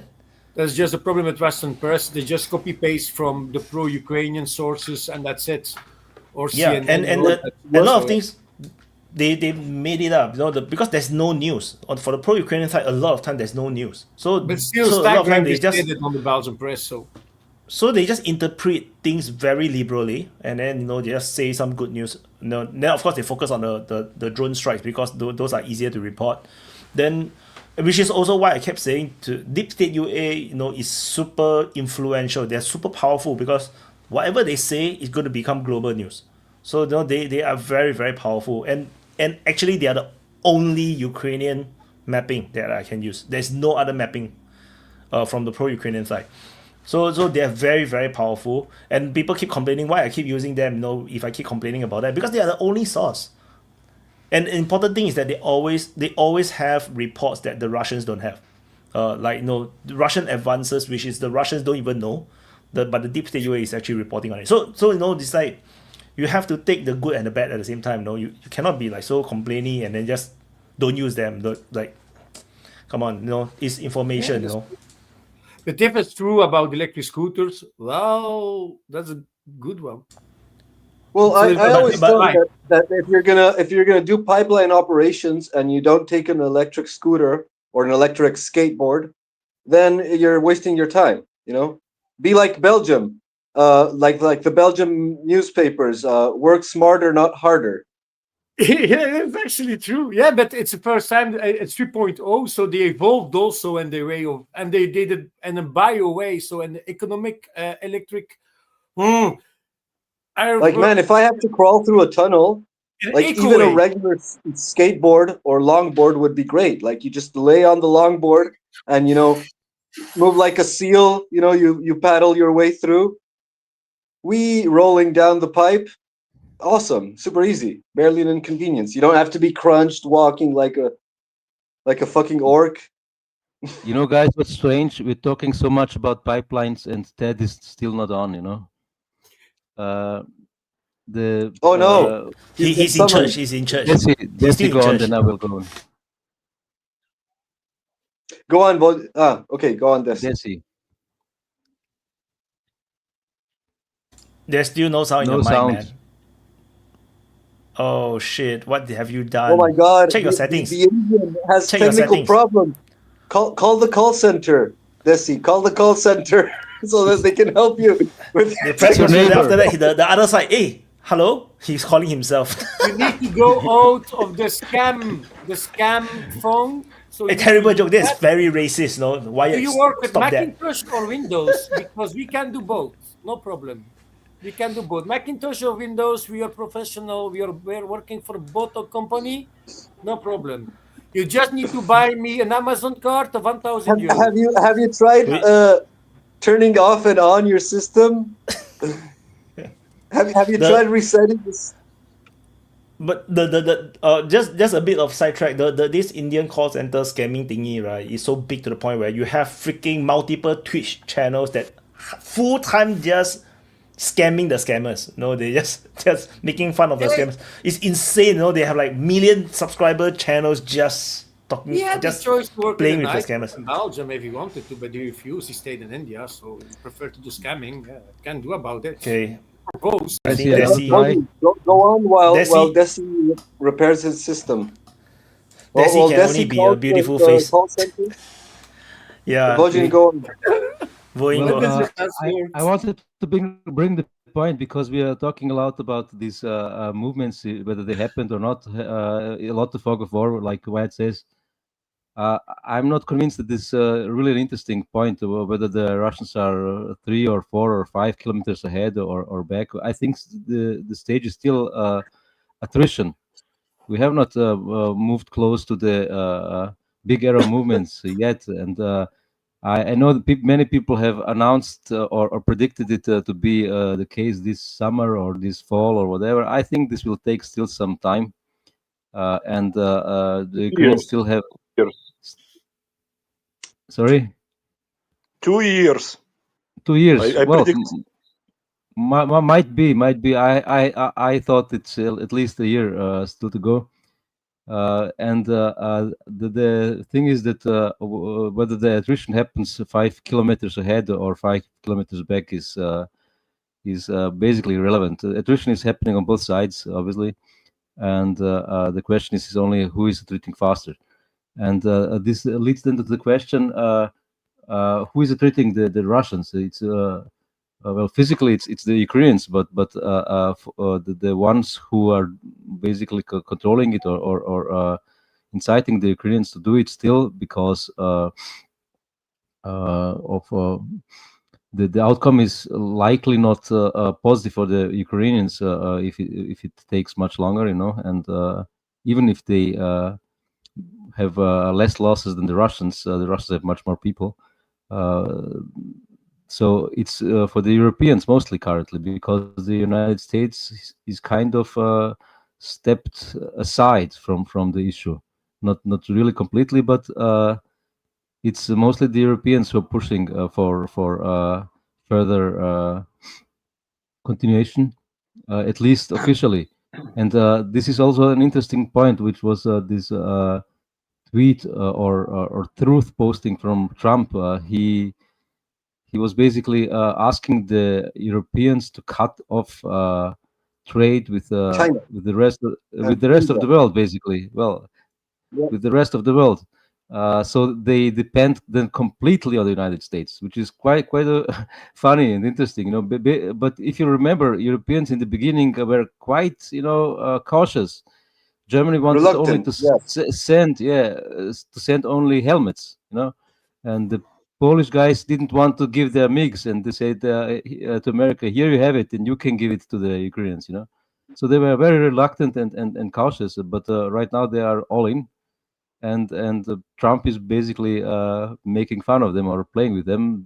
If they want support, they will have to completely subjugate to America, basically trade only with America, which is really funny. So what do you think about American stance? Is Trump out of it, or is he still in?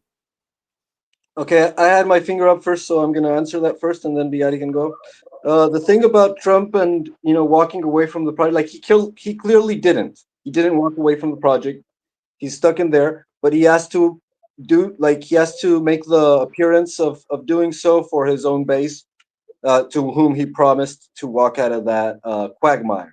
And so the United States said, we're not going to give weapons to Ukraine. We're going to sell them to NATO, but the United States is the major sponsor of NATO. So United States is still investing indirectly into that black hole of slush funds, and the United States is systematically coercing the Europeans. As you said, the Europeans were reluctant at first, and now they're all in because they already sold their boots, their house, their wife, their daughter. They sold them all for the to continue doubling down on the bet, and so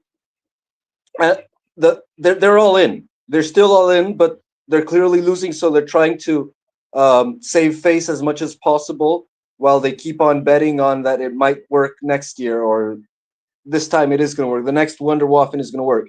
So they're clearly stuck there. They can't go out.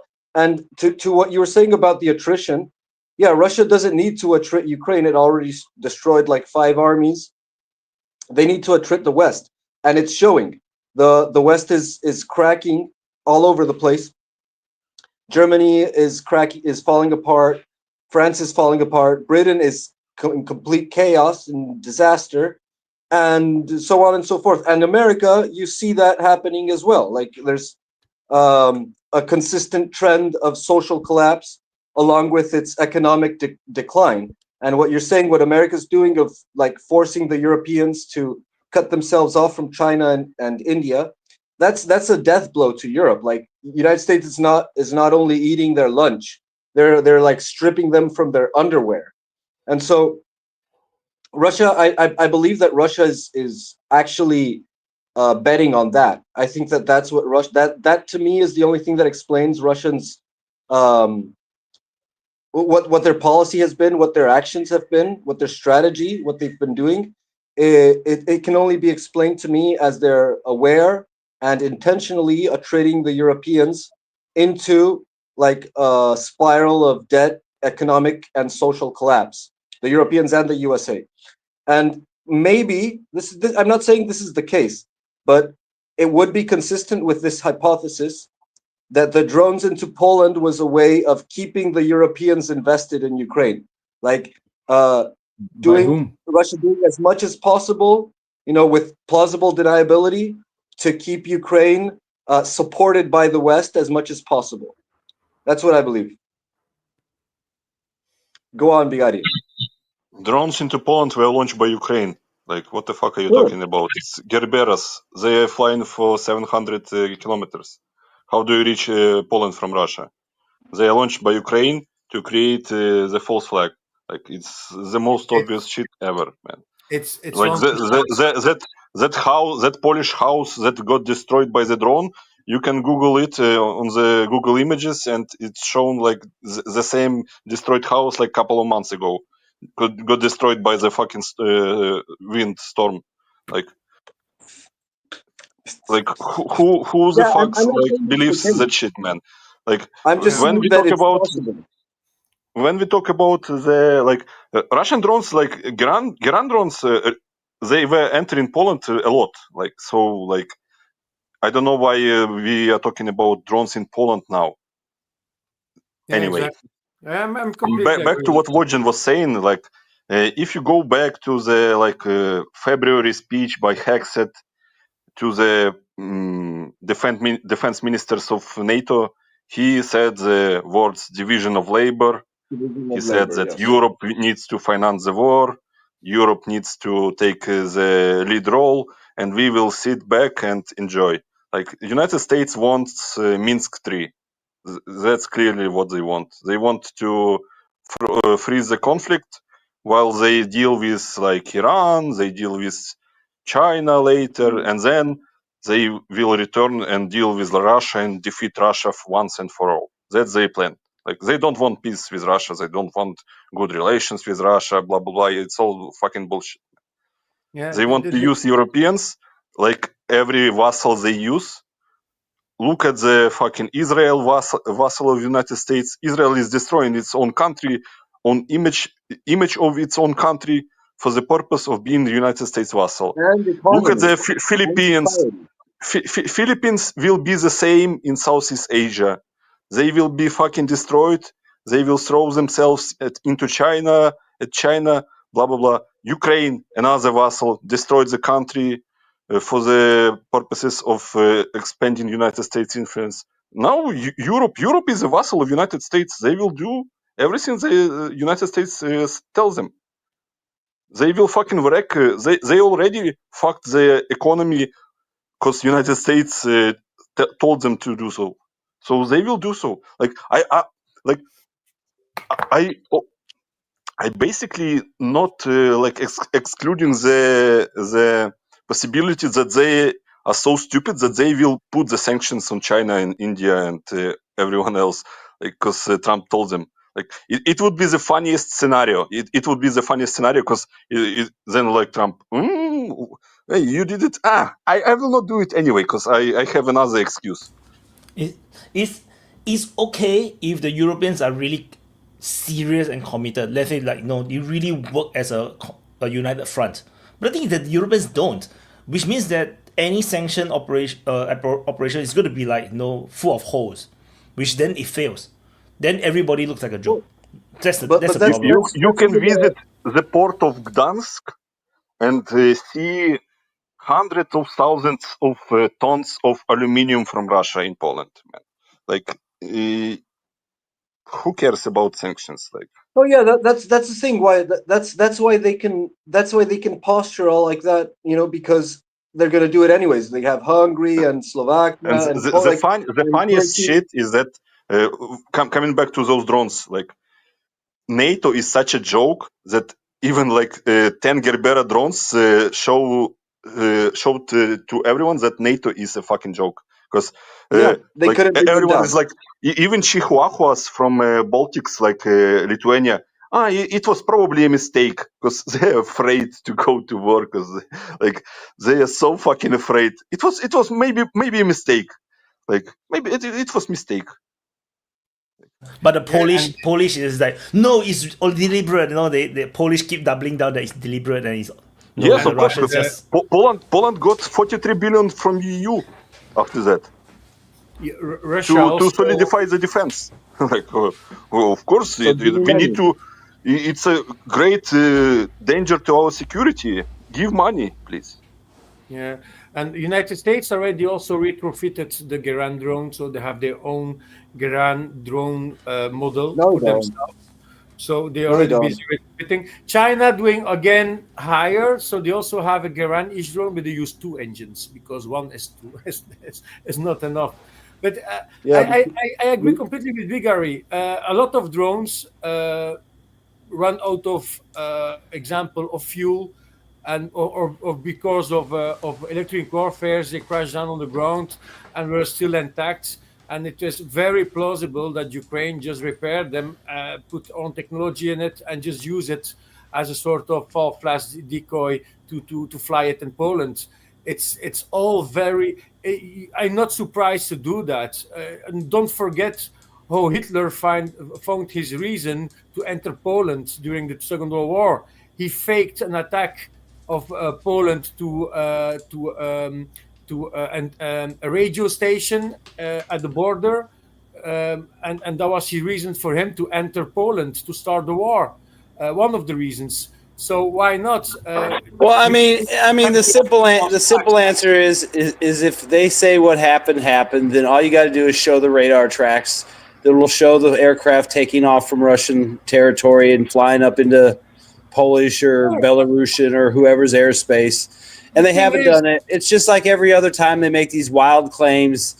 It's not top secret to show the radar tracks of these drones taking off in Russia. But they won't show it because everyone knows, like Bagari said, that they were probably launched from Ukraine. And that's why they won't show you the radar tracks. It's just like every other crazy claim. Oh, we wiped out 400 tanks. Oh, it'll show us the picture. There's no picture.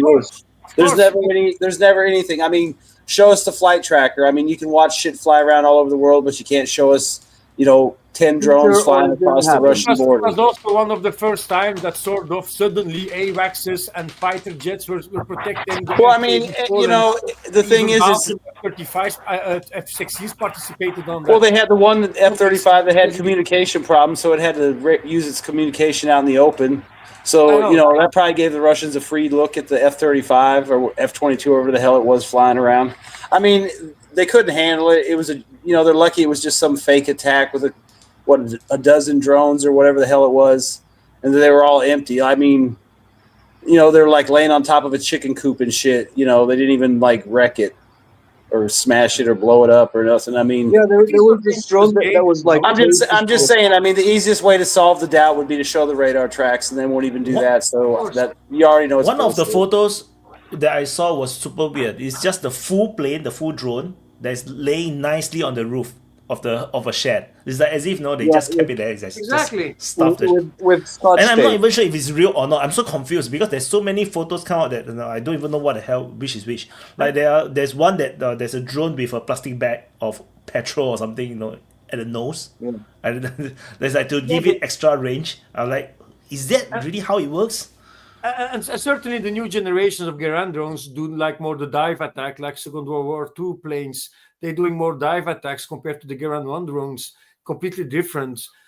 Nothing makes sense, And Big Area is 1% correct on that. So we can change about that because Yeah, but the thing of what I'm trying to say, guys, is that like only retarded Ukrainians would believe that NATO is going to get involved in the conflict because a couple of drones flew into Poland. But on the other side, if a couple of drones fly into Poland and all of NATO has to scramble its air force and shoot interceptor missiles at these random drones and don't even hit them, then that accelerates the attrition of NATO. So it's good for Russia. Even if Russia did it or not, it's still an acceleration. Like the EU is broke and it still sends a shit ton of money to Poland, and the interceptors are running out, but they still shoot interceptors at these random decoy drones. So in all sense of purposes, it's never going to achieve whatever intention of a false flag, but it does benefit Russia in its attrition war against its actual enemies, which are NATO, not Ukraine. Yeah. I just will make my one comment and then pass the word because it's just too funny because I heard it from Aristovich or someone like Ukrainians are fucking laughing at NATO and saying that like right now in Ukraine everyone is saying that NATO is like empty bubble. They cannot do anything, and they are fucking dying by the hundreds and thousands on the front line to join NATO. The greatest logic ever, man. Yeah, exactly. Well, I have a follow-up question to the question earlier. Basically, is Trump still in it? That was the first question. But what about the Europeans? What is their end game? Because I don't think that they hope that Russia will simply magically, struggle and fall, apart or something. But there are already two countries that say they're not going to stop the supply of the oil. Yeah, sure, but what if Ukraine is finally ground down? They have obviously still capabilities, but the grinding down will continue, and lots of people don't want to join and are deserting, whatever. This will have an end. And then what will the Europeans do? Because you talked about the vessels are being spent by USA to achieve the goals. Will the Europeans join the fight in 2 or 3 years' time that they talk about? Of course not. The Europeans, their end game right now is like when Wyatt talks about the diarrhea being contained, and waiting for the bathroom or trying to reach the bathroom before it all, splashes out. The Europeans are like that. That's their end game, to reach the bathroom before it all, comes splashing out in a disaster. So, and what is the bathroom in this case, in this analogy? The bathroom is that they get out of office before the shit hits the fan. Like Macron, Starmer, Merz, all these guys, they're trying to hold it as much as possible until they can get out of office and go to their cushy jobs at some globalist institution, and get a buck deal, or like Annalena Baerbock, go to the UN or something like that, and not be in charge when the shit finally hits the fan. That's their end game. That's their short-sightedness. That's what they're trying to do. It's a political thing, right? No, just like US politics, you see everyone have short-term plans. Yeah, I live in Europe and I have... Nika. Okay, Nika, go on. I had a cramp, man. No, I just wanted to add about the... I had just to add about the drones case. Is like let's analyze it like in a more logical way without any feeling, as I always try to do. You have three possibilities. Either Russian did it intentionally, either it's a mistake or an error, or either it's intentionally done by Ukrainians. So the first one, I don't think Russians will do it because to pass a message, it's a stupid way to pass a message. So they passed multiple messages with more efficient ways and more like direct ways, and the European couldn't even say anything. That's the first one. And the error, I think it's less probable because the range, a lot of technical like issue. You guys said it. I'm leaning more. I'm not like 100% sure, but I'm leaning more to a Ukrainian conspiracy. Like they are the one who did it, and they aspired to have a problem. But I think that's the evidence. The majority of evidence lean to that. It's not about feeling or what I or you guys think or everyone It is the most likely scenario, but it's still stupid. It's stupid, of course. It's what like everything they did is stupid from the start. NATO is not going to get involved into a conflict because a couple of drones or missiles. Yeah, but when you are desperate, you will do anything. You are desperate, and you will do anything to achieve that. They are very desperate. You remember about the incident of the air defense rocket, what they did and what they shouted. Yeah, it's the same. It's the same. It's stupid, and when you are desperate, you can do stupid things. But it still benefits Russia. Sorry, Voljan, you were saying that you were European, about like the European leaders trying to reach the bathroom before the shit hits the fan. Exactly. Hits the pants. I'm not sure that this is their only plan. Obviously, every politician or any strategist is planning contingencies. This might, or plan A, plan B, or plan C, whatever, might be one of their plans, but I'm not completely convinced this is the only option. Voljan. Sorry. Let me just finish. Short. There is still the risk, that the Europeans have been talking about this for 2 years already, that they need time until 2029 or 2030 to build up forces. And this is still possible, and if they can convince their populations, war is not completely, out of the picture, in my opinion. And this is concerning, obviously, for especially Europeans, So I'm not completely convinced this is their only path that they have or that they can choose. That's my point. Bigarigon. Yeah, I completely agree with you. I think that the war is more likely with each passing day, like the war in the future. And about the European plans, I believe they own shit. Like, I genuinely think that they believe that one more sanction package and Russia will collapse. I generally look at them. They are retarded. Like, they are idiots. My honest belief is that we reached the point in political elites where idiots risen to the top and they just ruling. Like, But do you believe they actually retarded? Do you believe that these people, let's say, 360-degree Baerbock, that these really have some decisions to make, or they are just fronts? They are the front people. Of course, but the strategists, they know what they think about. I think they are not all, deluded in all these countries. Well, the thing, Voljan, is that yeah, you can observe how stupid the front men are, the puppets are, but that's also how stupid the script writers are. That's exactly like somebody wrote a script with Annalena Baerbock saying that there's 360-degree turn for improvement. So like that's how stupid the puppeteers are. And to the point of why they're like trying to reach the bathroom before the shit hits their pants. Like the shit is all over their pants already. It's dripping down their legs. It's dripping on the floor. The countries are in political chaos. Their governments are falling apart. The prime ministers are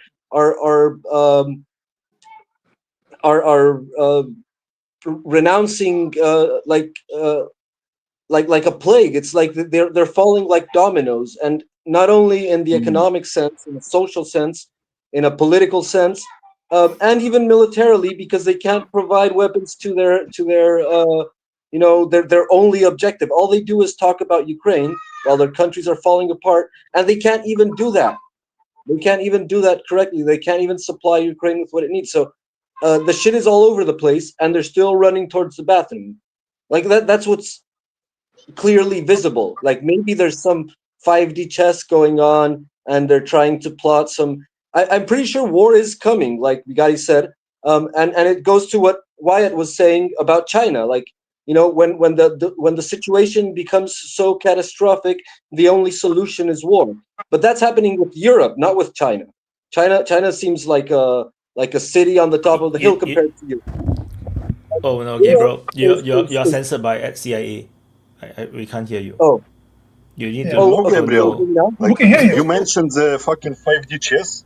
Like, I was thinking about like everyone like that country is playing 4D chess, that country is playing Go, blah blah blah. The more I pay close attention to the politics, the more I think that they are just fucking retarded and they are not playing the fucking chess. Like, they don't have a plan.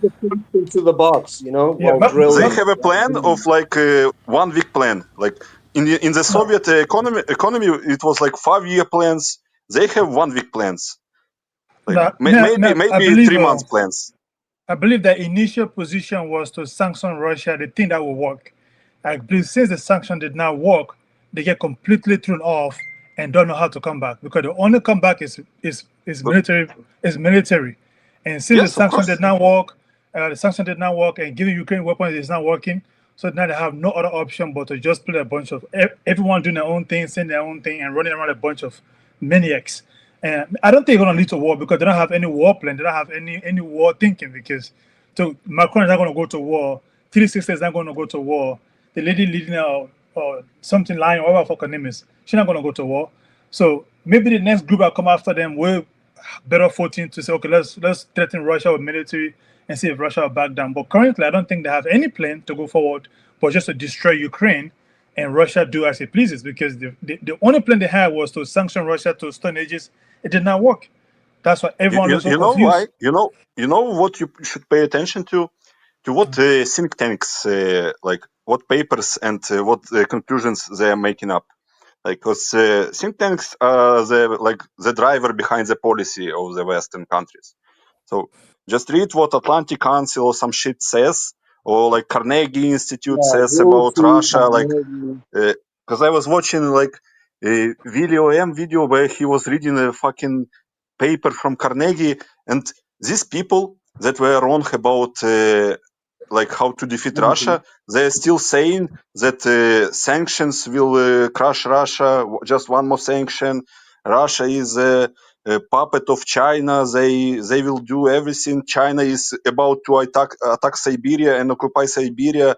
These people still believe that shit, man. Yeah, it's a hope strategy. Actually, people that get money from military-industrial complex, from fucking Raytheon, from Boeings, from everyone, they get money to write this shit. And then this shit goes into the Congress, it goes into the Senate in the United States, and people like Lindsey Graham make the policy decisions and push that policy decisions based on these conclusions by these think tanks. Like, the retardation of the ruling class is unbelievable. It's unbelievable. The only way to defeat Russia, the only way to defeat Russia is actually by not waging war on Russia. That's the only way to defeat Russia.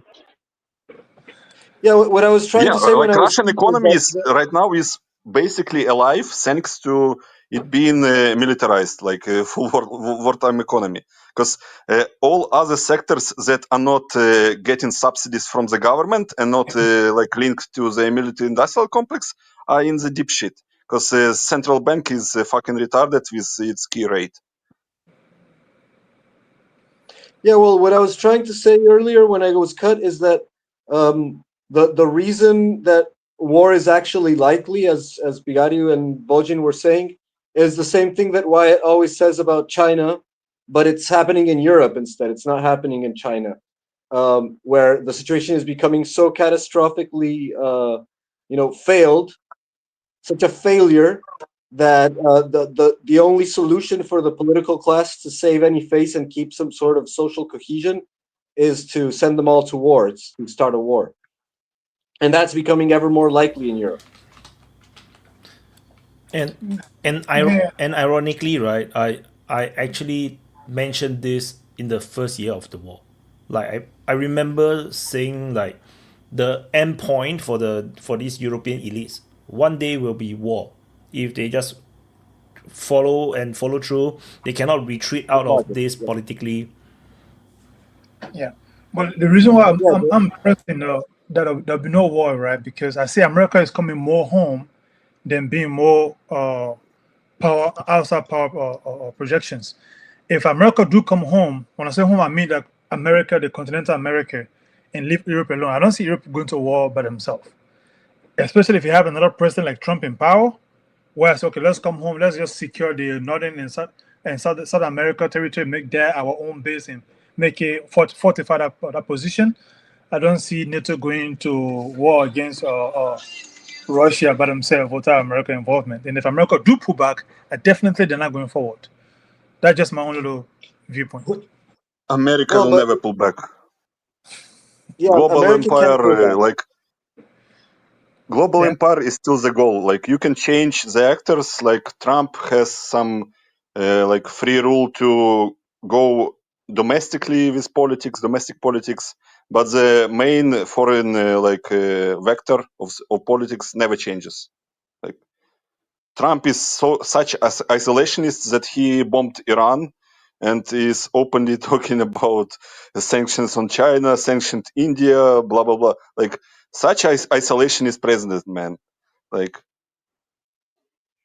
No, yeah, it's super clear that but it's not an issue of Trump, like you say. Like the president in turn is iterational. The whole structure of the American financial system, which actually rules America and the world, is global dominance, and they can't retreat from that because that would be failure. Like anything less than total victory is failure, and since they are the global power, these morbidly obese parasites that are draining the American population and the world, they have such a big gravy train going that it can't stop. Like the only way for it to stop is to derail. It's impossible for them to stop, and they're going to keep on going however they can.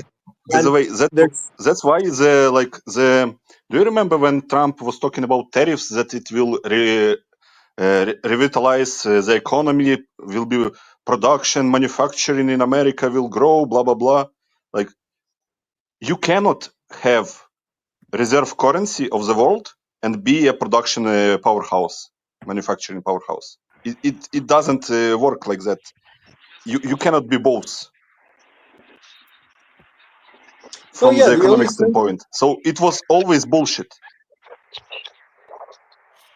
Yeah, the only sense it would make is because they were like trying to retreat from being the reserve currency and changing to being a manufacturing. If they retreat from being reserve currency, it's the only way. It's the only way they survive with 37 trillion debt, by being the reserve currency of the world. Yeah, exactly. They cannot lose that status. It's like fucking suicide.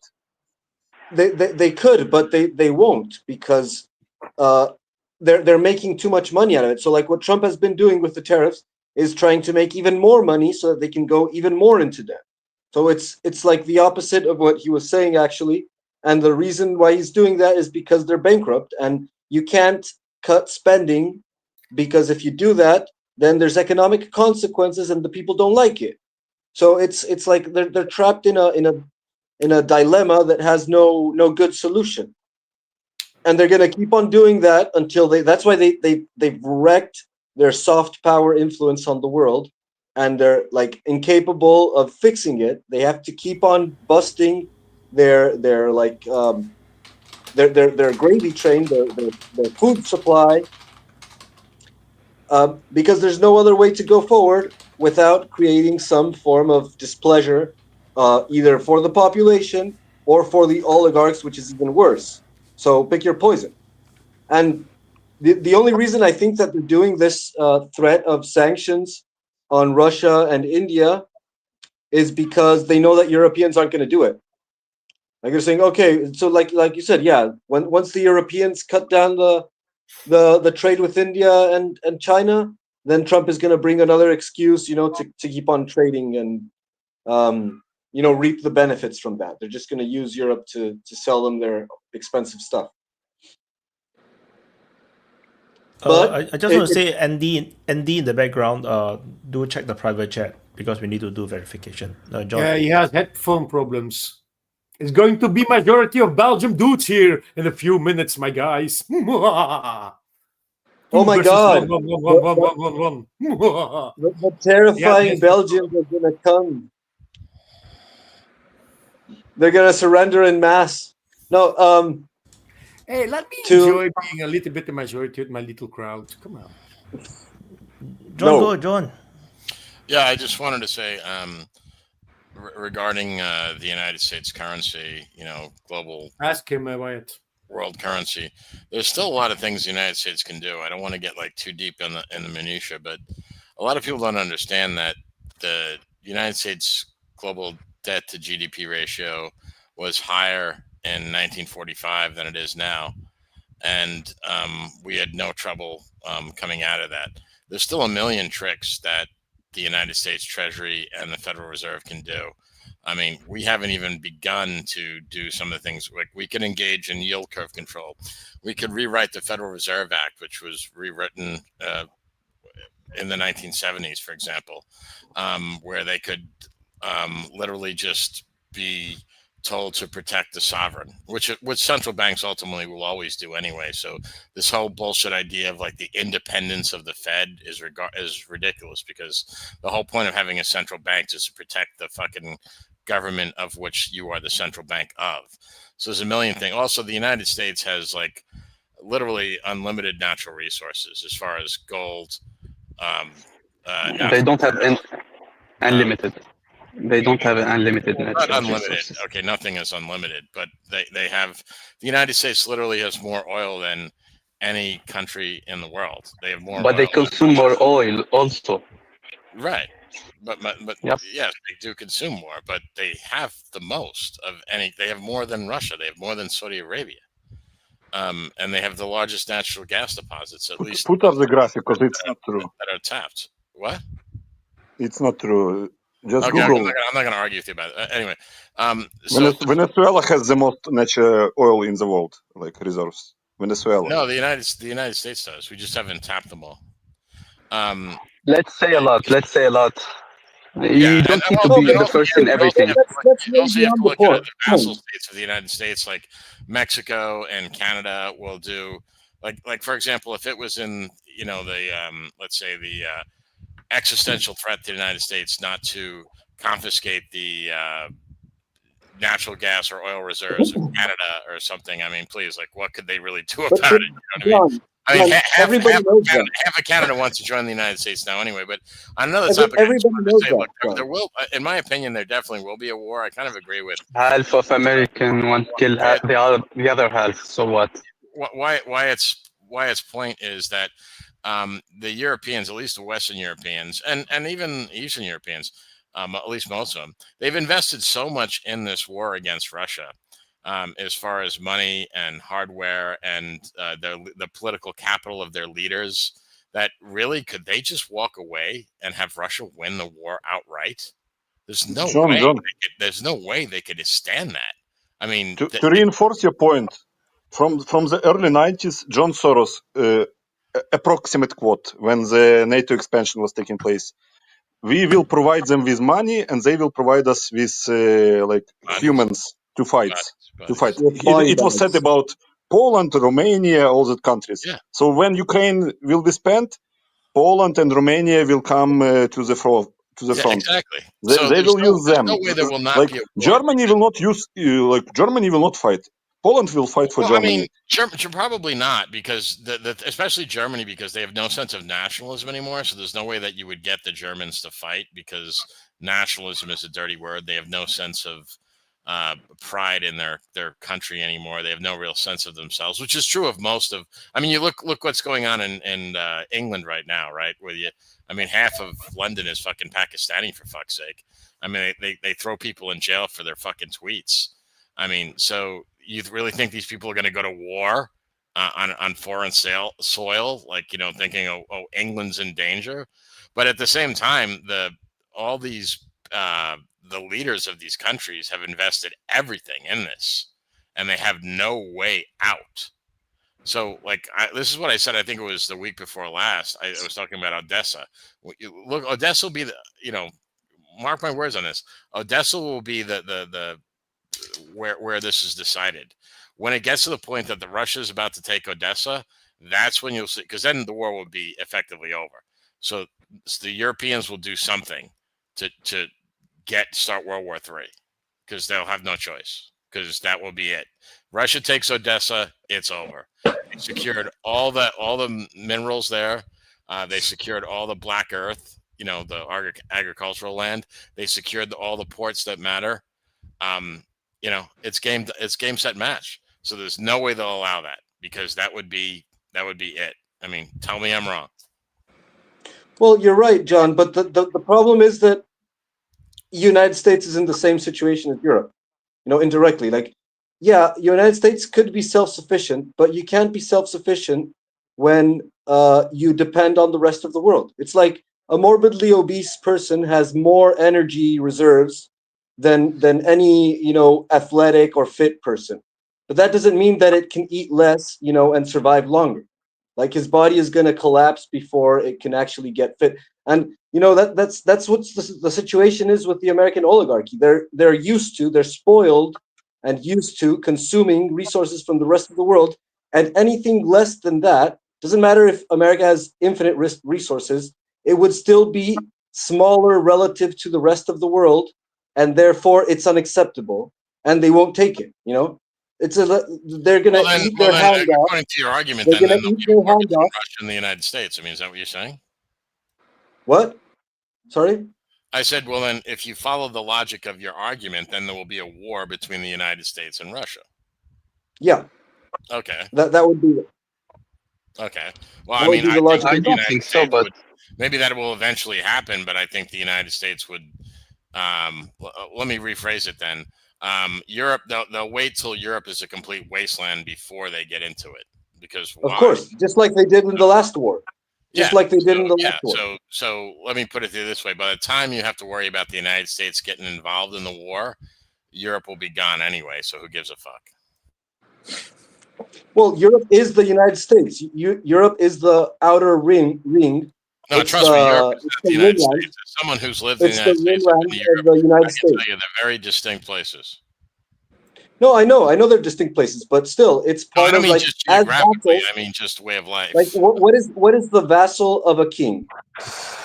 It's not a borderland of the United States. It's not a zone that buffers the United States. There's no benefit to the problems that Europe has to the United States.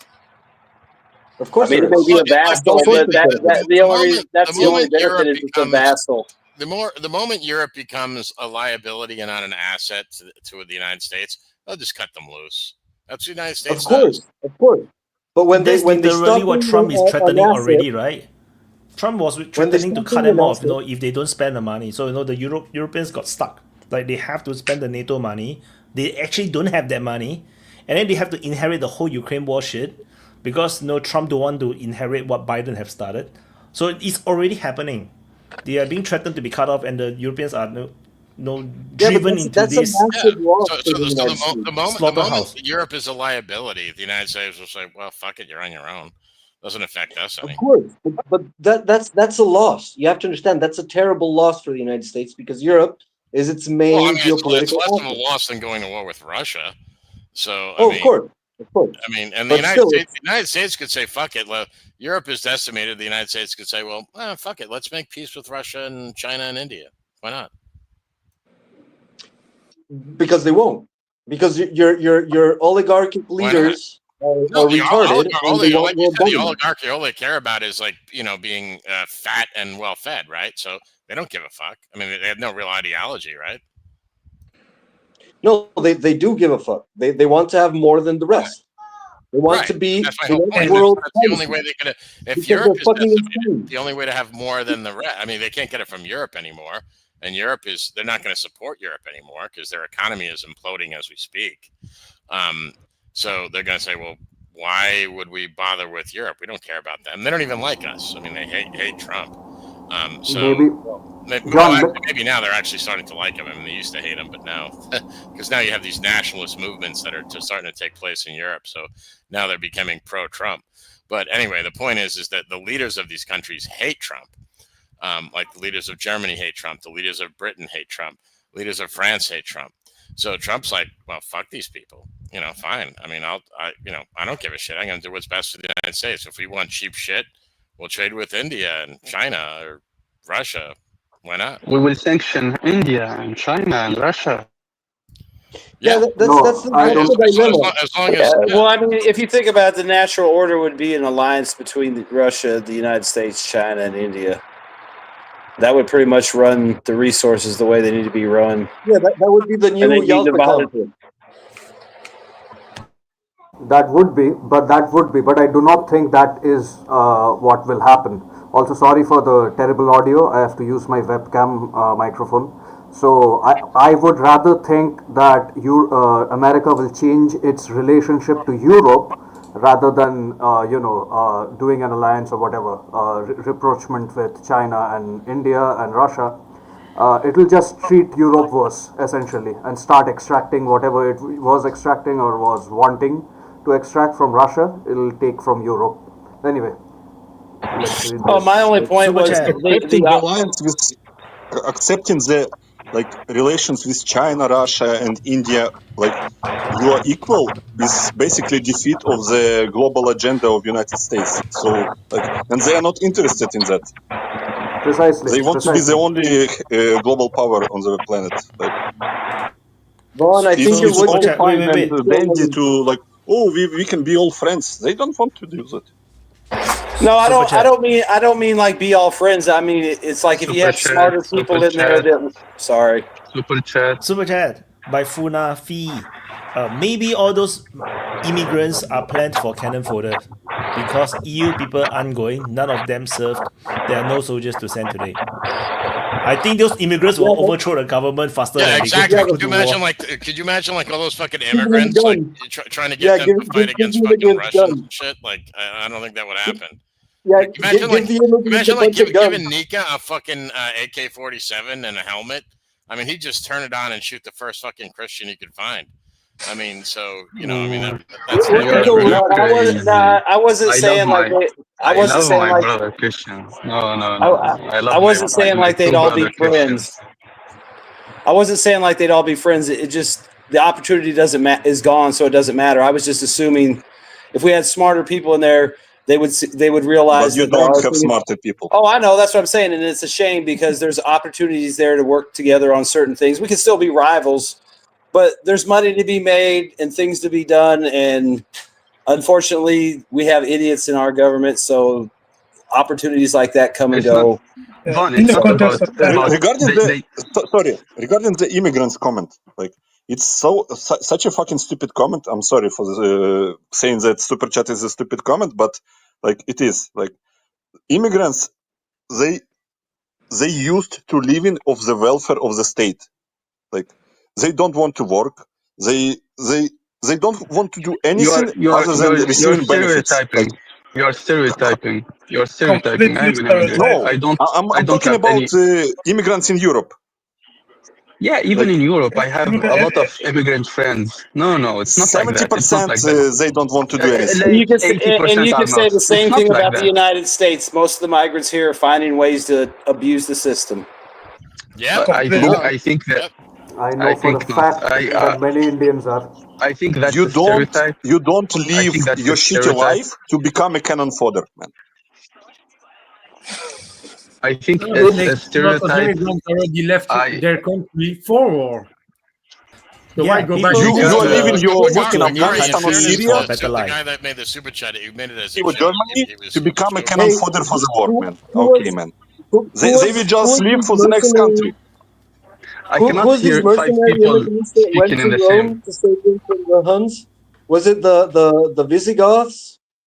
Who were the immigrant soldiers that went to Rome to fight for them? Oh, the Visigoths were the ones that The were pushed Visigoths, into yeah. the Roman That border, was and they Genghis were Khan, right? yeah. Well, they were actually Then they actually turned on the Romans. But is there a chance that they're going to ask to the Ukrainian refugees to go back and maybe forced? Yeah. But I think it Every depends on Ukrainian the that fucking like. went illegally over the border and was risking the life, he's eager to go back and fight, man. I know, but No, but listen. they're I never cannot going to blame. go back. You cannot blame. You You see cannot blame Davidov going immigrants. back. You cannot blame the immigrants for not fighting for the country if I'm the not own blaming. population. No one Like blaming immigrants. just listen me. Just listen what I'm saying, man. If the own population are fleeing, for example, Ukraine, if there is no one is immigrants in blaming Ukraine, the you cannot. immigrants, Luca. I We're know. just making fun Listen of to the me. Oh idea. my God. Can you be like 2 seconds and listen what I'm saying? Okay, Nika. Thank you. I said you cannot blame an immigrant to flee a war and not fighting if the own population are fleeing themselves. That's what I wanted to say. Okay. That's what I wanted to say. You see, Okay. I'm an immigrant in America. I lost 2 I will minutes tell of you my for life. sure, if war come to America, I'm fighting for America. If I am in, dependent. so that's what I'm saying. But will you go? But will you go? But will you go to attack another country? No, I will not do that. Exactly. No, Exactly. definitely. Well, That's no, what. I won't do it. Yeah. Well, somebody come attacking America, I'm here. I'm fighting for our America. If Yeah. I'm in Mexico, someone Because fight what you Mexico, I'm guys. fighting for Mexico. Yeah. But because you guys are stereotyping everyone together, no, there's like, like if even in its own population, you will have people who will fight for their country, people will flee, and people will do nothing. That's what I'm saying. Immigrants too. There's people who will fight with their country. People who will flee. People who will even be traitors. They are normal human beings. It's not like they are coming from another race. They are the same race as like the same. We are humans. Whoa! Hold on a second. Let's not. Then there's such a thing as racism. No, but okay, I'm not. I'm not talking. Give me this fucking like immigrant liberal is a nonsense. human. Racist doesn't exist or bullshit like that. I don't No, I didn't say that. I said the human, like they are human. They will have human behavior, as everyone else. People will flee. People will stay. People will fight. But Nika is right. Like, not every immigrant has a national identity and like some sort of pride or loyalty to its own country. Some immigrants are actually willing to forsake their own tradition and lineage and their nation and assimilate. And they'll even be. Do you really want the type of person that forsakes his own lineage, his own tradition, his own nation? Precisely. I mean, is that the kind of soldier that you want? I mean, what the fuck? Some of them are Isn't that what 90% of what the US is? America is? They'll even forgive the nation that destroyed their land, and adapt to it and love it and be loyal, Yeah, all these the like whole Pakistanis who like, they just love Britain, and they've adopted like British values, and I'm sure they're all willing. I'm sure they're all willing to fucking they adopted lay the down their British lives, values by lay down their conquering lives another for king and place. country, to British, defend they their fucking adapted. crown and shit. They adapted Come the on, man. British. They adapted to the British values by conquering another land. That's what they are doing, man. Well, They're British keeping really the learned spirit. that one from the Romans. Super chat. They're keeping the cycle. Funa said, B, you're missing the point. If you pay them 5,000 a month, you might get a decent number to go. Belgian or French still won't go. Not for 5,000 at a visa. The funny thing during World War II, right? They went and took a bunch of them from Africa anyway, and other places to go join them to fight the war. And they were actually under the French and European rules at the time. Though they were fighting against them locally, they still went to join them and fight against the Germans. So do not underestimate people's willingness to to get involved in trouble. So yeah, I'm not surprised at all if the immigrants completely, as the comment is saying, join the line to go fight against Russia. I will not be surprised. They did it before, they will do it again. If their forefathers did it under the same people oppressing them, they joined them to go fight someone that have nothing to do with them. Yeah. So I will not be surprised. Yeah. Carlo has a point because remember the Italians, right? Italians enrolled for the American military en masse to fight against Mussolini in World War II. So there is a precedence for immigrants willing to fight, at least historically, for America. But at the same time, if you look at like current present day Ukraine, I mean there are Colombians who are fighting for Ukraine en masse, just with the $5,000 and no immigration required. So I think there's a point for both sides essentially. So you can still get soldiers, mercenaries. It depends on the human. That's why I say it depends on the person itself. Yeah, it's nothing Come have on, to do why with. you all like that? They are there to fight for democracy and freedom. And I'm, forget. West. Yes, you're right. And I'm thinking, Yes, right? yes. I'm thinking Western that would be, European values. They're there to fight for Yeah. European values. and I'm thinking They are that would fighting be for the beacon France. of democracy. Come on. Really ideologically committed liberals. We'll have That a would bunch be- of Pakis fighting for European values on the fields of Ukraine. They did You know, before. Why they did before? Why they don't do it again? They did against One of- Hitler. They were fighting for European values? No, they were obliged to fight for European. Yeah, they Yeah. were obliged to fight, right? They were like forced into it, and they probably didn't know any better. And also, like a lot of these like parallels that people are making, they're forgetting about the fact that the Western countries at the time of these conflicts didn't have a welfare state. Like for example, the United States, there was no such thing as a welfare state. Like there was no Section 8 housing, there was no food stamps, there was no Medicaid or any of that kind of free. There was no gimme dats, as we call them. So the incentive for these people who came to the United States, they knew they had to make it on their own. So it attracted a different type of human, as you would say, Nika. Not the No, people they had that it. come here They now. had free stuff. John. They had free stuff. No. They stole free stuff. They No, did. Nigga, no. It's something in the middle, right? It wasn't a complete welfare state back then, John. But even back then, America provided more opportunities than Europe did. That's why so many Europeans came into America. That you cannot deny, right? Yeah, And in yes, fact, they did. But another thing that a lot of people are not aware of is a lot of the Europeans that immigrated to the United States actually went back, including Italians. Very a lot of people few. don't know that. They actually came here and then they said fuck it and then left. Very few. Yeah, majority. No, it was actually in mass. They went back because life was extremely difficult in the United States, and a lot of them were, that was the. You want to read? Oh yeah, Nation wars redone or are done. We are Yeah. back to mercenary wars by Funafi. Yeah, I think there's a lot of truth to that. I think basically it'll just be they won't have any allegiance. Their only allegiance will be to whoever pays them. So that'll because think about it this way, like even if you were a native Briton, for example, do you have any allegiance to your own country if they hate you? What do you mean by native If you're like a Britain? white British person, What do you mean? where they hate you? Who's a when native Briton? You express a racial or ethnic preference. Define for native people, and then Britain. you can literally be put in jail for saying that on Twitter. Do you have Define any a native allegiance to that? Britain.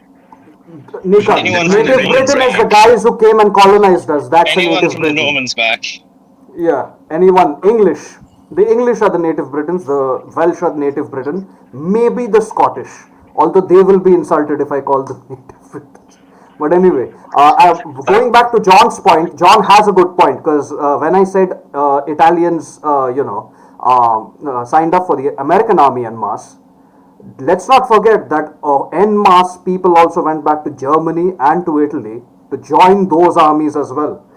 Even in if you have seen, I'm sure you guys have seen Band of Brothers, where two German origin guys meet who are from the same county essentially, and one guy is fighting for the German side, one guy is fighting for the American side. So yeah, in that regard, Nika is right when you say it depends on the person and the person's interest. But I think this does seem to be like we are moving towards a more, medieval Italian state war kind of mercenary era, where wars may be fought with like highly skilled mercenaries and drones and tech.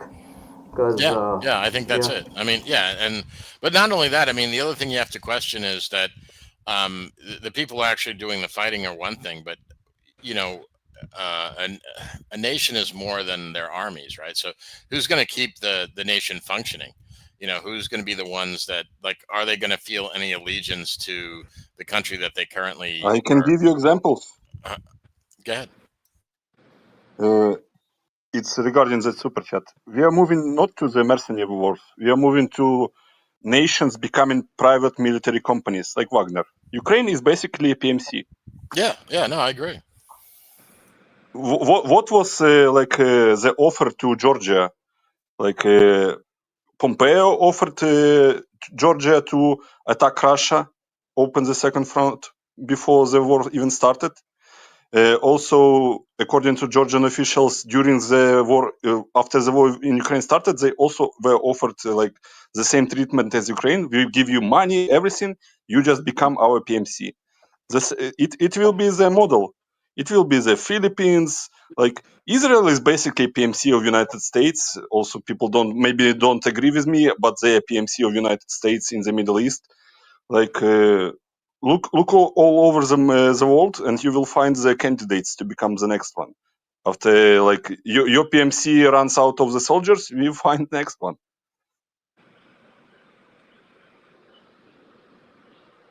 That's actually a really good point. The funding, what was John saying about the funding?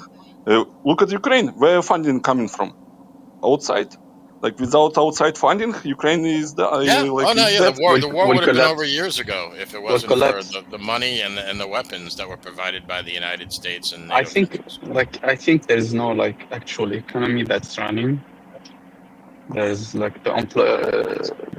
there's no. I don't know even if you have still have a portion of that economy a part of the agriculture and some private ownered businesses, but everything is provided by the West.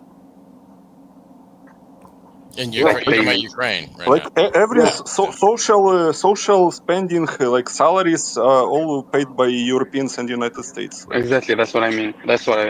Ukraine funds the army from everything from the budget comes to the army, but every social spending, salaries, coming from the West. So that's how Ukraine finds the money, and even with all that. By the end of the year, Ukraine still lacks 300 billion hryvnias. So it's around 10 billion USD. It's still in the deficit from the internal funding, and they need to get it from Europeans to fund the army. Super chat by Christopher Dobie. Julani gives away the game. Just follow the money. To a point, right? To what Christopher is saying. A few months ago, someone withdrew, I think, $8 or $9 billion from their Bitcoin something. And every time there's huge money movement or missing, there's going to be a turmoil around the world. Shit about to blow over. And as I said, after that money disappeared, after that money got withdrawn from that Bitcoin wallet, and that whole Middle East to South Asia area about to get hot. About to get seriously hot. And as I said, follow the money, and you see where all this is leading to. So I really believe. Would have ended up in Nepal, if you think about it. I won't be surprised, because actually look well organized and well coordinated. It was super chat by Funafif. It happened before. Italy was given Istria and Zadar in 1915 to join the fight on the side of the Atante. History repeats, but not in the same way. History rhymes. There's same melodies that repeats. Yeah, it rhymes. It's a quote from Mark Twain. So what happened? Dethi, what happened in Nepal from the Indian perspective?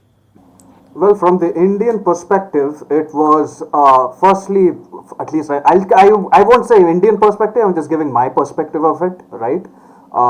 So firstly, burning down your own parliament building when you are such, I don't want to say the word, but they are kind of a downtrodden nation. They don't have that much fund. And you burn down your parliament building, your infrastructure like a bunch of hooligans, like a bunch of anarchists. I can't you need to respect understand why. Yeah, I know, but you need to understand the mob, why they're doing it. It's simple. I know it's wrong, it's stupid. I'm agreeing with you 100%. I'm just giving the other point of view. It's like a symbol for them. So it's like they're burning the symbol of their oppression. I am agreeing with you. What I would suggest them to do is to take that and reacquire that as a symbol of themselves rather than the communists. Yeah. Right? I'm agreeing. So, I'm just explaining the mentality behind it. On the Bastille. Well, I mean, maybe the Bastille, but like the parliament is like the literal opposite of the Bastille as a symbol. But anyway, I completely agree with you that the Maoist party and especially the prime minister that they had, I'm not even going to take his name, he was an absolute idiot, right? And as usual, the first response of any authoritarian communist regime is to use violence.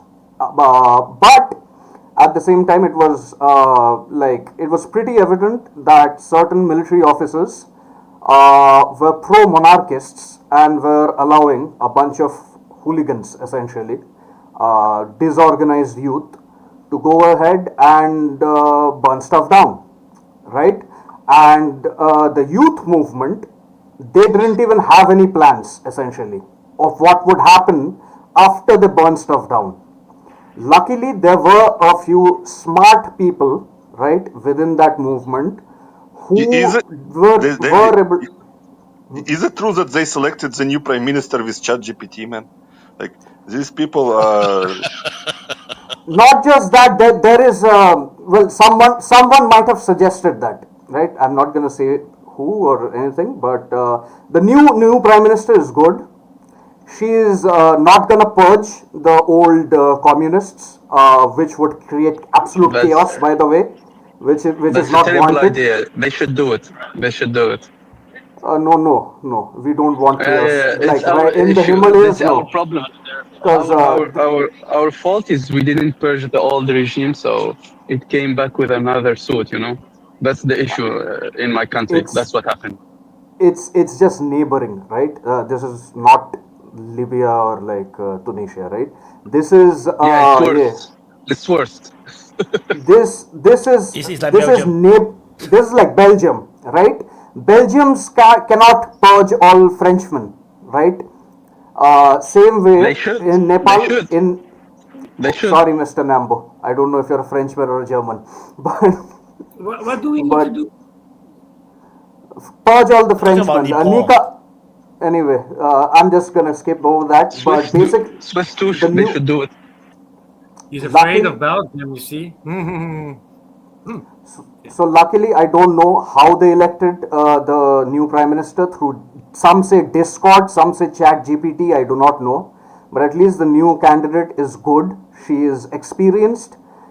She was the former, Supreme Court judge, and she is open to having amenable relations with both India and China. Now, the other candidate was the pro-American candidate, which was the king, who had murdered his own family, by the way, to become the king. And that's what brought the communists to power. His murdering of the royal family is what legitimized the Maoists and brought them to power in Nepal 10 or 20 years ago, right?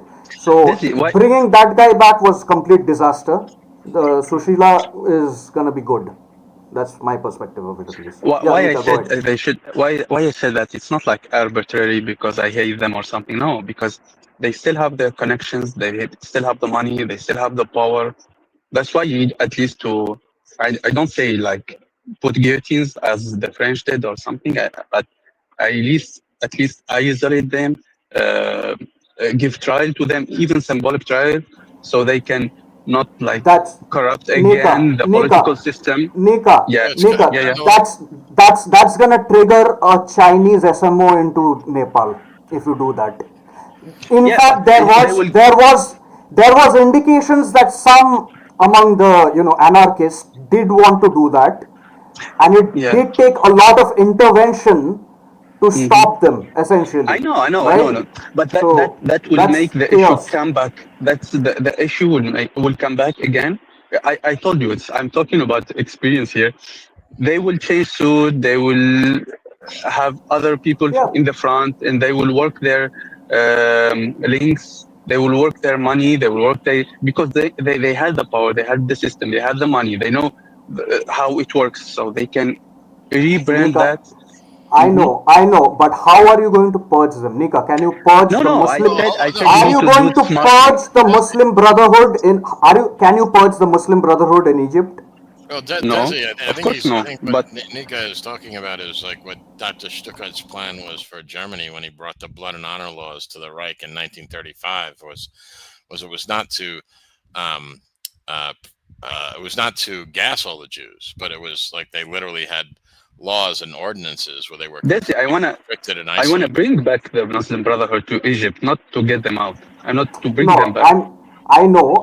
I'm saying, can it be purged? You cannot purge. Same way we cannot purge the communists in India. But that's they're the difference. there. They're going to remain.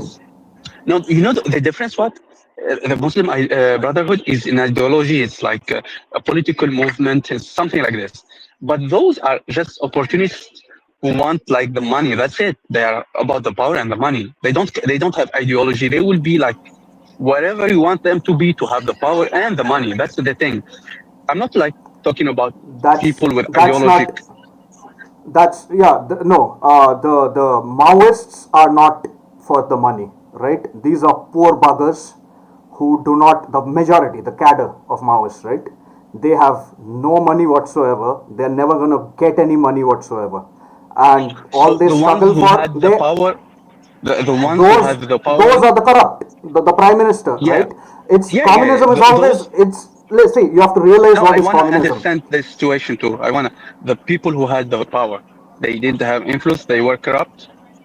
Yes. Yeah, I'm talking about those. That's how always communism works, right? In communism, you have a whole bunch, the vast majority of ideologically motivated utopian ideal holding whatever, who actually believe in the cause. And then you have like a small group of very smart people who will take advantage. Yes, that's always, for the vast majority of the cases, that's the case, right? Yeah, but this is the thing. But Nika, this is the thing. If you take out a leadership matters. There is a psychological effect amongst the followers, right? Like how if you killed why is Israel killing the Hamas leadership or the Hezbollah leadership? It's less because idea. That's a stupid way to wage like insurgency war, by the way, anyway. But no, the leadership, you will have multiple leaderships. Like it happened in our country. The president went away, their family went away, but you see the third echelon, they ranked up and they gained power because they have the power. That's the issue. That's why I said they need to be isolated, not like putting duties in necessary, but at least prevent it from political and economical like influence. Can't be done, brother. It cannot be done in Nepal. So they will get back again. That's the issue. We did that. You know what that we did that here in India. We did that to one of the 65 communist parties, which was CPI, Maoist. You know what happened? They went insurgents mode. They took up arms, and they exist still.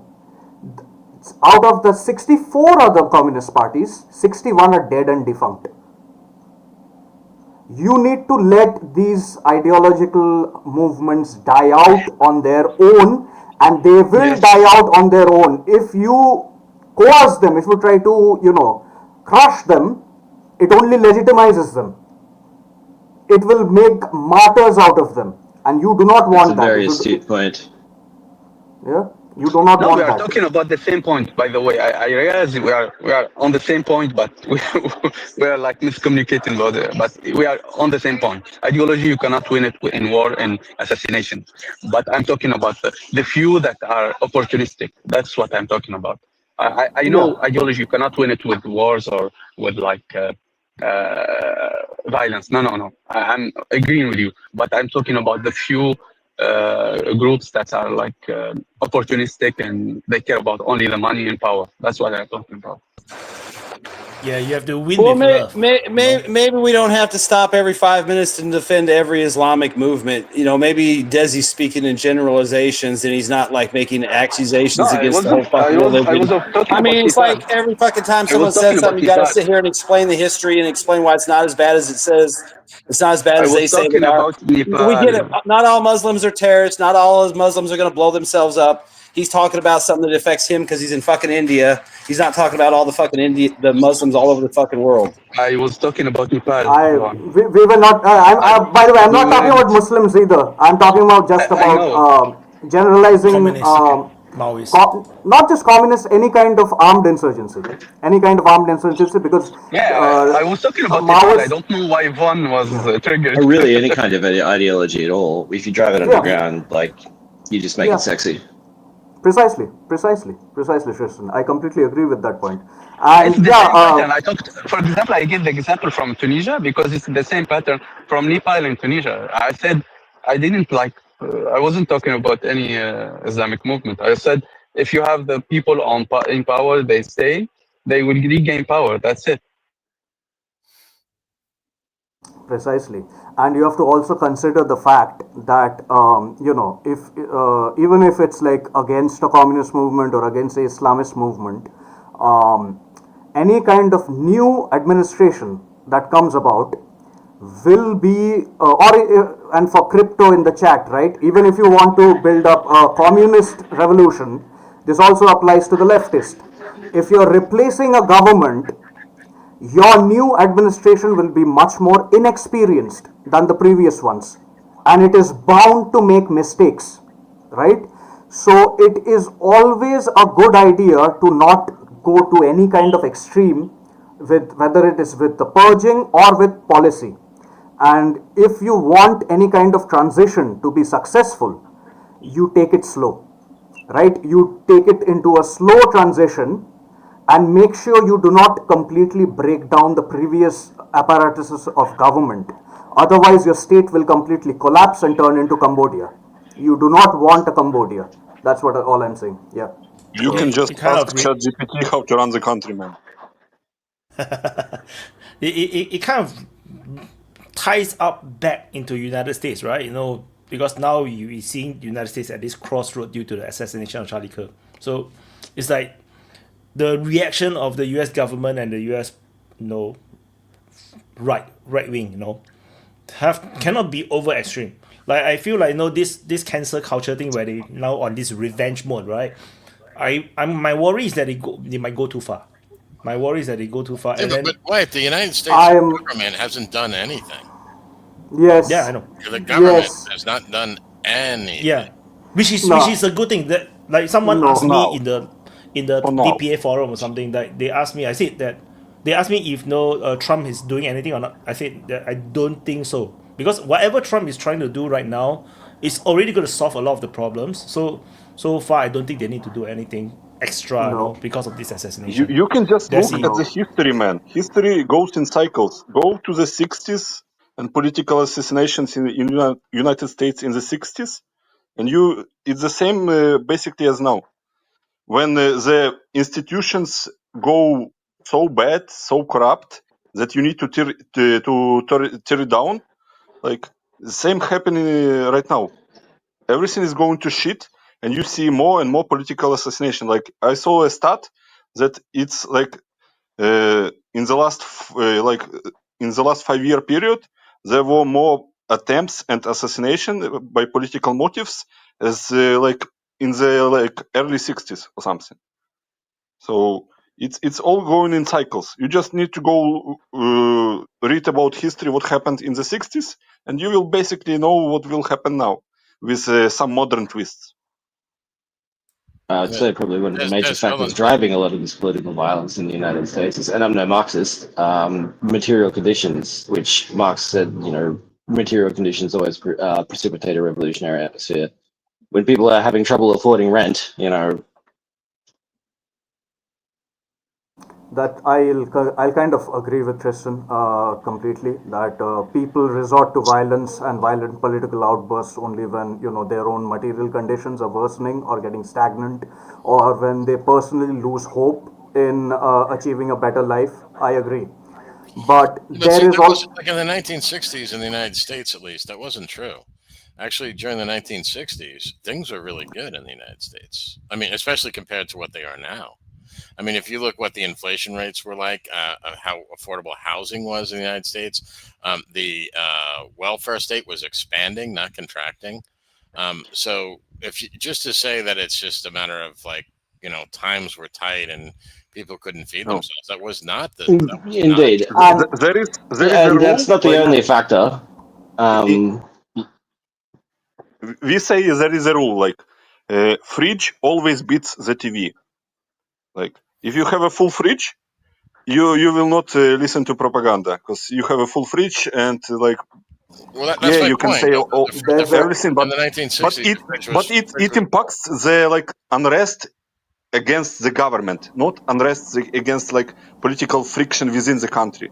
It's like when you want to overthrow the country and change the political regime completely.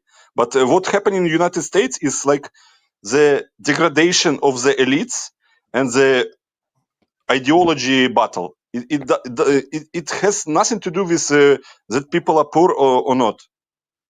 Like ideology of like who was that, transgender ideology? Does it have anything to do with rent or like that people are poor? No, I agree. No.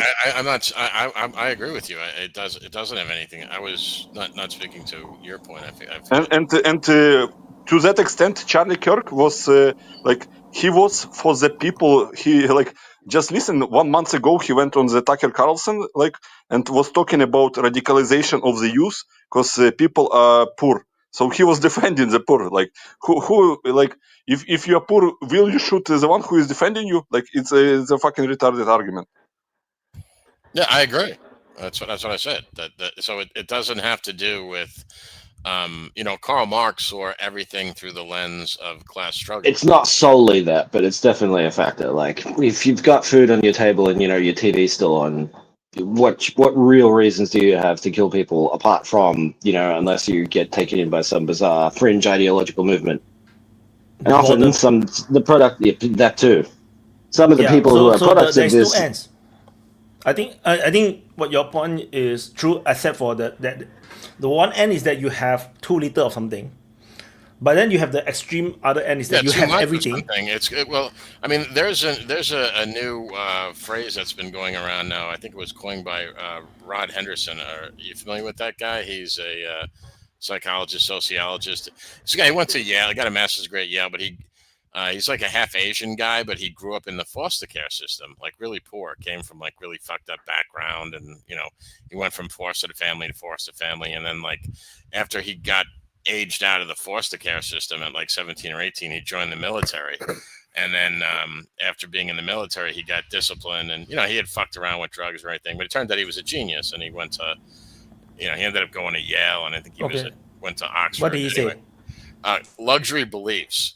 He said it's the new thing now where like rich people, instead of like wearing Rolex watches or Louis Vuitton handbags, now they care about transgenderism or this. That's the whole woke culture thing, right? Because poor people very fashionable. Yeah, it's fashionable, exactly. So it's luxury beliefs. You can look them up or look up the phrase. Come luxury on, beliefs. What is more cool than having a Prada bag, having a totally different ethnic group adopted child? Yeah, exactly. Or some kind of fringe, like niche identity that people have to like bend the knee to. I'm transgender and my pronouns are, X, Y, Z, and this or that. I'm. Which, fascinatingly enough, is actually a product of massive amounts of privilege. Like, do you know how much money it costs to be on hormones and get your bottom surgery and all the rest of it? No, but fucking lot of money. So yeah, exactly. So it's always like these really rich celebrities that you notice how like I don't know what her name is, but she was on like the actress for Sex and the City, and she has like adopted a bunch of kids, and I think she has 3 kids, and they're all transgender. I mean, what are the odds, right? I mean, You know what I mean? I mean, whose idea really was it? Was it her or the kids? You know? So what is more luxurious than having an adopted kid that is totally different ethnic group from you? You adopt a kid that is totally different ethnic group from you who is also trans. No, that is more luxurious than that. Yeah. It's kind of like it's literally like, you know, kids like from Africa. Like I remember there was an SNL skit between Madonna and I forget maybe it was Angelina Jolie, and they were each trying to like one up each other by how different their adopted baby was. Like, you know, like one, well, my kid's from Cambodia, well, mine's from Africa, and they like, well, mine's from Mars. You know, it was like literally like they were just, it was like a status symbol, like how poor the country that I snatched my kid from was, you know. I'm sorry, Desi, go ahead. I'm not gonna address that, but before John cut me off, I was just gonna address what Tristan said. That yes, you know, material wealth does play a part in most struggles, but what the current problem is similar to what Bigari said, and the most similar, analogy to what is happening in United States today is India in the 90s. India was not in decline in the 90s. We had just liberalized and a massive influx of wealth had come in, right? So there was the social, the religious tension and all the riots. It was not triggered by lack of material welfare. Rather, it was the abundance of material welfare amongst one social strata who then were able to influence their own particular groups into violent acts that caused all the Hindu-Muslim riots in India. And it was both Hindus and Muslims, elites who did it. But yes, it didn't have anything to do with material conditions of people. It was just that the nation got fractured into two, into the Hindu camp and the Muslim camp, and is still reverberating. It was there since 1947, but what happened in the 90s was like peak escalation, where you had all the terrorist attacks, the bombings, the mass riots which burnt down whole metropolitan cities.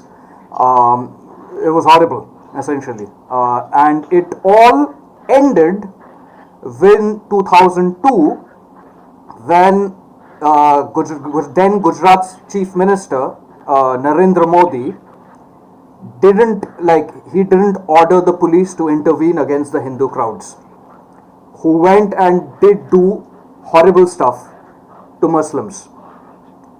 But we haven't had any political violence, at least like Hindu-Muslim riots, since. That's my point. And if you allow, essentially, by not doing anything, you allow the left or the right or whatever, whichever camp you're on, to escalate its violent spree, that is what it's going to lead to, until like something so horrible is going to happen that then everyone decides to chill the fuck out. So the lefties in India, they still criticize Narendra Modi for, not intervening and stopping the Hindu mobs. But the right, while they cannot say that it is good, they will say it was necessary. I'm in neither camp, but that is what happened. That is what happened. And if you allow violence to escalate like this, without doing anything, without intervention, then it will keep escalating from one side and another side. So and that was another one of my points. Like, if you allow the Charlie Kirk's assassination to just allow it to be another nothing burger, right? Just another political assassination, just another school shooting or whatever. It won't end up good. That's all I'm saying. Right. No, no, I don't disagree with you, but I think that's the point is how do you respond? Or the other situation can be like. Sorry, I mute the wrong person. I wanted to mute Tristan, but I muted John. Sorry, John. Oops, you have to repeat yourself. Sorry. Oh, I had a question to Desi. I was just saying, like, we'll never know the answer to this question, but what had happened if you said he did not respond? I'm assuming you're saying he didn't respond to stop the Hindus from rioting, right? Like he allowed it to, that's why he's considered like a Hindu nationalist. But what if he had, let's say, intervened and stopped him? Like, we don't know what would have happened then, right? So my point is, like, in the situation that the United States is going through, like, anything Trump does, no matter what he does, the left is going to accuse him. Like, even if he does things that are totally, he's trying to say, chill the fuck out, motherfuckers, on both sides. They're going to say you're picking sides. Like, he's in a no-win situation as far as that goes. That's why you haven't seen the federal government do anything regarding Charlie Kirk. This is all happening grassroots. And it's not even just happening in the United States. I mean, I saw shit in Australia where they were having marches about Charlie Kirk, which was bizarre to me, but, hey, whatever. So, well, I can give you an example. America. John, I'll let Mr. Lambo and Wyatt speak after I go, but it's just there are examples of what I completely understand what Trump is doing, and I completely understand him not wanting to escalate violence, not wanting to look bad, right? But there was an Indian leader, Hindutva leader, who did that, and he's Atal Bihari Vajpayee. He's the guy I look up to the most, and I think he did the same thing. He didn't allow Hindus to riot, right? He also appeased the Muslims and reasoned with them. Most Muslims were reasonable. The ones who were reasonable weren't the ones who were rioting, right? And at the same time, when he stopped the Hindus, especially the Hindu fringe right, it only, invigorated them more and like made them more angry. And this continued, but at the same time, you kept having more and more riots. It didn't solve anything. You kept having more riots in India, essentially. But he was doing the right thing. That's morally the right thing to do, right? If you're a prime minister, you keep the peace. If you're a king, you keep the peace. But when there is a problem, you have to solve it. Now, how do you solve this problem in America? It's hard, man. I'm not an American. I don't even know half the things that is happening. Yeah, I don't right? think. Sorry. I can only say it's the Indian perspective of how we solved it and how we should move forward. But I think, at least from what I see, there needs to be some kind of government response. There needs to at least be dialogue. Do at least the things that Atal Bihari Vajpayee did. Go and have dialogue with the opposition. Have dialogue with their leaders, the left's leaders, and then have dialogue with the right's leaders. At least bring in the moderates together so you can, label the fringe to be fringe, right? Because right now, the ones who are celebrating are there's a group that's celebrating Charlie Kirk's assassination in Twitter, and there's a group who are getting infuriated by what the other group is doing, and that's only driving a wedge. It's only going to escalate the violence. It's not going to bring any kind of culmination. That's what I'm seeing, at least on the internet. Now, what's happening in the ground, in the grassroots, I have no clue, brother. You will know better. So yeah, I'll give it to Wyatt, and then Mr. Lambo, and then Bigari. Yeah, Bigari go. I think Bigari. Yeah, yeah. I just wanted to say that what Desi gave an example that Modi allowed to escalate, and then everyone chilled out. Like, I can give you example from my country. In 2014, one side got the escalation rights, and they never chilled out. And then we got a civil war, and they got the right to violence over the other side, and it never went away. So it's not the universal formula. Probably. Yeah. I agree and disagree with Desi. I know it's harsh sometimes to do that kind of politics, but what I disagree with is even in India now, what happened like 50 years ago will not maybe have the same result as now. So the place when it's different, it can change. The period when it's different, it can change. Even in the same place. What I want to say is maybe if you do the same thing in America, shit will get worse. Maybe, I don't know. It's an experience. Maybe they should do that, man. But maybe that's not the best case. What I mean is, Yeah, you can replicate the same solution. Even in India now, it can have different results. For example, I wanted to give another example that I emphasize what that is happening. What happened to Sweden in South Syria? Yeah, the West is saying it's genocide and they're killing Druze and stuff, but when they wanted to speak with them and they had power, they refused to deal with the government and stuff. When they let the tribes to deal with them, and they were like very hard with them, they wanted negotiation. And even in the West area, when they responded by force, they did some atrocities. But now the place is more calm and more peaceful, and they even have like good lives now. That makes sense to me, but your previous point also makes sense. That will probably not make sense to any of our American friends here. No, their society like, is different. Yeah. Even in the same country, if you do it in a different time with different conditions, it can have different solutions. Sorry, why? Agreed. I mean, so everything. Tristan, go. With the talk about like same solution, different time, all of this stuff that we're talking about happened like pre-internet, right? You no longer have this sort of rage baity environment, as Willie OAM says, a pseudo environment, where people constantly are going for the emotional reaction and getting the emotional reaction too. And people want to get angry about stuff. Yeah, so I wanted to build on John's point earlier, although I almost entirely forget what he said. But I remember what I want to say is that the Trump seems to be wanting to tone down the tension. Like he initially he condemned the attack, the assassination, and then he gave the medal, the Freedom Medal. But then after that, he just brushed off any more Q&A on any more question on the Charlie Kirk. Like there was one clip that went viral. Where people don't know, like they were actually friends in real life. Like Trump's son Very and close. Charlie Kirk were actually like best buds. But anyway, keep going.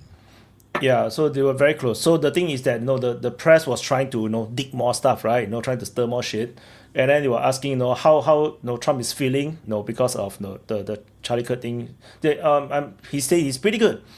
And immediately he changed topic to, do you see the ballroom that is being constructed right now? It's like he just like brush it off. And then of course the anti-Trump people immediately clip it and try to go make and made it viral because it's like as if you don't care about Charlie Kirk, but like totally disregarding that he just gave him a Freedom Medal posthumously, and also condemn nationally on with a public speech, and also half-mast the flag all the way until Sunday. So that is a lot of honor for a person who is not even in politics. So that's a lot of honor. So it's just that he have to tone down. I think it's just like what Desi has said. Sometimes you need to you need to create a balance rather than doubling down on your side. So in that sense, Trump has already did, I think, as much as he could. Anything more that he say is going to just make things worse. Regardless, it's going to be pro or anti the Charlie Kirk faction. I think the opposite. He's the one like he have a kind of responsibility. Sorry, Mr. Lambo. Sorry. Just continue. I'm going to do after you. It's okay. I will be civilized. No, the thing is, I said it in the beginning. The press need to stop. It's like every single message about Trump is negative. He never do something right. Never. And it's not difficult that you're going to create hate. I can blame the press partially of that, of the death of Charlie Kirk also, because the press is putting hate on MAGA so hard. I mean, in the United States, you still have the left and the right press, but like in Belgium and France and other countries is like most of lefty press. So they following the propaganda, same shit about Ukraine and Russia, all that shit. And now for like a news I was reading before was Trump asked to every state and every mayor of every city to put the flag half a pole. Guess which mayor refused? That woman of LA. She refused. I mean, come on, is that so difficult to be a little bit humane, have a little bit of empathy, solidarity, even if it's not your side of your party? But if you have just for like clarification, that, so Lambo, so people know, difficult. like it's only legally required for federal buildings to do that. So because I know it's like the United States is weird to a lot of other countries. Like each state or a city or a county, they can do their own thing. Like I'm not saying it's good that they did that. I'm just explaining. Yeah, but it wasn't what they did was not against the law. It was rude, but it wasn't. Yeah, it wasn't a crime. Yeah, I know, but it's just rude, like you said. You get an order of your chief of command, and you just refuse it. Why? Because he was a red person. He was not blue. Oh, I mean, those are federal buildings. So, I mean, if somebody wants to whistleblow on the people that didn't do that, then they'll probably lose their jobs. I'm going to bet that the Democrats not going to have a next president in the next election. They can forget it already. That's my opinion. They played it too hard. Like I said in the beginning of the open mic, always bashing, and they were, of course, both sides were going to bash on each other. But how that the Democrats, even the press, was doing since that Trump, his first term. It's just disgusting. It's just disgusting. Can I speak? And all others also, like people with a lot of followers on YouTube. I don't going to name his name, Davidov. Oops. The guy is just putting hate. The guy is fucking putting hate. If you're going to watch his channel, he's like questioning everything, and he's putting hate, and he's going to blame, I don't care. He was not supporting Ukraine. He was supporting Israel, all that shit. I mean, just stop doing that. It's not because he doesn't have your opinion, but like this side, like the pro-Ukrainians need to be agree with them, otherwise you fuck. It's like they also complaining that NATO don't want to send troops inside the country, so they are fucking, they're going to shout to NATO and bashing NATO for that. I mean, NATO financed and give a lot of ton shit to Ukraine, but it's not enough. It's not enough. How do you call that? Selfishness. Being fucking selfish.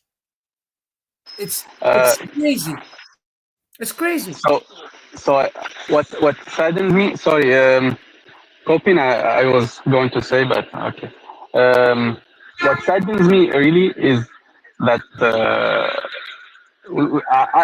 I'm always like, I will repeat it again and again. I don't justify any killing, but when you dehumanize the others, like I see when people like justify killing kids in Palestine, for example, I find it very hard when people like say to me, you need like to be, you don't need to justify killing someone else. They are both human lives.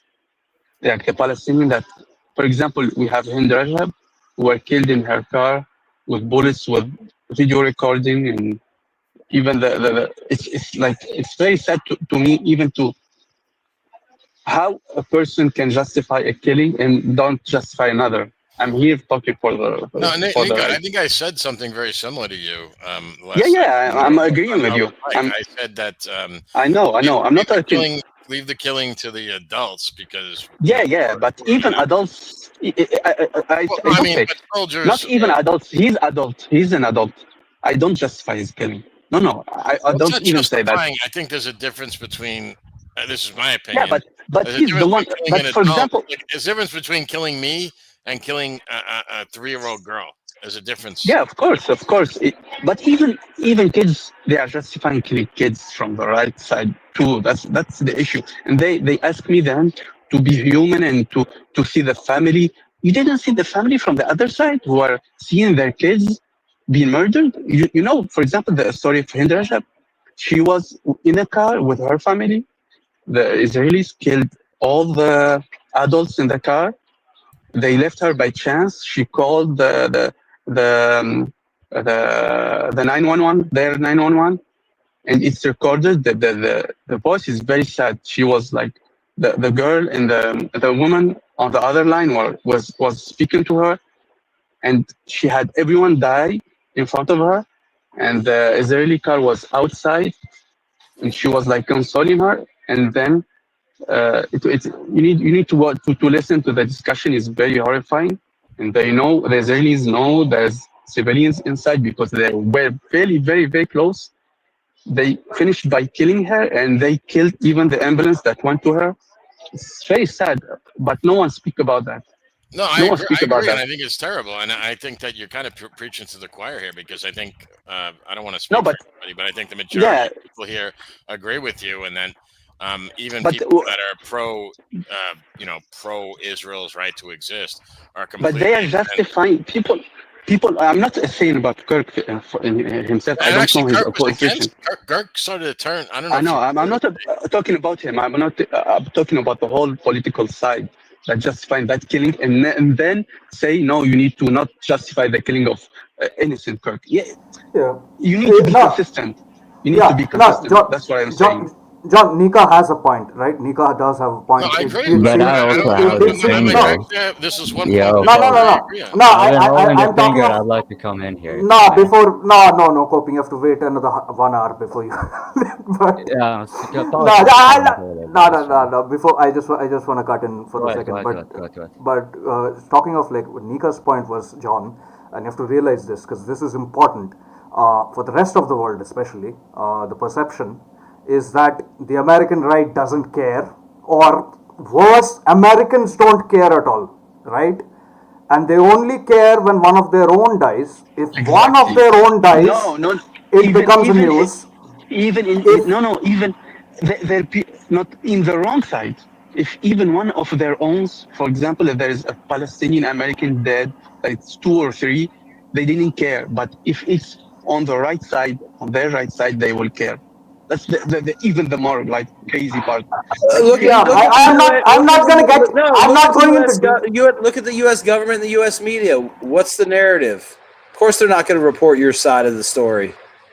I mean, what's the surprise? I mean, I'm not Saddam Hussein. You think we're going to talk about all the civilians we killed? No. But I mean, yeah, precisely. They're not going to report on it. That horrible story. Because it doesn't fit their narrative and they don't want people to find out. They don't want people to not support the war. So don't complain about the media. That's the way it is. They're all in bed with the government that's in bed with the people doing it. And the people doing it have tons of supporters that will manipulate people and threaten people and fire people and hire people that will do exactly what they're fucking told. And that's why it's going on.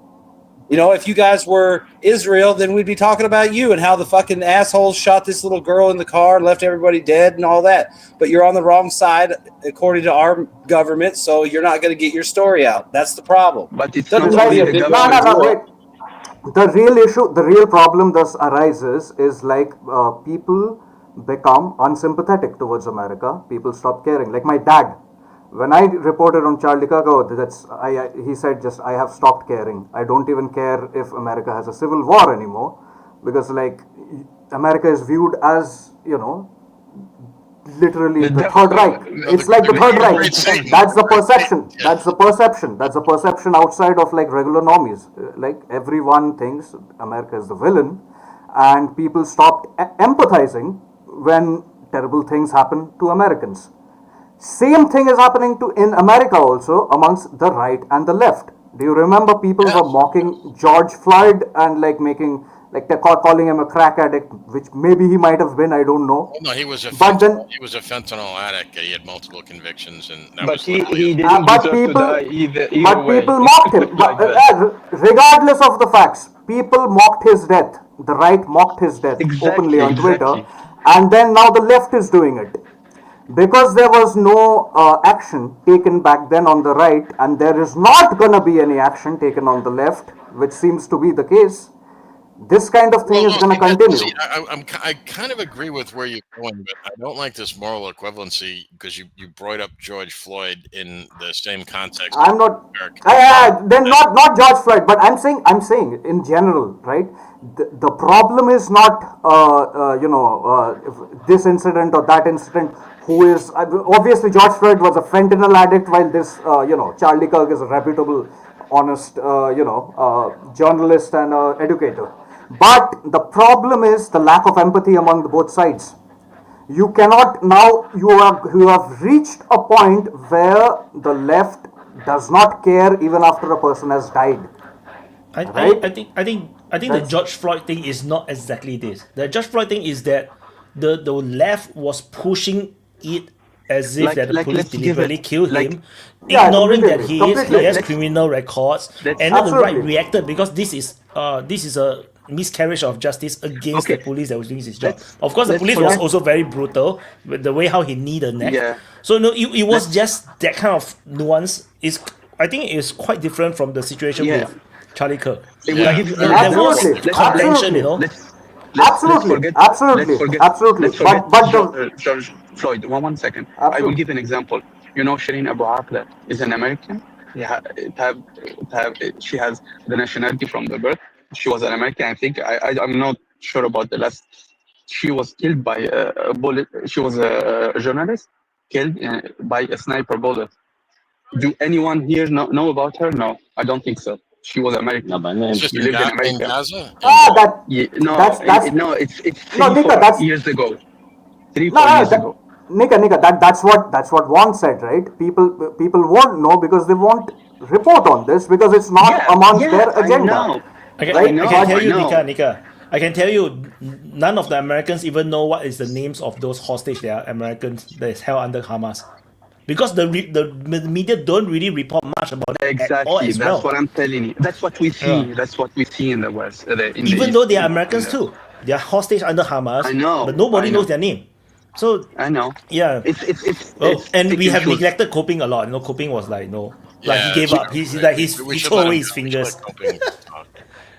Yeah, Coping, why you come in so late? No, I want to do closing soon. I'm sorry. I was busy, so I couldn't really join. I couldn't even chat, but I was able to kind of intermittently catch up and more or less track on the open mic. Very nice. I appreciate that we're having a lot of talks on Charlie Kirk.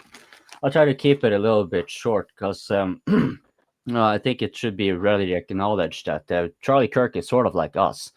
Whether you agree or disagree, we come on here and we agree or disagree, it doesn't really matter. The point is that we're exercising our right to exchange, words, right, and opinions and thoughts. And the difference here is that he took it to the next level. Wyatt takes it to the next level compared to us by simply hosting it, but he doesn't go on live, face to face, in person. And he's also, you can argue that he is doing it in the favor of a political party and whatever. But a man following his convictions, unless it is actually fatalistic, I don't really see an issue with it. And this guy, the worst kind of framing I've seen of this guy still doesn't put him anything close to like a dangerous dude. Like he was, if anything, the opposite, precisely because he went right out there to discuss with you. Now, as many pointed out, which is quite disconcerting, is exactly the responses that you will get. And I do agree with those of you who state like there was definitely prior to this a dehumanizing facet from the right side as well. But it's not the same. I wouldn't they are a little bit different. But if you think about it like this, right? If you are a right winger, you're a fascist. If you're a left winger, then you're a communist. If you're a Muslim, you're a child raping terrorist. And if you're a Zionist, you're a Nazi. Of course, these statements in and of by themselves are patently absurd. But, since it's fashionable nowadays to be trying to get diagnosed as functionally retarded, we get these exact examples that we get with Charlie Kirk, where basically if you are like in that right wing, like even if you're like the most milky toasty dude like this guy, you're now considered an extremist. And so it's valid to kill you. Right. And what are you seeing, of course, with these responses that many people are giving, when they're cheering on his death, of course, you're going to be having the opposite going back here where your lefties are commies and whatever. And they seem to be a little bit functionally retarded, those people who are doing it, because what we're really talking about here is stochastic terrorism. And when you are cheering on as violence as a principal means of communication, right, then that is the interlocutor you are attracting. So I saw people, for example, suggesting that Charlie Kirk's name should be turned into a verb. And I started listing people that they didn't like. And I think this person should be Kirked. This person should be Kirked. Yeah, of course, this could be flipped on the other side as well, where those who are saying like, okay, you're those who are cheering it on for stochastic terrorism, we'll give you a stochastic response. You considered Kirk to be evil, so we're going to evil Kirk you. And then because you have this opinion, right? And this is rational, because think about it like this. If you invite violence as the principal means of communication, there's nothing else to talk about, right? And you are morally, regardless who you are and what opinion you are morally obligated to defend yourself. So this, of course, this brings a foreboding of a threat that needs to be dealt with sooner rather than later. So what did this teenager do, right? Which is incredibly tragic, right? I consider anyone who's under 25 to still not be an adult. I mean, they're kind of playing with adulthood, but they're not really adults, right? What did a young man really need? He needed actually a conversation with a person like Charlie Kirk, 10 years older, had a little bit of experience in life, kind of gone through with a bit, and trying to give you another way to communicate. But what did he do? He was kind of weak and mentally disturbed, decided to take the life of a man for, ultimately no good reason. What was he hoping to achieve? Silencing him certainly caused a lot of a stir. I do not see this going away anytime soon. I mean, when this happened, I was on a stream, and then as soon as they came out that he was shot, those who were in the stream, they stated, yeah, this is a hostile military operation via the means of stochastic terrorism.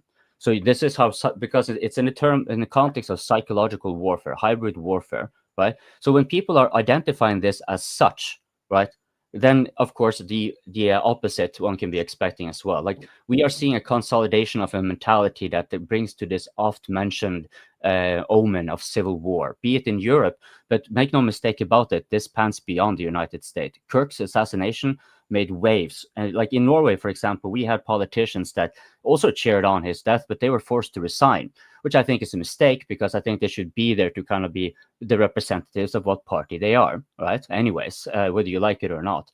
But it is very telling that in Norwegian media, one of the first things that they tried to do was like to have one of the most famous presenters, for example, for debates and whatever, and basically equating, him with the Kirk with Anders Behring Breivik, the single most destructive terrorist, lone man terrorist act in the 21st century, right? He was our homegrown wacko, gunning down a bunch of unarmed teenagers, right? Because these lefties, right? Even the children were irredeemable because they belonged to the party. Okay, Charlie Kirk was nothing like that. Obviously was nothing like that, but that's how the media in Norway are painting it. And this is, of course, causing issues where we are, like, now you're seeing more and more Norwegians who are not only flaming towards the media, but they're deeming it as even appropriate now, some of them, to be sending the names of, for example, the politician here or certain other prominent figures who make outrageous statements, sending it to the U.S. Foreign ministries or with Mark Rubio's deputies and stuff like that, right? So that they will be denied entry to the United States. The State Department. State Department, thank you. That was what I was looking for, right? And this is just to bar them from entering the United States. They cannot do much with them in Norway, but I found that incredibly telling when with how these things are kind of spilling across the borders. Like the whole West is kind of going in, and like right before that, we had this issue with this, Mr. Lambo had in the background there, Irina Sorica, whatever. She was clearly subjected to a racist attack, but then it's just not fitting. Then it's like, if we don't have a mention of it in Norway at all. And then when there was an immigrant, there was one Ethiopian care worker who was killed by an illegal Serbian immigrant, right? He'd killed her because she was black and because she was Muslim. And that was, of course, the only thing that mattered. Without actually, the media would not even touch on the underlying problem. He was an illegal, and he had already been convicted, and he was already, there was multiple crimes on this motherfucker already. He should have been deported to the bottom of the ocean, not even his homeland. And here, they're focusing on far-right extremism and shit like that. Yeah, because you keep importing fucking criminals and nutcases, from one case or the other. And then you shut down debate. Okay? this is like, I think it's actually like to me, I kind of consider it's like almost obligatory that the more they try to silence, like be it through assassination, be it through smearing, be it through and so forth, and I'm sorry for having rambled so much, but yeah, I mean, I feel compelled to speak up. You're coping. Yes, I am really coping. I think you were good. I think you did. I think what you said was great. I'm joking about the name, man. I'm joking. No, it's fun. My name is indeed my game. So I wanted to do closing. So Coping, do you want to continue? Do you have any more things to close, or you want to close later? Let other people talk first. I went on for a long time, so take me a few notches later. Okay, I put you closing remark. So I let Nika go first. Yeah. So I hope that we talk about other subjects other than the assassination of Kirk. We talked about there's like still other issues we didn't talk about enough, and I think at all, like what happened to Qatar and the issues the future war against Iran and against Turkey. Those things, because people who don't know, Turkey is preparing for war, and people don't know about this. They announced about hypersonic missiles because they learned from Iran. They are preparing underground bunkers in every big city and medium city in Turkey, because they are trying to learn from the mistakes that Iran have. And even Iran is trying to prepare for itself, because we have a rogue state supported by a rogue president, a genocidal supporter president, Trump. And this is my opportunity, my main belief. If we said it's genocide Joe, I think we are entitled now to say genocide Trump. Because it's supporting even more what they are doing. Always the craziness of the Israelis is on top of the limit, like attacking a negotiating team that you asked to be there in Qatar is crazy. American asked and Israeli asked for Hamas negotiators to be in Qatar, because they could have been in Iran, in North Korea, in Turkey, but I think Obama and Netanyahu himself asked the Qatari leadership to host Hamas so they can have more control on it. And you then bomb the people who you are negotiating. So that gives you the mindset of what's happening. I think that incident will change a lot of things, not now, but in the future. Even Arab country now, refiguring out everything they done, because no amount of ass licking, no amount of money that you will give to America will guarantee you protection against the Israeli maniacs. So I think a lot of people, depending on the leadership, everyone will deal with it. I think people will double down. Some leadership will double down the ass licking. Some will try to see other routes. And I think it's now obvious what you need to do. Turkey, I think, will double down. It's I think they are, for example, they are preparing for a next generation fighter with Indonesia. They are because it's heavily money intensive, because they know the Israelis are good in it. I think we talked about everything else intensively, and thank you again, Wyatt, and hopefully this channel will get monetized too, and not get demonetized. It's all because of Vaughn. I blame Vaughn, and I will blame you, Vaughn. I nearly did it too. I came in with a Wagner shirt. I blame. Everyone should blame Vaughn. I think. Yeah. I blame Vaughn. I love you, Vaughn. I love you. I'm joking. No, he didn't do it intentionally. The Zionists and YouTube are the ones who are responsible. Yeah. If I have known, I would have asked him to take it down. Right. The thing is I know. No one we It are was so there much for like 2 years and they never said anything. Exactly. This is like maybe it's the changing of the policies and stuff anyway. Yeah. But Which you is see why how we can't use the whole work. channel, right? The Yeah, old it's- channel we can't use at all because it's like I have to wipe the whole freaking channel. Like, what's the point? Like, just create a new channel. Yeah. It's the good a good idea to do it like this. I think you should keep it for at least one another or one or two OMs, so everyone come here in the end, and then maybe keep it or like let it as an archive. So I hope for everyone.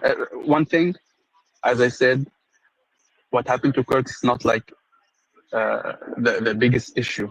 It's a fever. It's not the cause. The cause is what everyone here is repeating and inflating. That's the cause. You guys are like helping this to get even worse.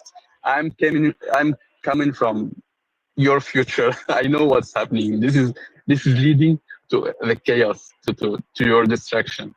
You're becoming more and more a shitty whole country, even without even know it. I know it because I lived it, and maybe Desi know it because he lived it.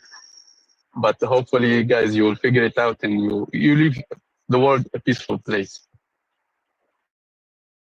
Thank you, Nika. John, closing. Yeah, I just want to say, Nick, I appreciate a lot of things that you said. I agree about a lot of the things that you said about what Israel's actions in Gaza and Qatar.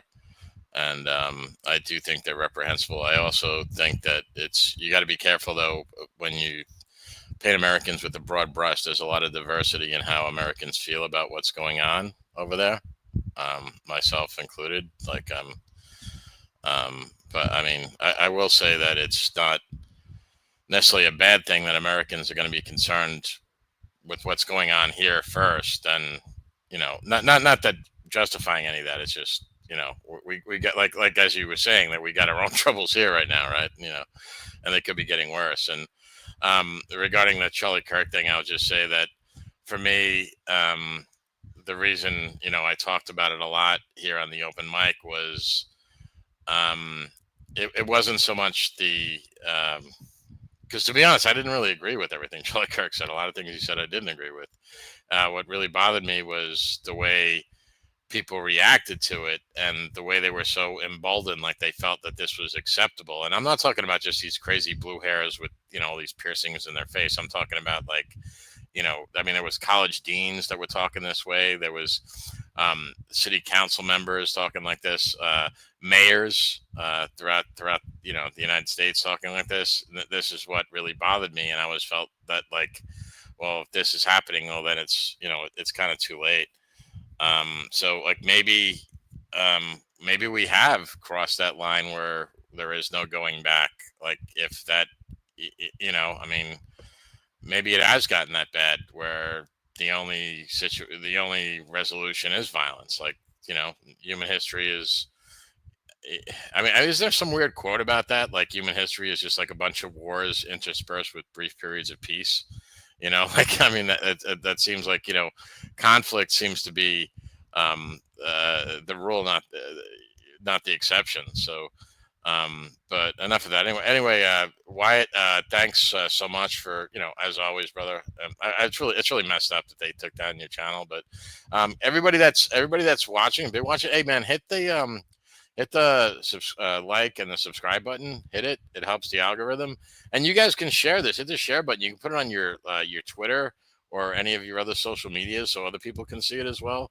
Drive traffic. And, the great thing about this is you've got people from all over the world, literally with all sorts of points of view, as you guys have seen. So, come here and express it. And I'm done.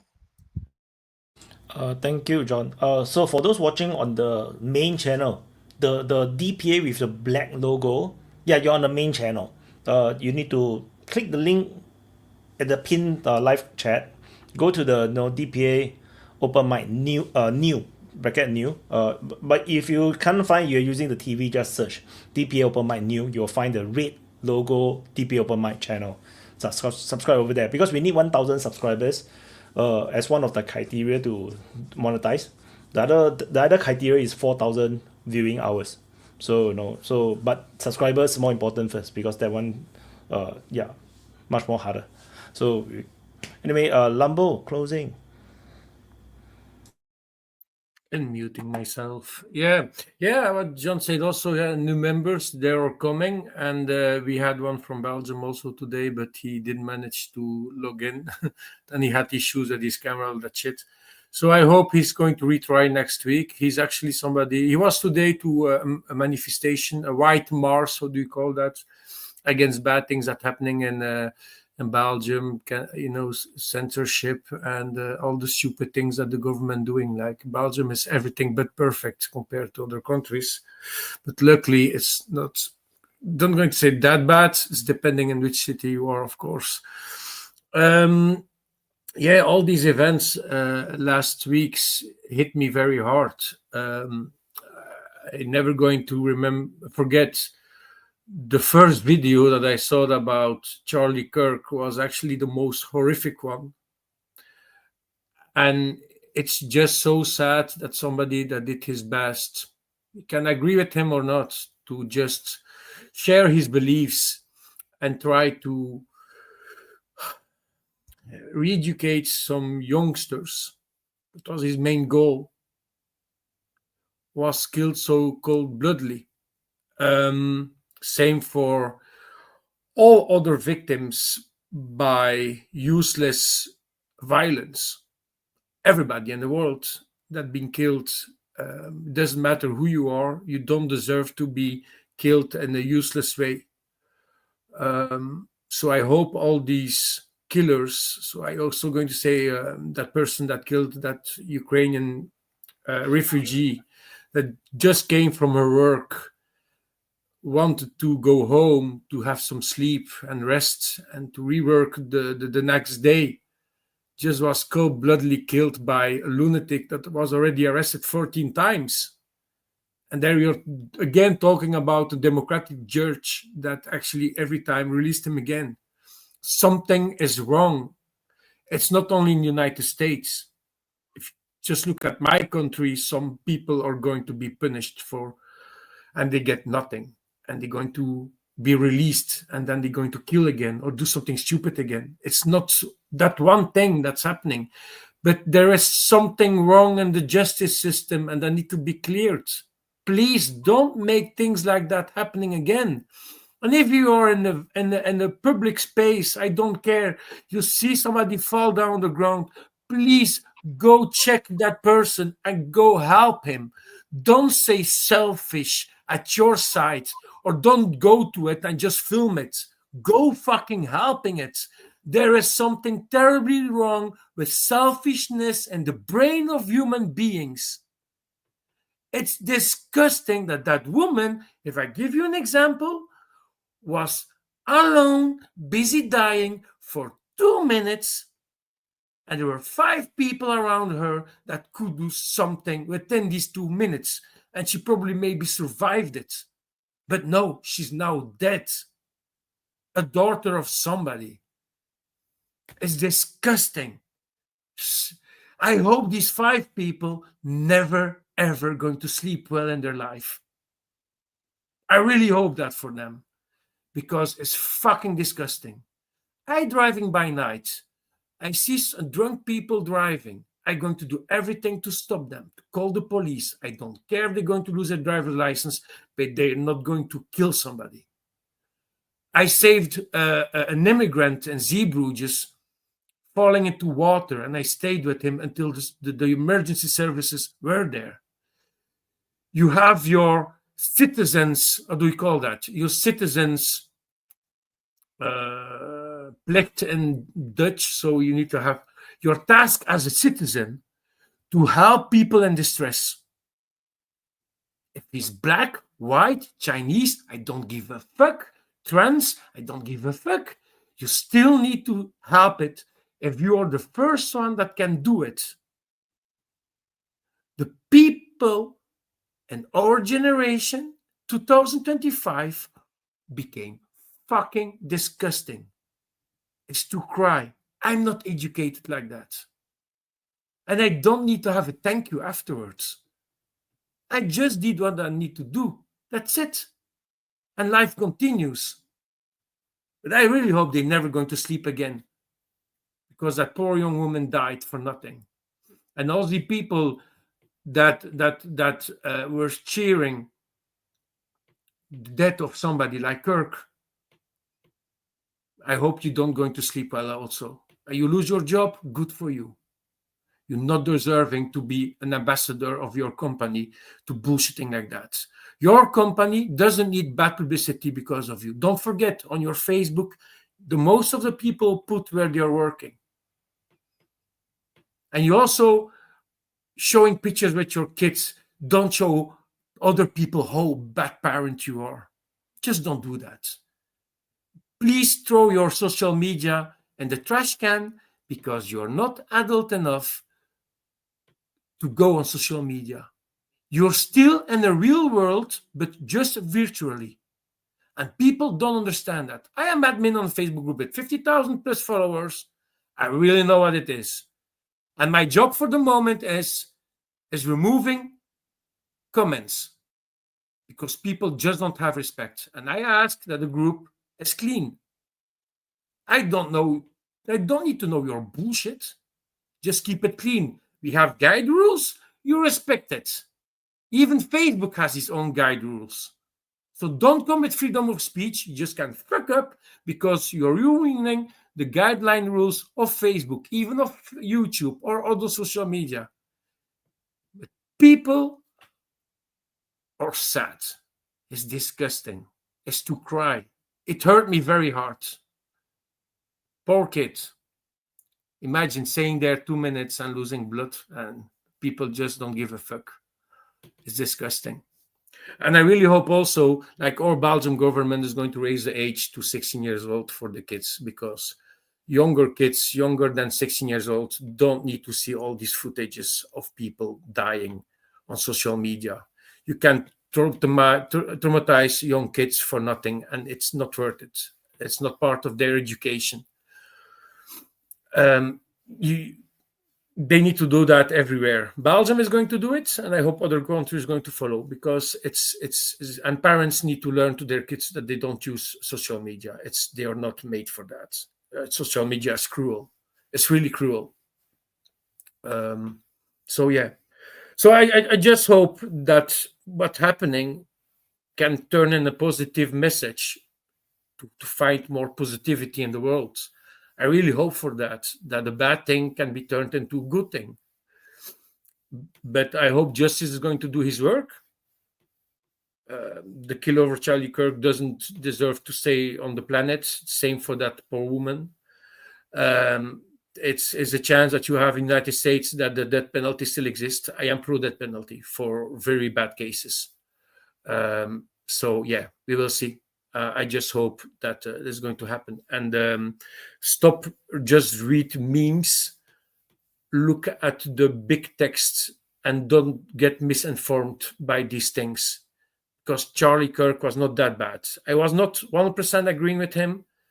I don't like that he was always referring at religion things, at God. Not everybody is a Christian, so nobody need to have reference about God and the Bible. That's my opinion. And that was the thing I was against. Like the abortion, I was also not completely agreeing with him. I think if your daughter of 12 years old being raped by a pedophile and she get pregnant for him, she has the right to remove that baby. She don't need to have that pedophile's DNA inside her body. That is something that is my opinion. But otherwise, don't play with abortion. A lot of girls using that as going to a candy store. It's very bad. That is a reason why I am a little bit pro anti-abortion. Because of that, because some girls take it too easy. Oh, I am pregnant. I didn't use a condom.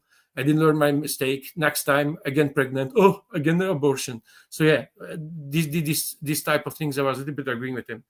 But it's very sad. It's just sad weeks, and it's also sad 2025. I hope all the war is going to stop very fast, because you're useless also. For everybody is useless. Too many people died for nothing. So something that could be resolved. So yeah, just let's hope. Yeah, have a nice one, guys. I hope next week we can talk about another subject. big smiles again, because I am very irritated today. Thank you, guys. Thank you, Lambo. Gabriel, closing. Gabriel need to leave soon, so he need to go first. Oh God, thank you, Jesus. That was hard to endure. But well, it just goes to show the state of European men, you know, like that's the quality of their intellectual process, and we're supposed to be sad about him, you know, because he saw sad things on internet. But seriously, don't make sense, Gabriel. Let's fuck off. The situation of the world is pretty dark. That's true. And yeah, like I'm not particularly shaken by that particular event of Charlie. I understand the impact because of the visibility of the media character, but yeah, I've seen like so much slaughter in the past few years that, you know, it's just a drop in the bucket. But it has political implications, and those are going to be severe. That's why I caution to the situation. And yeah, like the situation with Qatar, for example, Trump is demonstrating with his political administration. He's demonstrating that the art of the deal is, while you're making the deal, you bomb the counterpart, you know. So, and that's the way you can get the best deal. But yeah, it's very sad to see the American position fall apart in such a dramatic way, you know, because you can't make a deal with them. Like every time there's never good faith, and you might get bombed every time that you want to negotiate with them. So, but it also goes to show the ruthlessness and the level of the degree to which they're willing to impose their interests, you know. So that's why it doesn't surprise me that they would cancel in such a drastic way, like understanding how the people think, especially how the leftists like Gareth are like so gullible that they'll just fall for it, you know, and gobble up the slop that they give them, this tiny victory, you know, and they'll take the blame, you know, not because they actually did it, like they're blaming Groypers and shit like that, completely Zionist slop, you know, but in their glee, they're taking in responsibility, you know, by their approval. So they're like legalizing that form of discussion, so to speak. And yeah, like the kid was like, I understand him. I didn't agree at all with him. Like I understand his position. He was a young, you know, student who got propped up. He's like a Nick Fuentes, you know, he's literally like a Nick Fuentes, but that didn't question the support. Like Nick has talked about this, like how when he was like promising young student, right-wing speaker, and he was offered a trip to Israel and sponsorship by you know, these Zionist right-wing forces in the interests in the American state. And when he started questioning things, he was ostracized and slandered and ousted. So Charlie Kirk is like a Nick Fuentes that actually complied with the Zionists, with the orange juice. And so he had a massive support and a massive following. And so it was super dangerous for him to start questioning what he had previously supported. So it makes total sense that they would take him out. I'm not saying that they did, but it just makes sense, you know? And they have shown over and over again how ruthless they can be. You know, it's like the strongest, the most powerful mafia in the world. And that's the real enemy. And that's what I was talking to John earlier. Like the guys that are opening the gates of your countries for mass immigration from the countries that they wreck, they're the same people. So like you need to realize what the enemy is, you know, and instead of like swatting flies. It is not your fate to be a fly swatter. And so yeah, those are my thoughts on the issue. Hope you guys can realize what's going on and not fall for the divide and conquer that has been so used and abused on your poor souls. And I'm talking to both sides of the political divide. If you stop following propaganda so closely, you might actually realize how much you have in common, you know, and how much greater the threat, the real threat, is. And with that, I will show my gratefulness to Wyatt for the space. And yeah, guys, subscribe to the new channel so that we can keep this thing going. And like, share, and subscribe. And thank you all for the conversation. Have a good one. Thank you, Gabriel. Tristan, our new guide for today. Closing statement. You need to unmute though. Thanks, Wyatt. I guess mine will cover both Charlie Kirk and the undercovered issue here, the bombing in Qatar, both of which come down to the removal of taboos, old taboos, actually. In the case of Charlie Kirk's, it's the removal of taboo around, you know, politically targeted violence in civil society as a legitimate vector, and the increasingly polarized and tribal society that we find ourselves in the Western world, you know, something that Nika is quite familiar with and remarked upon with great astuteness. You know, the more we see this happen, the worse it's going to get. And once you begin this cycle of violence, it doesn't end until it burns itself out, which is the really unfortunate part. And as far as the bombing of Qatar goes, and this is now the third time this has happened, you know,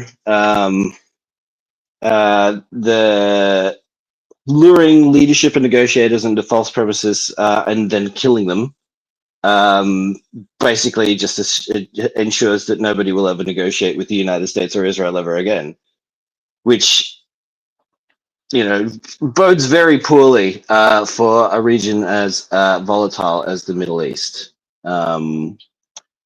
Which, you know, we may find that in the United States, it becomes a lot more like the Middle East because of the increasingly tribal and polarized world we keep finding ourselves in. So, you know, hopefully we'll take a lesson and not end up in that place. But you know what? All we can really do is sort of chart the process and, you know, throw in our 2 cents, such as it is. You can all say hello to my pathetic dog, too. Anyway, thank you very much for the space and the time, guys. Thank you, Tristan. And Desi, closing. Yeah. Hello, Tristan's doggy too. And so, well, I'm going to go back a little and address and finish my point when I was cut off by John. When I was equating the situation of George Floyd. I wasn't equating George Floyd to, you know, Charlie Kirk, but rather pointing out to the left that because of the lack of sympathy for George Floyd, what essentially happened was you didn't show any kind of empathy for the cop who was performing his duty. And as a result, no one cared about the cop. Now, such a victim hasn't yet arisen in this case, but someday might as well. And the right can be just as ruthless as you are. So I would suggest everyone in the Western left, for your sakes, be more diplomatic, be more smarter. Do not have some empathy. Have some Jesus in your life. Yeah, this was a gift from a Christian friend. In terms of the Middle East, Well, as usual, I think Tristan made an excellent point that Israel broke another taboo. And, Jimmy Doe was pointing out that it was not even the Mongols killed envoys. So, I mean, where are we heading towards, in terms of geopolitics and in terms of international law? It does seem like both in the domestic politics of the West as well as how the West deals with the rest of the world, it's the rule of the strongest does what it wants and the weak must suffer, which is a very dangerous aspect. Now, how to solve this? In terms of the domestic politics, if you do not want to resort to violence, you should take steps to ensure that there is, the core issues, the underlying issues that are causing such violence and causing such divide in your society does get addressed, or at least there is dialogue, right? As an Indian, I know only two ways. As a right-wing Indian, it's the Vajpayee way and the Modi way. Now, you guys have definitely do not want to reach the Modi way, and to avoid that, you have to at least resort to some kind of dialogue amongst the left and the right, but also the president should address this issue more. I mean, just a few empathetic words about Charlie Kirk is not enough.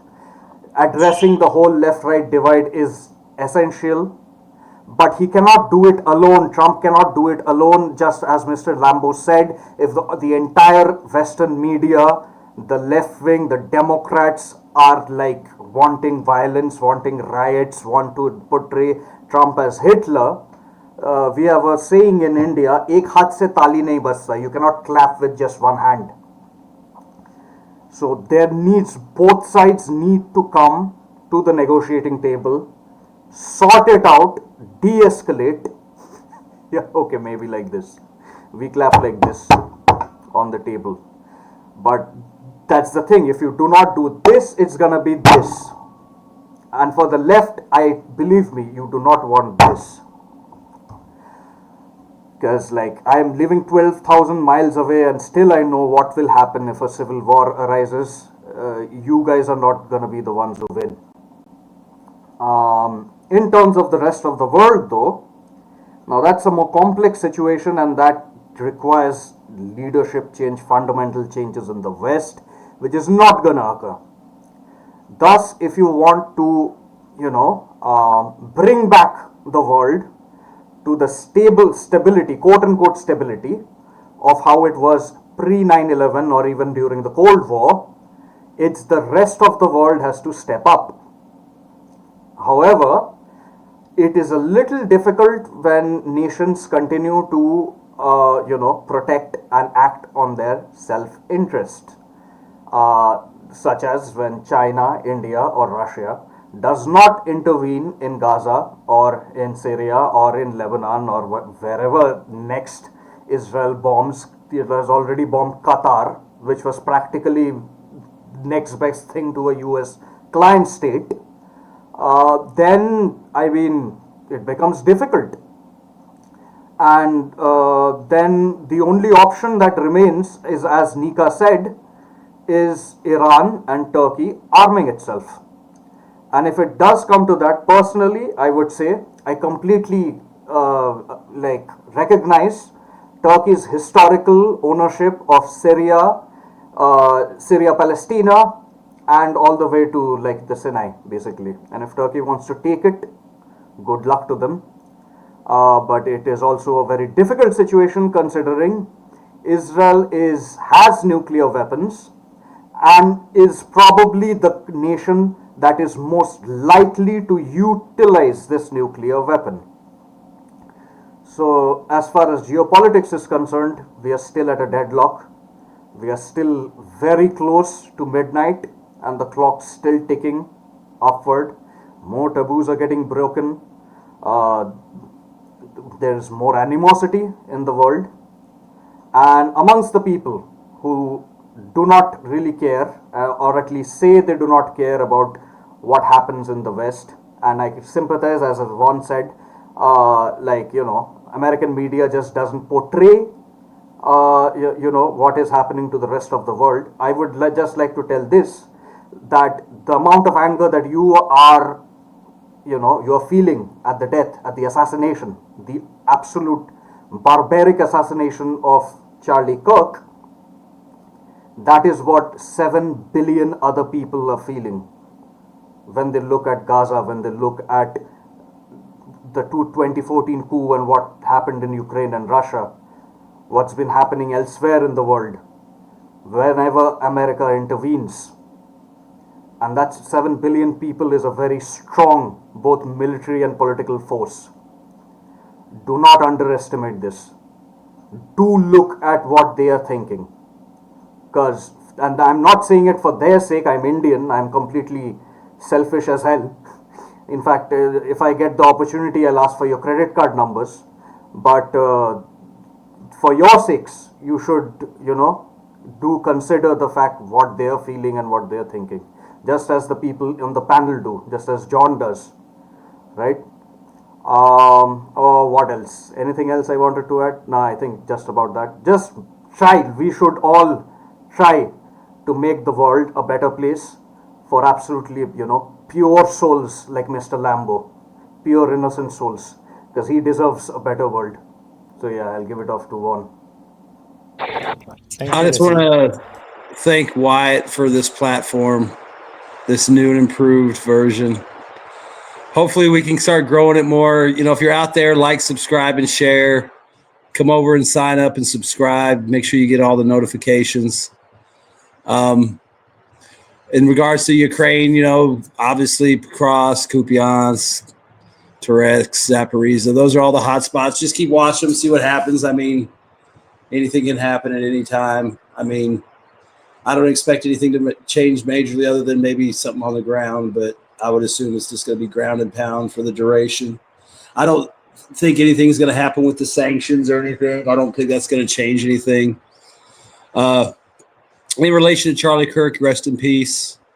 And people should be careful what they wish for, because, if you want to keep going down this kind of stupid road, then things get really stupid, and you can just go and flip on a news channel or watch a documentary of the third world, El Salvador, Cambodia. Things getting stupid real quick. But yeah, I mean, he was killed for political reasons. It's pretty pathetic that someone like Gareth would sit there and actually say the world's a better place, but everyone's allowed to have their opinion. That's what Charlie Kirk would have said, even if he would have been disgusted by someone like Gareth. And another thing I want to say, the killer of Charlie Kirk was a homosexual man. He was dating a transvestite man, a transsexual man. He was involved in the LGBT community, and more than likely other people were aware of what he was involved in, or helped him plan, or encouraged it, or were aware of it in some way or form and didn't do anything. So hopefully justice will be meted out, and these people will all be charged accordingly and prosecuted and sentenced to long, lengthy prison terms. I don't really care if he gets the death penalty or not. In the United States, that could take 10, 15, 20 years. So life in prison, the death penalty, it'll probably be about the same. Who knows? Maybe somebody will get him in jail and it won't even matter. But yeah, people need to chill out, and, but at the same time, you need to be vigilant and pay attention. You need to defend yourself. You have a right to. There's no passage in the Bible that tells you to allow people to assault you and kill you and murder you, no matter how Christian you are.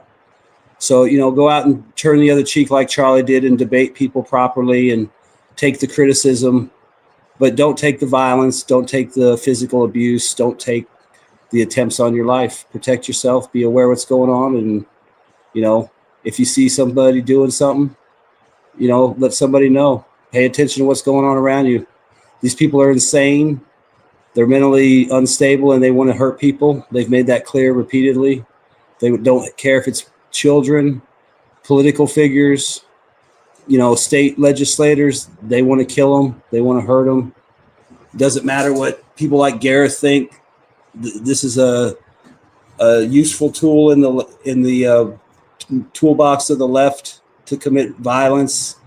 It's no different than brown shirts or death squads or anything else. Just because they staple breasts to their chest doesn't mean they can't go out and kill people, and that's what they do. I mean, and it's a dangerous time in America if that's the kind of attitude people want to have. I don't think it's going to be a very fun time, but y'all have a good week. Peace out. Thank you, Vaughn. And Koping. Yeah. Damn, the only thing missing now is that someone drops in and opens the closing, so it goes on for another couple of hours. Yeah, my fellow bleached Negroes and also you bona fide Negroes that are watching, some of you sometimes coming on. I love all of you. I really do. I love this place. I love what we're doing here. Like, even if we're kind of being foolish, even Gareth, I mean, I'm not gonna lie, like having opinions like that, it's tempting that if he comes within my physical vicinity, I find him to be slated for categorical elimination. But of course, that's precisely what we should avoid. I mean, just going back, like let's be a little bit cognizant of what are we facing here, and what we had like this United Kingdom rally or something in the UK. Which is a very clear indication that there is the cultural tensions, so the clashes, so to speak, in Europe, they are just keep on intensifying. Then we have this with Charlie Kirk going on in the United States. I don't think anyone can be at loss to see what's going on here. We are all subjected to a widespread array of psychological warfare. Case in point, look at Nika earlier on, right? So he was referring to Genocide Joe and Genocide Trump. I mean, in context of what we've just been talking about, that's clearly like an invitation to violence. Like, I'm not saying Nika is inviting, just to be clear, but it is indicative of the cheerleading crowd that he tends to be being around, right? That's the wording that they are using in groups, and I think that's worthwhile for us to be cognizant about. Like when people are having like for example, Genocide Joe and Genocide Trump, right? You are like Nika is probably sane enough to not going to do anything, but there are people who are cheering on with that. We just saw that with Charlie Kirk, for example. So yeah, just generally speaking, I think that we should be cognizant of people who are in echo chambers, and maybe like I love Mr. Lambo. He's so wholesome, being so he cares so much and compassionate about people, and I think he actually said something. Oh, what do you have here? Excellent. I'll wrap this up so that Archimedes can get to wrap what up. Are you doing something? Closing. You'll get your turn. Don't worry. Just closing. What's closing? I've never One more up. Don't worry. One more up. I've never heard of closing. Closing is closing. You'll get your closing. Don't you worry.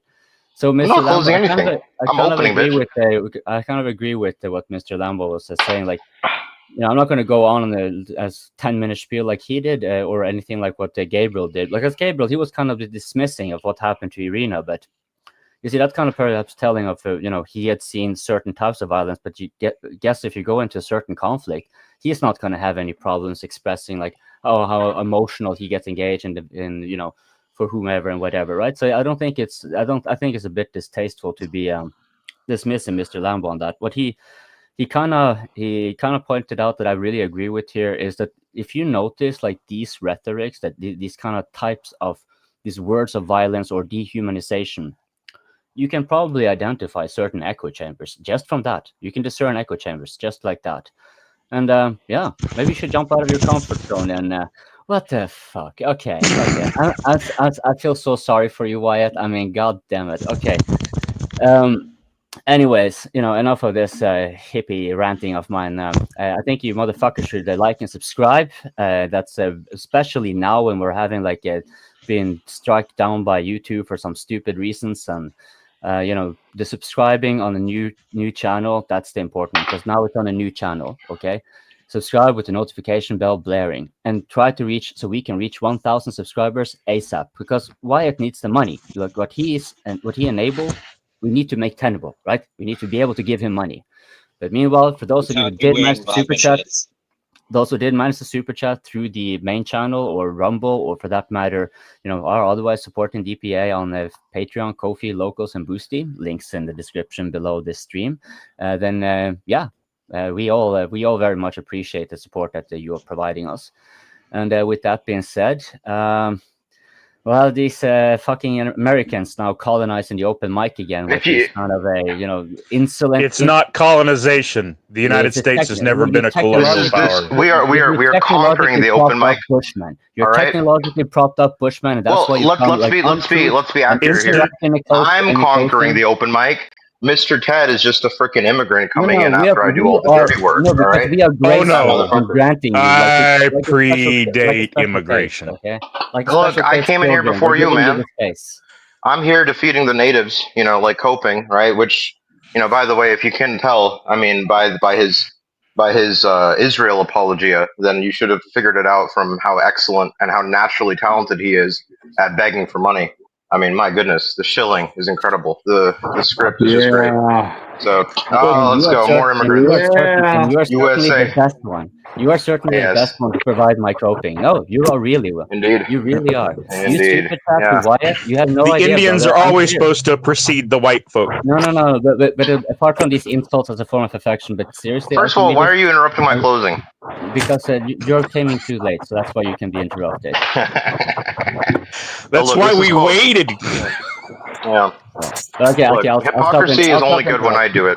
All right. So you all know. I'll stop interrupting. But Archimedes, thank you very much for those times you have super chatted in reference to me, like Zionist shilling and whatever. I love it because it's like you giving me money to give to Wyatt, and I really appreciate. Yeah. Maybe you're so.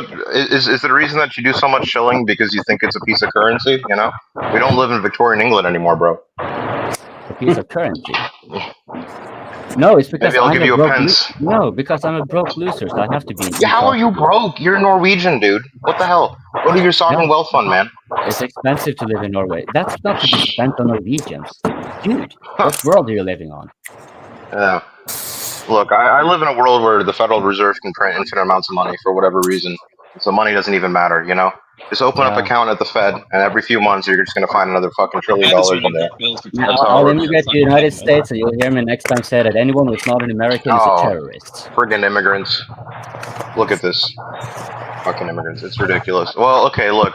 I'll jump on a longboat and sail over to your shores. I think Wyatt's actually going to fucking ban me if I don't actually do a closing. I think I might be at the end of my rope here. So maybe that's why we got demonetized last week, bro. It was all my fault. Who knows? But yeah, no, man, fucking crazy week. What an incredible week. One of the weeks where, maybe not a century, but a decade has happened this week for sure. I mean, we've seen a major incursion into Poland by these Russian drones. I don't know the full story there, but I think it was intentional. I don't really buy the story that it was some shock electronic warfare thing that caused them to go off course. I think this is a little pressing of a little putting the toe over the red line a little bit, probing the line.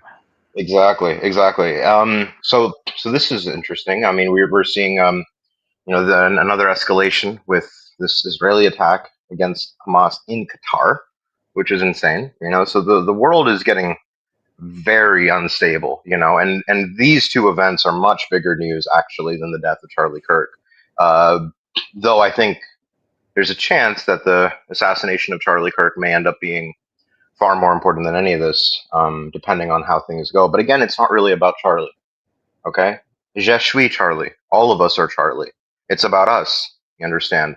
When Charlie Kirk got shot while standing at a university speaking his mind, that was every single one of us who's ever stood in a university classroom surrounded by progressive leftists and spoken our mind despite social pressure. And he got shot in the neck. 31 years old, a little older than myself, beautiful wife and a child. I think he had one or two kids. I think it was just one. The little girl, the 3-year-old, ran up to him. Oh, he has two, one younger, one a baby, and then one 3 years old who ran up to him after he got shot because she was scared of the noise. I mean, fuck, man.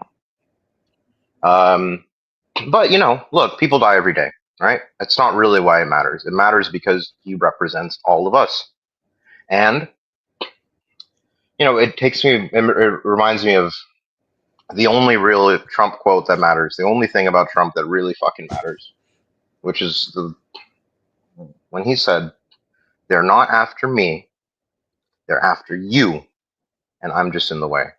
Trump for all his personal failings, all of his corruption, what he represents, right? What he represents, not what he is, but what he represents as the face of this movement is precisely that, is the rejection of this liberal left, not even liberal or lefty, like cultural progressive hegemony. And I mean hegemony in the Gramscian sense, okay? Where it's hegemony that is unquestioned, okay? That's the definition of hegemony, where it's just the assumed default state.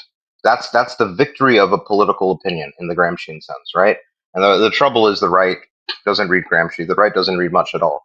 And we really should learn from these thinkers of the 20th century, because they did reform our society in their image. And I think it's time for us to reform our society in a different image. So we are standing at a precipice where the right is about to use cancel culture. And the reason that, to go and attack these leftists, there's a database of 40,000 people and counting who are confirmed to have been gloating over the Charlie Kirk shooting. Then, there's now an organized effort to go and contact their employers and their universities and get them fired and get them expelled.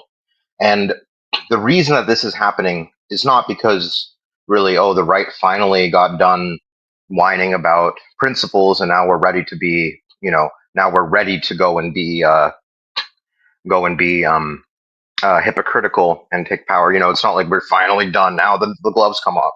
What's changed is that, there is social power now in the right. There's the balance of social power between progressive leftism and nationalist, traditionalist conservatism as social forces in the everyday conversations that you have with people on the street. That pendulum is swinging, and it's becoming acceptable. The Overton window is swinging. The Gramscian hegemony of progressive leftism is breaking. Okay, between 2016 and 2020 and 2024, the part of the country that swung hardest towards the right, the state that swung hardest towards the right, was New York State. And if you look at it, the upstate of New York, which is relatively suburban and rural with some small cities, it didn't shift much at all. It was New York City and the metro area which surrounded, which swung rapidly. Okay, I mean, this is the core of where sort of American culture and society comes from, and for so long it's been completely synonymous with effete liberal culture, and that's been flowing out of there. Well, there's a change in the air. Okay, there's a reason that things are changing there, in that place specifically, because there's a change in the cultural elite of the United States. There's a change in the cultural paradigm of the United States, and we're so fractured and atomized as a society that a lot of us are not going to be aware of it. But if you go out there and take a sniff of the air, man, you're going to see that we're not so far away from there being big red fucking flags rolling down the side of the Empire State Building.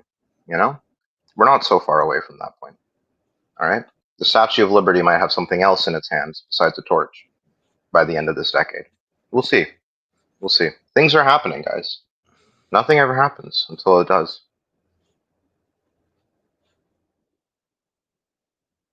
And Mr. Ted, closing. Thank you, Archimedes. Archimedes, you're right. There's 40,000 people on that list. It'll probably be 60,000 before tomorrow morning. The right has finally been stirred into no longer being silent or static. And for all the vitriolic hate that the left has continually thrown towards the right, they have falsely assumed that the right will do nothing. And what this week has shown is people are ready to do something. And what the left is going to find out is that the right was never ineffectual. They were just waiting. And the waiting is over. And we're coming for them. We're coming for anyone who decides They don't like the empire of the USA because it may be heaven within hell, but it's still the best thing on the planet. And it might be an empire in decline, but it's still the biggest empire on the planet.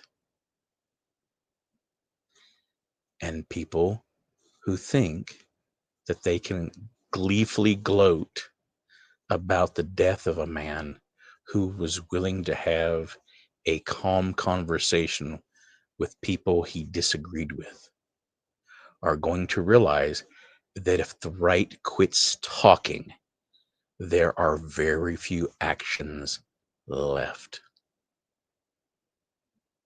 And there will be actions. There will be actions. And many people, instead of being excited or explosively yelling about things, have been quietly waiting for the beginning. And we might just be watching that beginning. And if the left was smart, they would realize their time is done. Wyatt, we appreciate your new platform.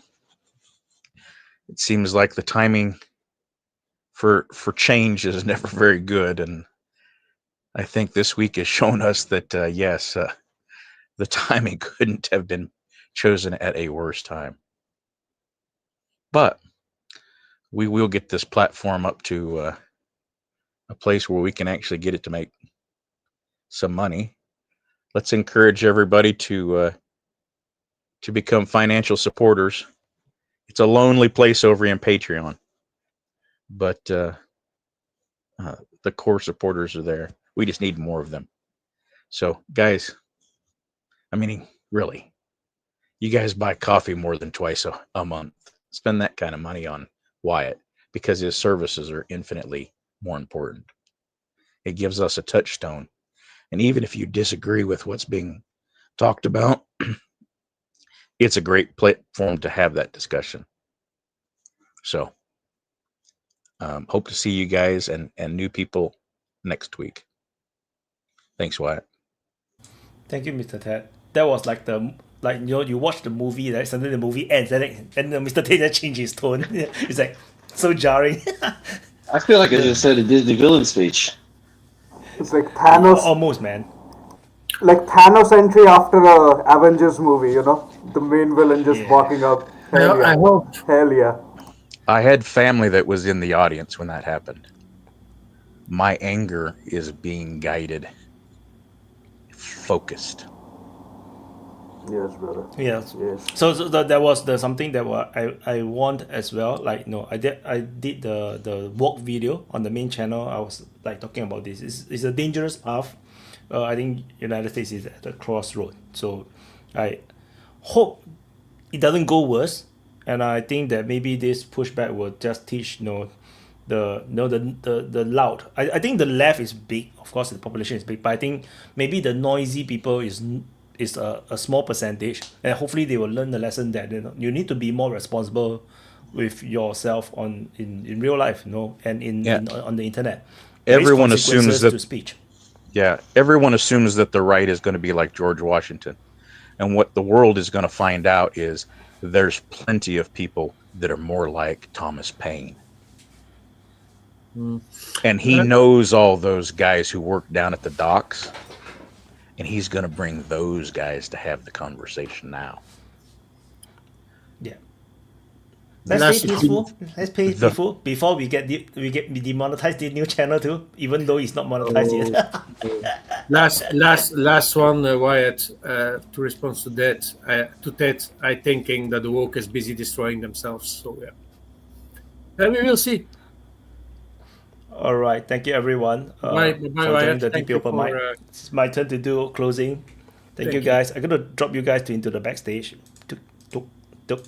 So, thank you everyone for watching the DPA Open Mic episode 145. The first one on the new DPA Open Mic channel. It's multicast on multiple platforms, the usual Twitch, Telegram, Twitter, and then the open mic channel on Rumble, open mic channel on but the open mic channel on YouTube, there's two. There's an old channel and the new channel. The old channel already ended the stream in the 2 hours mark, because I need to get people to come over to the new one.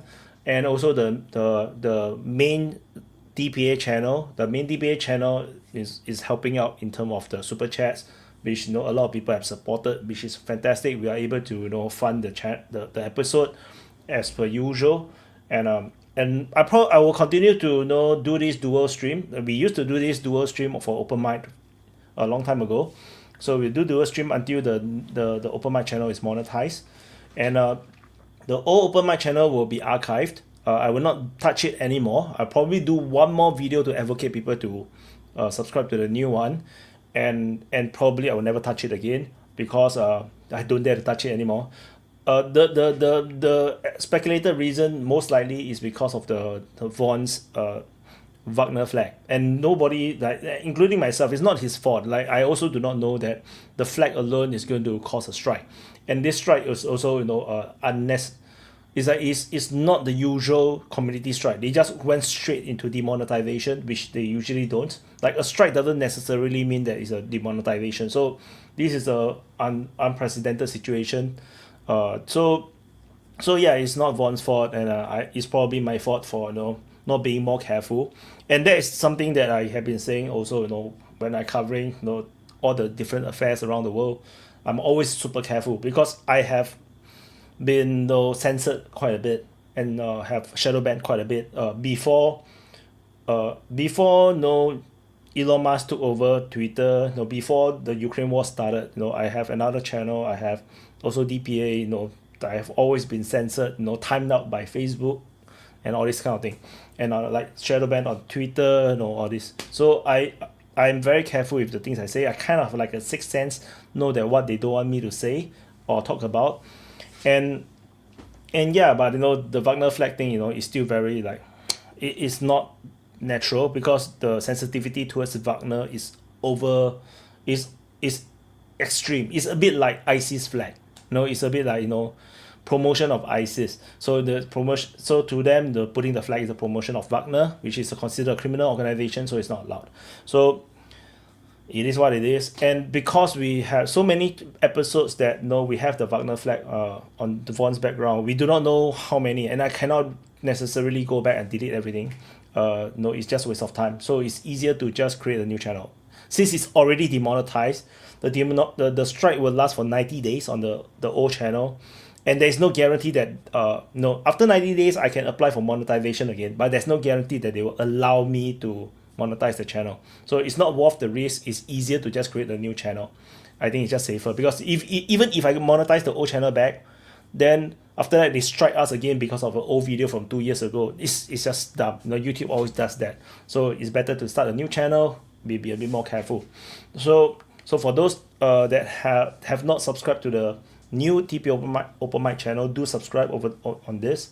And for those that have never watched DPA Open Mic before on this main channel, which is the black logo, do check out the link in the pinned comment, or you can Google search DPA Open Mic new, and subscribe to the red logo DPA Open Mic channel. So, and I'm quite sure because I have already started so many channels. I know that it's not that difficult to monetize a channel because of the DPA community. So although open mic is like a bit of a quiet taste, as I always say. So hopefully it's not that difficult, and then hopefully we can monetize it, and hopefully YouTube lets me monetize it. My worry is that YouTube don't let me monetize it. Then GG, you have to wait for 90 days. So, but that's what it is. So red. So I can also show the comments on stage. But the red neutralists say that the symbolism of the new channel. So it doesn't affect the Rumble at all. Rumble have no problems. Nothing changes on Rumble. The main there's no war channel and main channel on Rumble. It's just one DPA channel and a DPA Open Mic channel and the DPA Gaming channel and Analytics channel. So the Rumble have no change. Rumble is very straightforward. It's YouTube. YouTube, has a lot of this kind of censorship stuff. So yeah. Anyway, it is what it is. We'll just deal with it. That's the life. Until until this anti-woke or this balancing neutral pragmatic culture permeates into Google, into Alphabet, into YouTube, into something that is more sensible, where they treat YouTube partners more like partners than slaves, then yeah, we have to be careful. If this culture of stronger conservatism and pragmatism and practicality, logic, common sense continue to go on in United States, I think maybe in another few years time we'll probably see YouTube becoming a better place. Right now they are just very sensitive and very authoritarian, and yeah, there's nothing we can do about it. They are still the biggest platform, and that's the only place that we can really monetize as a content creator properly. And no other channels no other platforms is able to sustain any content creators, unless you have a big Patreon followership, which is not really an easy thing to establish. So yeah, and that's it. Great conversations today. I think it's like I said, like they were said just now, previous weeks was a bit quiet, then suddenly everything happened in a single week. And if you believe in those metaphysics, counting fortune, horoscopes or whatever, those destiny, it seems like the whole week is just a volatile week. If you believe in metaphysics, the whole week is just a volatile week. We have all the insane things happen, including happen on DPA, where we have our channel getting striked. So a lot of crazy shit all happen at the same time. So maybe it's fated, it's written in the stars, maybe. So that's it. Thank you for watching. Press the like button, subscribe. Happy birthday to you if your birthday today. I'm not sure why I have to say that, but I'm so used to it. So I'm going to drop the outro. And there's a top fans. Some top fans. Let me just to show in case, since for the fun of it. Share screen, blah. So there is so the top fans for the two sides. This side is the open mic channel. This side is the live, the main channel. Yeah. So I'm doing this ranking thing like F1, the top 10. We're going to get some points or something. I'm planning to do something like this, but anyway, yeah, I still haven't touched anything about it. So, until I do something about it, then yeah, it is what it is.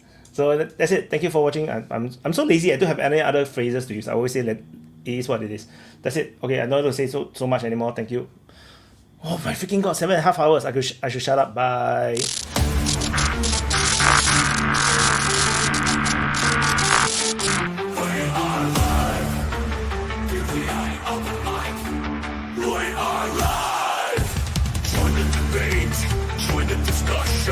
Share your voice, share your opinion. Swallow your ego, expand your mind. DPA open mic, free speech zone.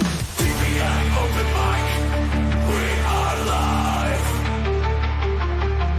DPA open mic, we are live. Don't hold back, 'cause here we go. Let's go, let's go. We are live. We are live, DPA open mic, DPA, we are live, we are live, we are live. Oops, I forgot to remove my space. Gathered voices, the stories they grow. Ideas like rivers they ebb and they flow. In the meeting of minds we grow. Together we stand, diverse yet alive.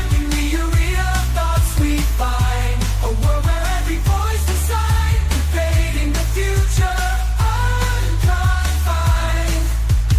Opinions like colors, vivid and bright, clashing, merging in the light.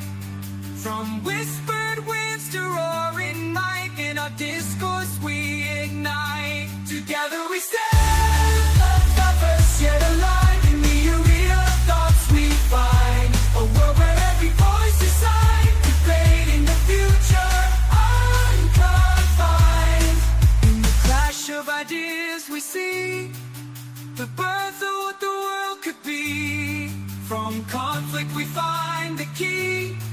to unlock our collective destiny. Round the table, the world convenes, every culture, every scene. In the marketplace of dreams, we chart the course of unseen streams. Together we stand.